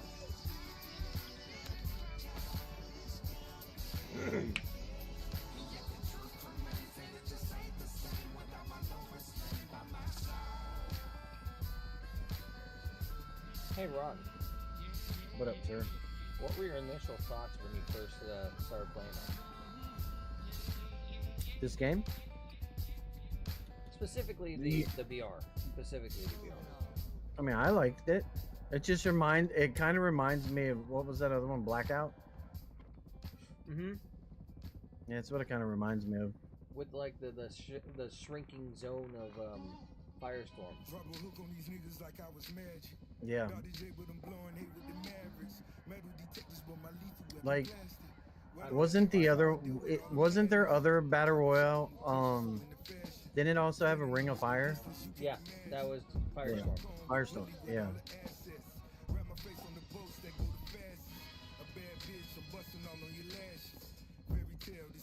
Didn't they take a long time to make this? Because there's a lot of details. I think they did that on purpose. They wanted to make sure they tried to get it right. To the best of their knowledge. You can definitely tell they didn't have any veterans or anything like that. Well, it's like I've seen a bunch of things where streamers are bitching they want them to take the tanks out of here. Oh my god. Here we go. But they say because there's no way to counter the tanks. But if you watch what you get out of those boxes, there's like anti-tank packs. Lighthouse. And the tanks aren't very strong anyways. No, aren't they weaker than what they are in multiplayer? Yeah. They're really weak. I mean, they'll still fuck you up. Oh fuck yeah, but they're not as defensively strong. Yeah. We're kind of giving up fight here. I'll be in that position! Ron, you're somebody who's landed literally right on you. Wow.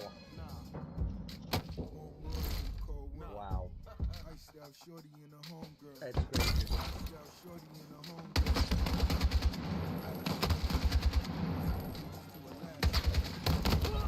Yep, he got me. He's broke, like really weak.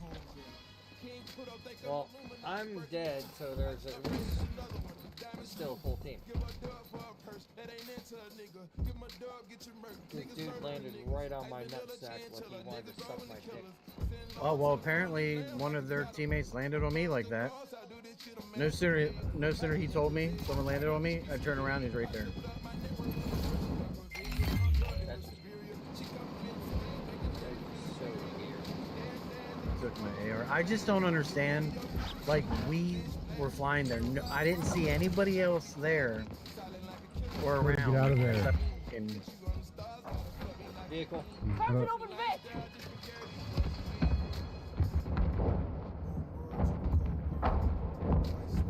Code, I'm coming to get you.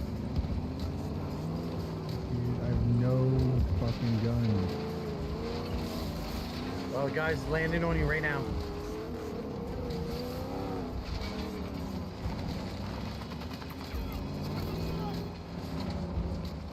He's still alive. Get in. Coda, get in.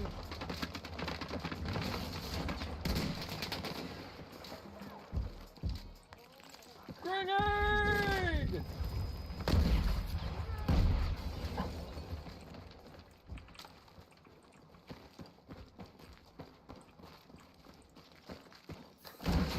God damn it! He's inside there. Son of a bitch. He should be weak.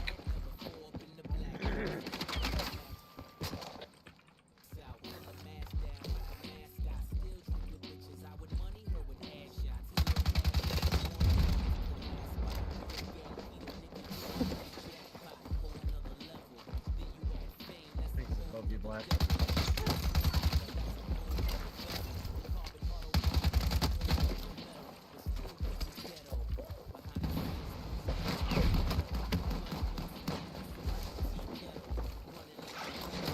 What are you gonna land on, dude?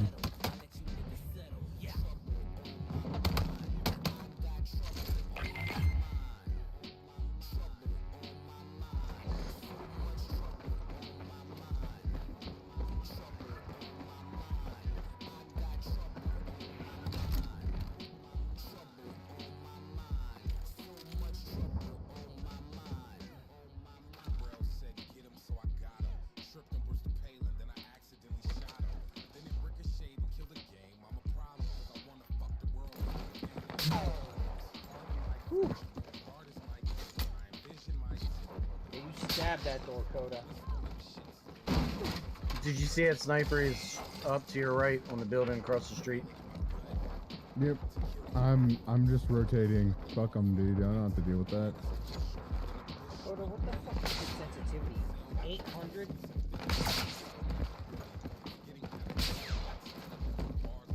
My God, Coda. I'm pretty sure Coda just goes in a whatever game. It's that- 8,500. He just maxes the fucking sensitivity.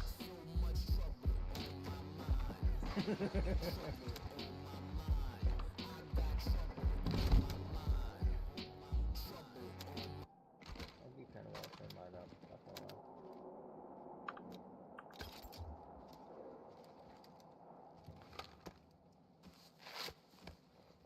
Upgrade your sniper, Coda.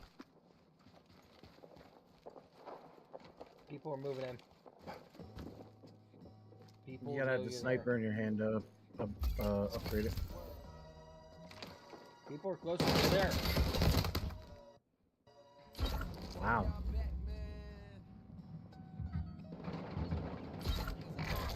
Are you kidding me? That dude melted him so fast. Yep, headshots. I made headshots. You might get shot at by both. Oh, you play golf?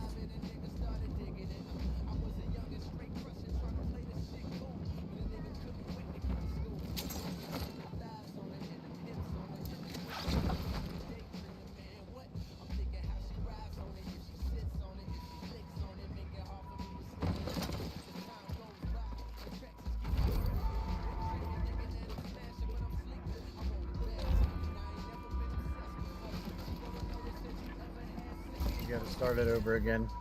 You left the circle.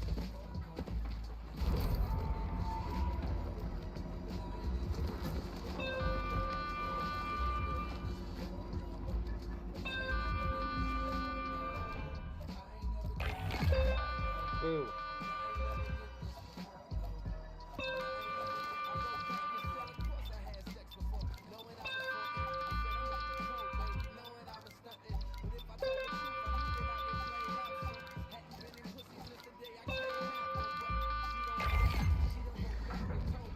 Yay! Nope.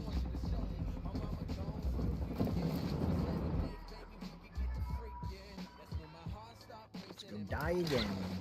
Let's go. Fuck kill challenges. This is a death challenge.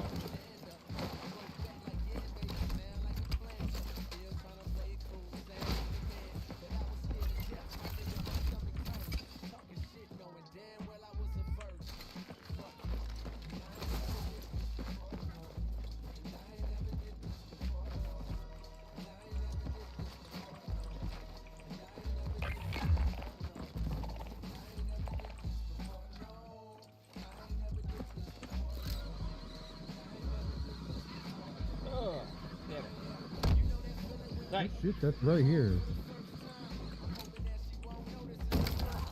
Oh, damn. Literally broke my leg.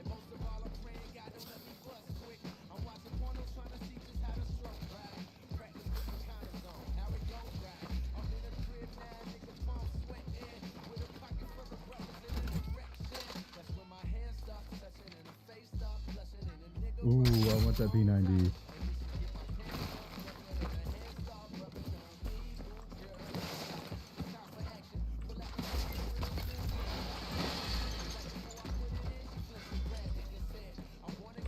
Whoa. What's up?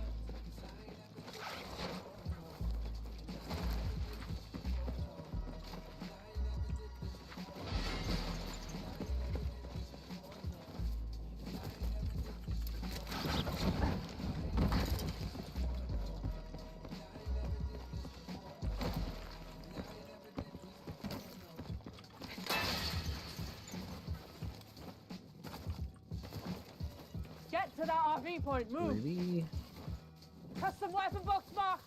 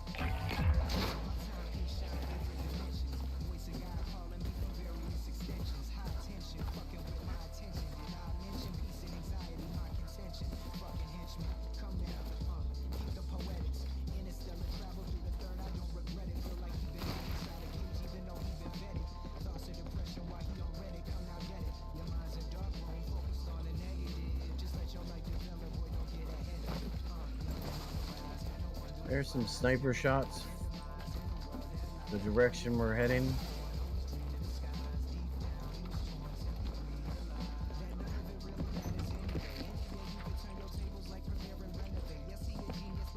Want to go up here? See if there's Rally on anything that up there? location!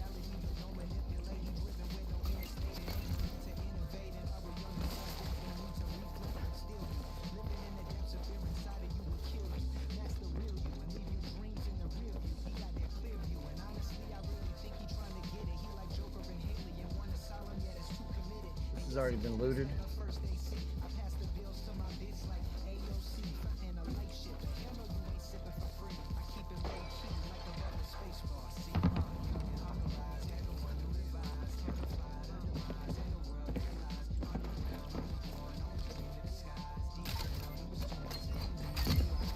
Nice.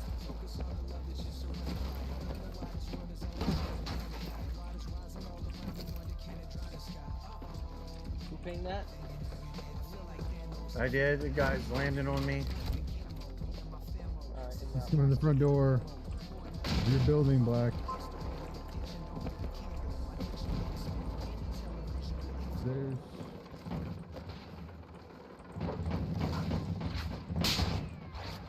a fucking tank, dude.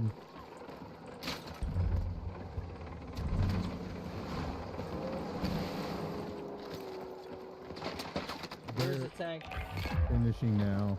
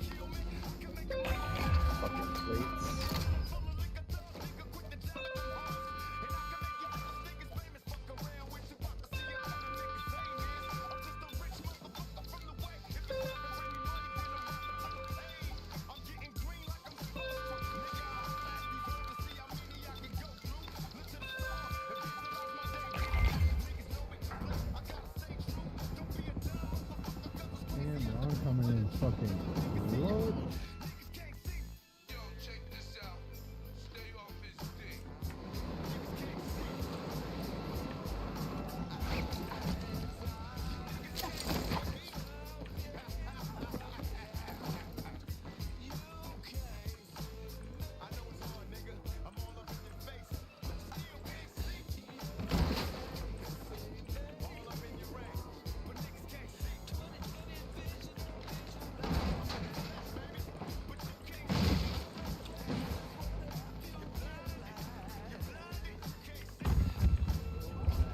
Tank!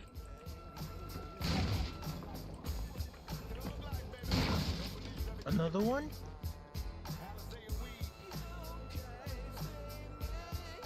There's quite a few around the map. Fuck, the enemy's right behind us. Right next to my house.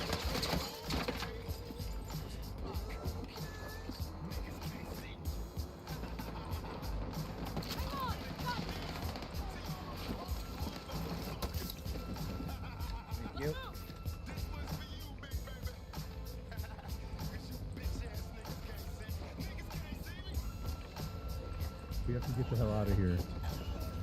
In here. They got me, guys. You need to start resing me or you're not gonna be able to res me in time.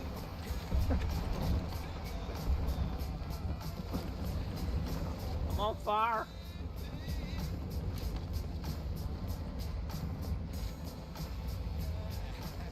Right there, there's the anti-vehicle gear. It disappeared. Oh no, it's still there. Good, because it's right in front of us.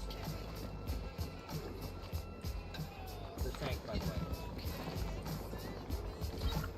Fuck, there's a car right here on my body. They got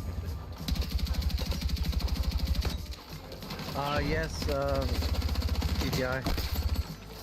I messaged you.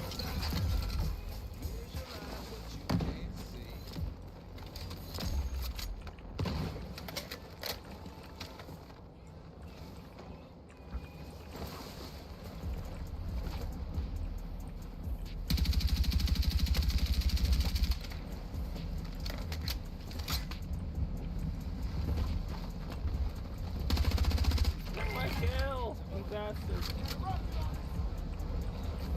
My AR is probably right there.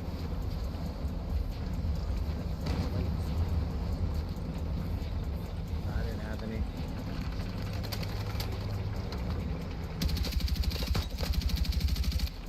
Move, move, move, move, move, move. Get out of here.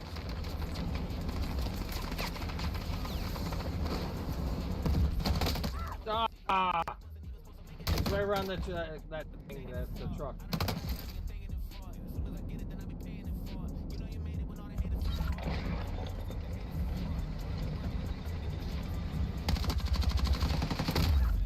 Oh shit. Nice try, man. I was gonna say, if you could sneak up to that thing, I wonder if you can blow them up with your torch in here, like in multiplayer. We got 9. I think bad. Yeah, not bad. Compared to what we've been doing.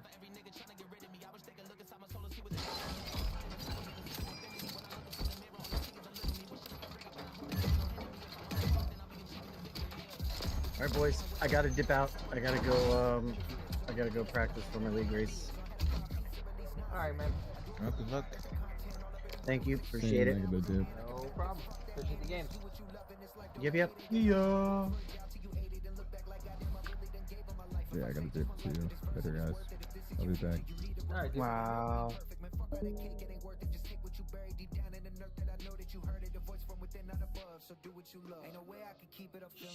Shut up, Nico! Fine, I'll just remute my mic. I fucking suck! I do.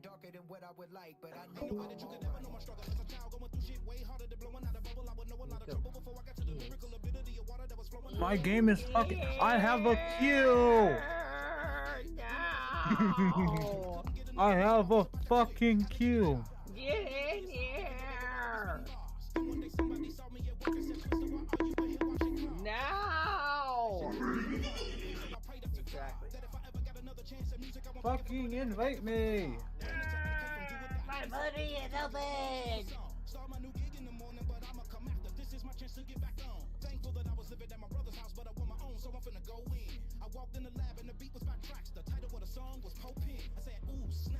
Good job, look Cuddles. at that! Look, the party's open! Holy cow! You will respect my authority! Oh, imagine that! That's crazy! Lizard. Lizard's just as crazy! Lizard. It's wizard time, motherfucker! Fireball! Did that just say Glizzard? Lizard. Glizzard! Be advised, enemies have deployed Freddy Fazbear into the AO, and he's feeling a bit quirky tonight.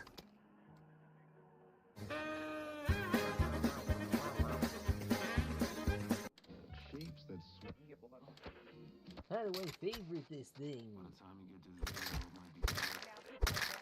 Okay.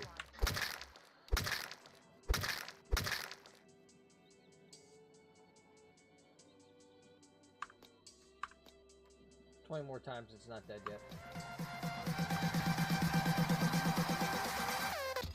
Anime titties, anime titties.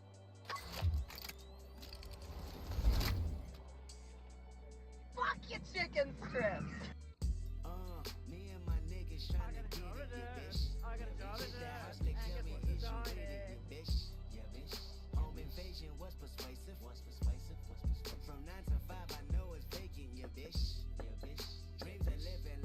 How you ladies doing today? Being annoyed by you. No. Well, shit on my stick. No, I am good. You know, That sounded a lot worse than I meant for it to. I don't swing that way. So I'm sorry. That's not what I fucking meant, and you know it.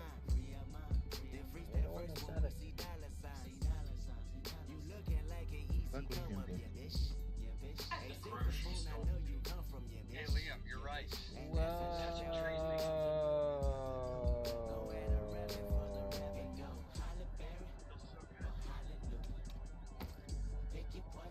Whoa! Everybody go respect the shooter, but the one in front of the gun lives forever. The one in front of the gun forever.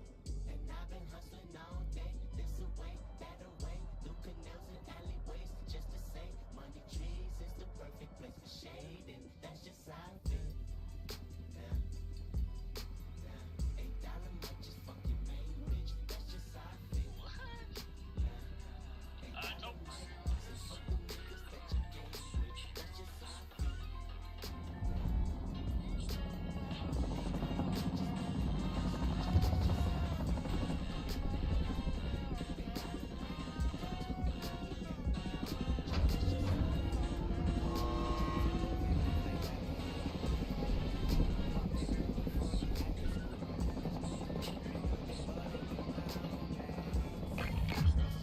Where the fuck are we going, Nico? Here, there, everywhere. That's not an acceptable answer.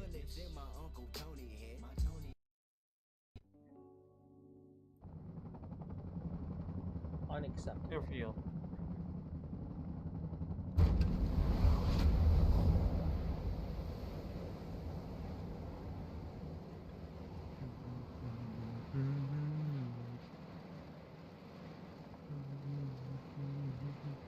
Mr. Balls Deep is a crazy ass name.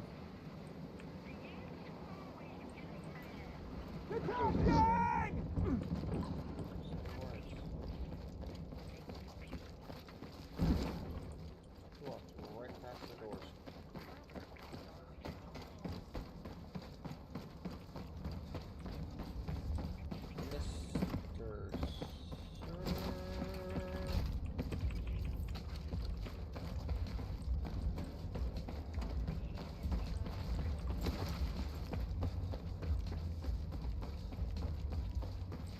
I got a hammer.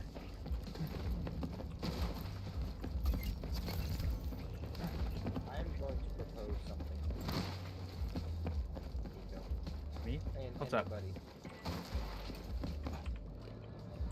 Goku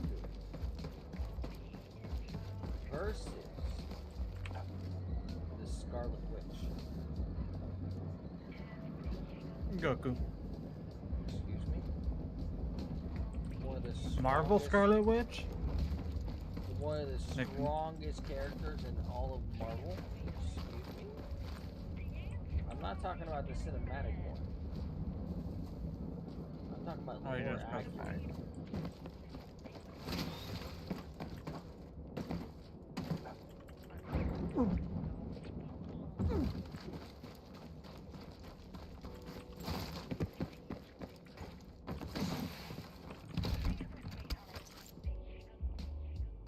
I need to get the fuck out of this building. Ow. Ow. Dumb, dumb. Ah, stop it. Stop it. Dumb, dumb.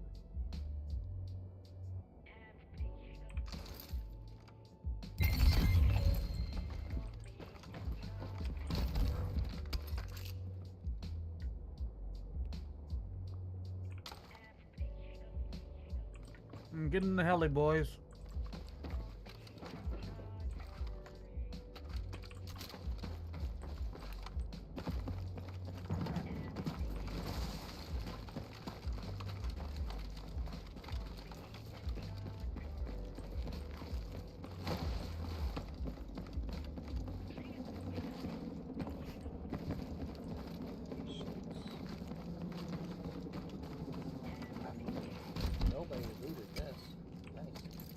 defibrillators.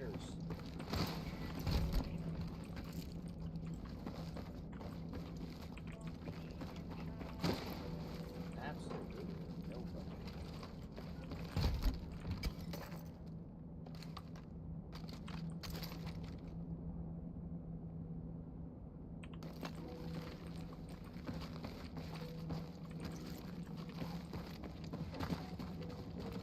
Back, come on. Fire's coming. Hold on. Marking location for support drop.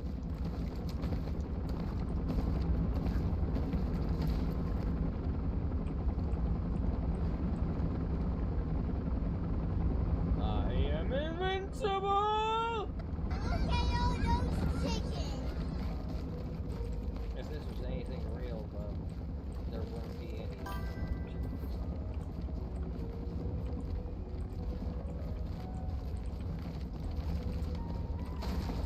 Yo! Who was that? I can't see who played that.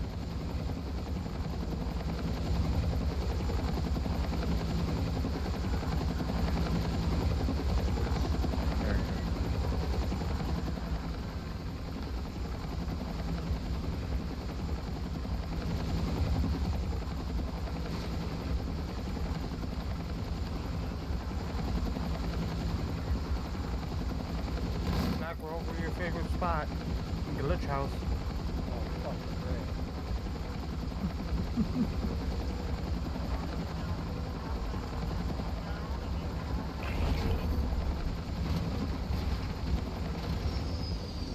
Helicopters don't spawn there naturally.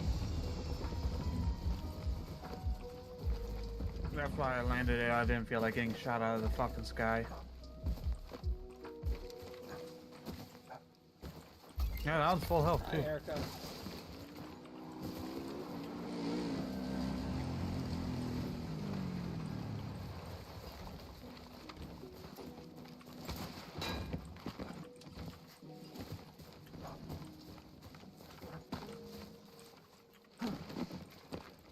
Let's go up here. Let's rally on that RV point. Move. What you doing?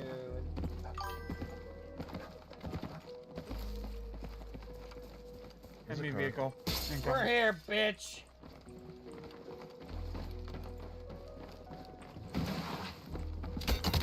Oh, camping on me.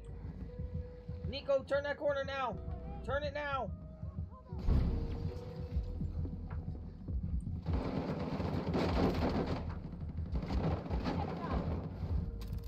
Thank you. Look at me. Stay with me. I'm gonna take his place. Come on.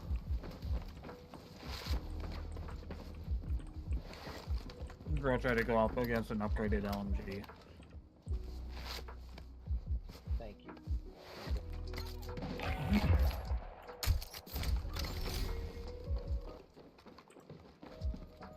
I think he was the one with that fucking heli. What did he have? Yeah, he had a base LMG. I almost just shot whoever the fuck that was. You guys good up there? Where's it coming from? No, we go to on the roof. Get down.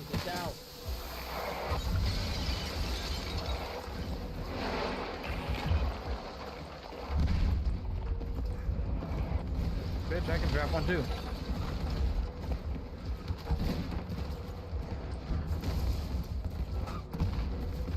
I got out of there. As did I.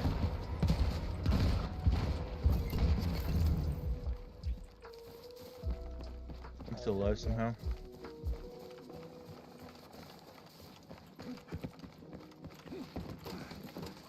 I didn't hit anybody's mine. Most of the houses are ruined. Careful, there's two people. I like the new open floor. Where? On the roof with you. Where on the roof? Second roof. Not behind me.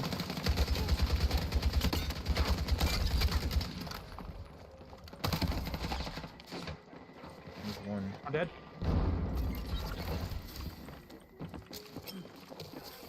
On my ping. dead. Right here. Oh, we're all down. There's like 2 teams there now.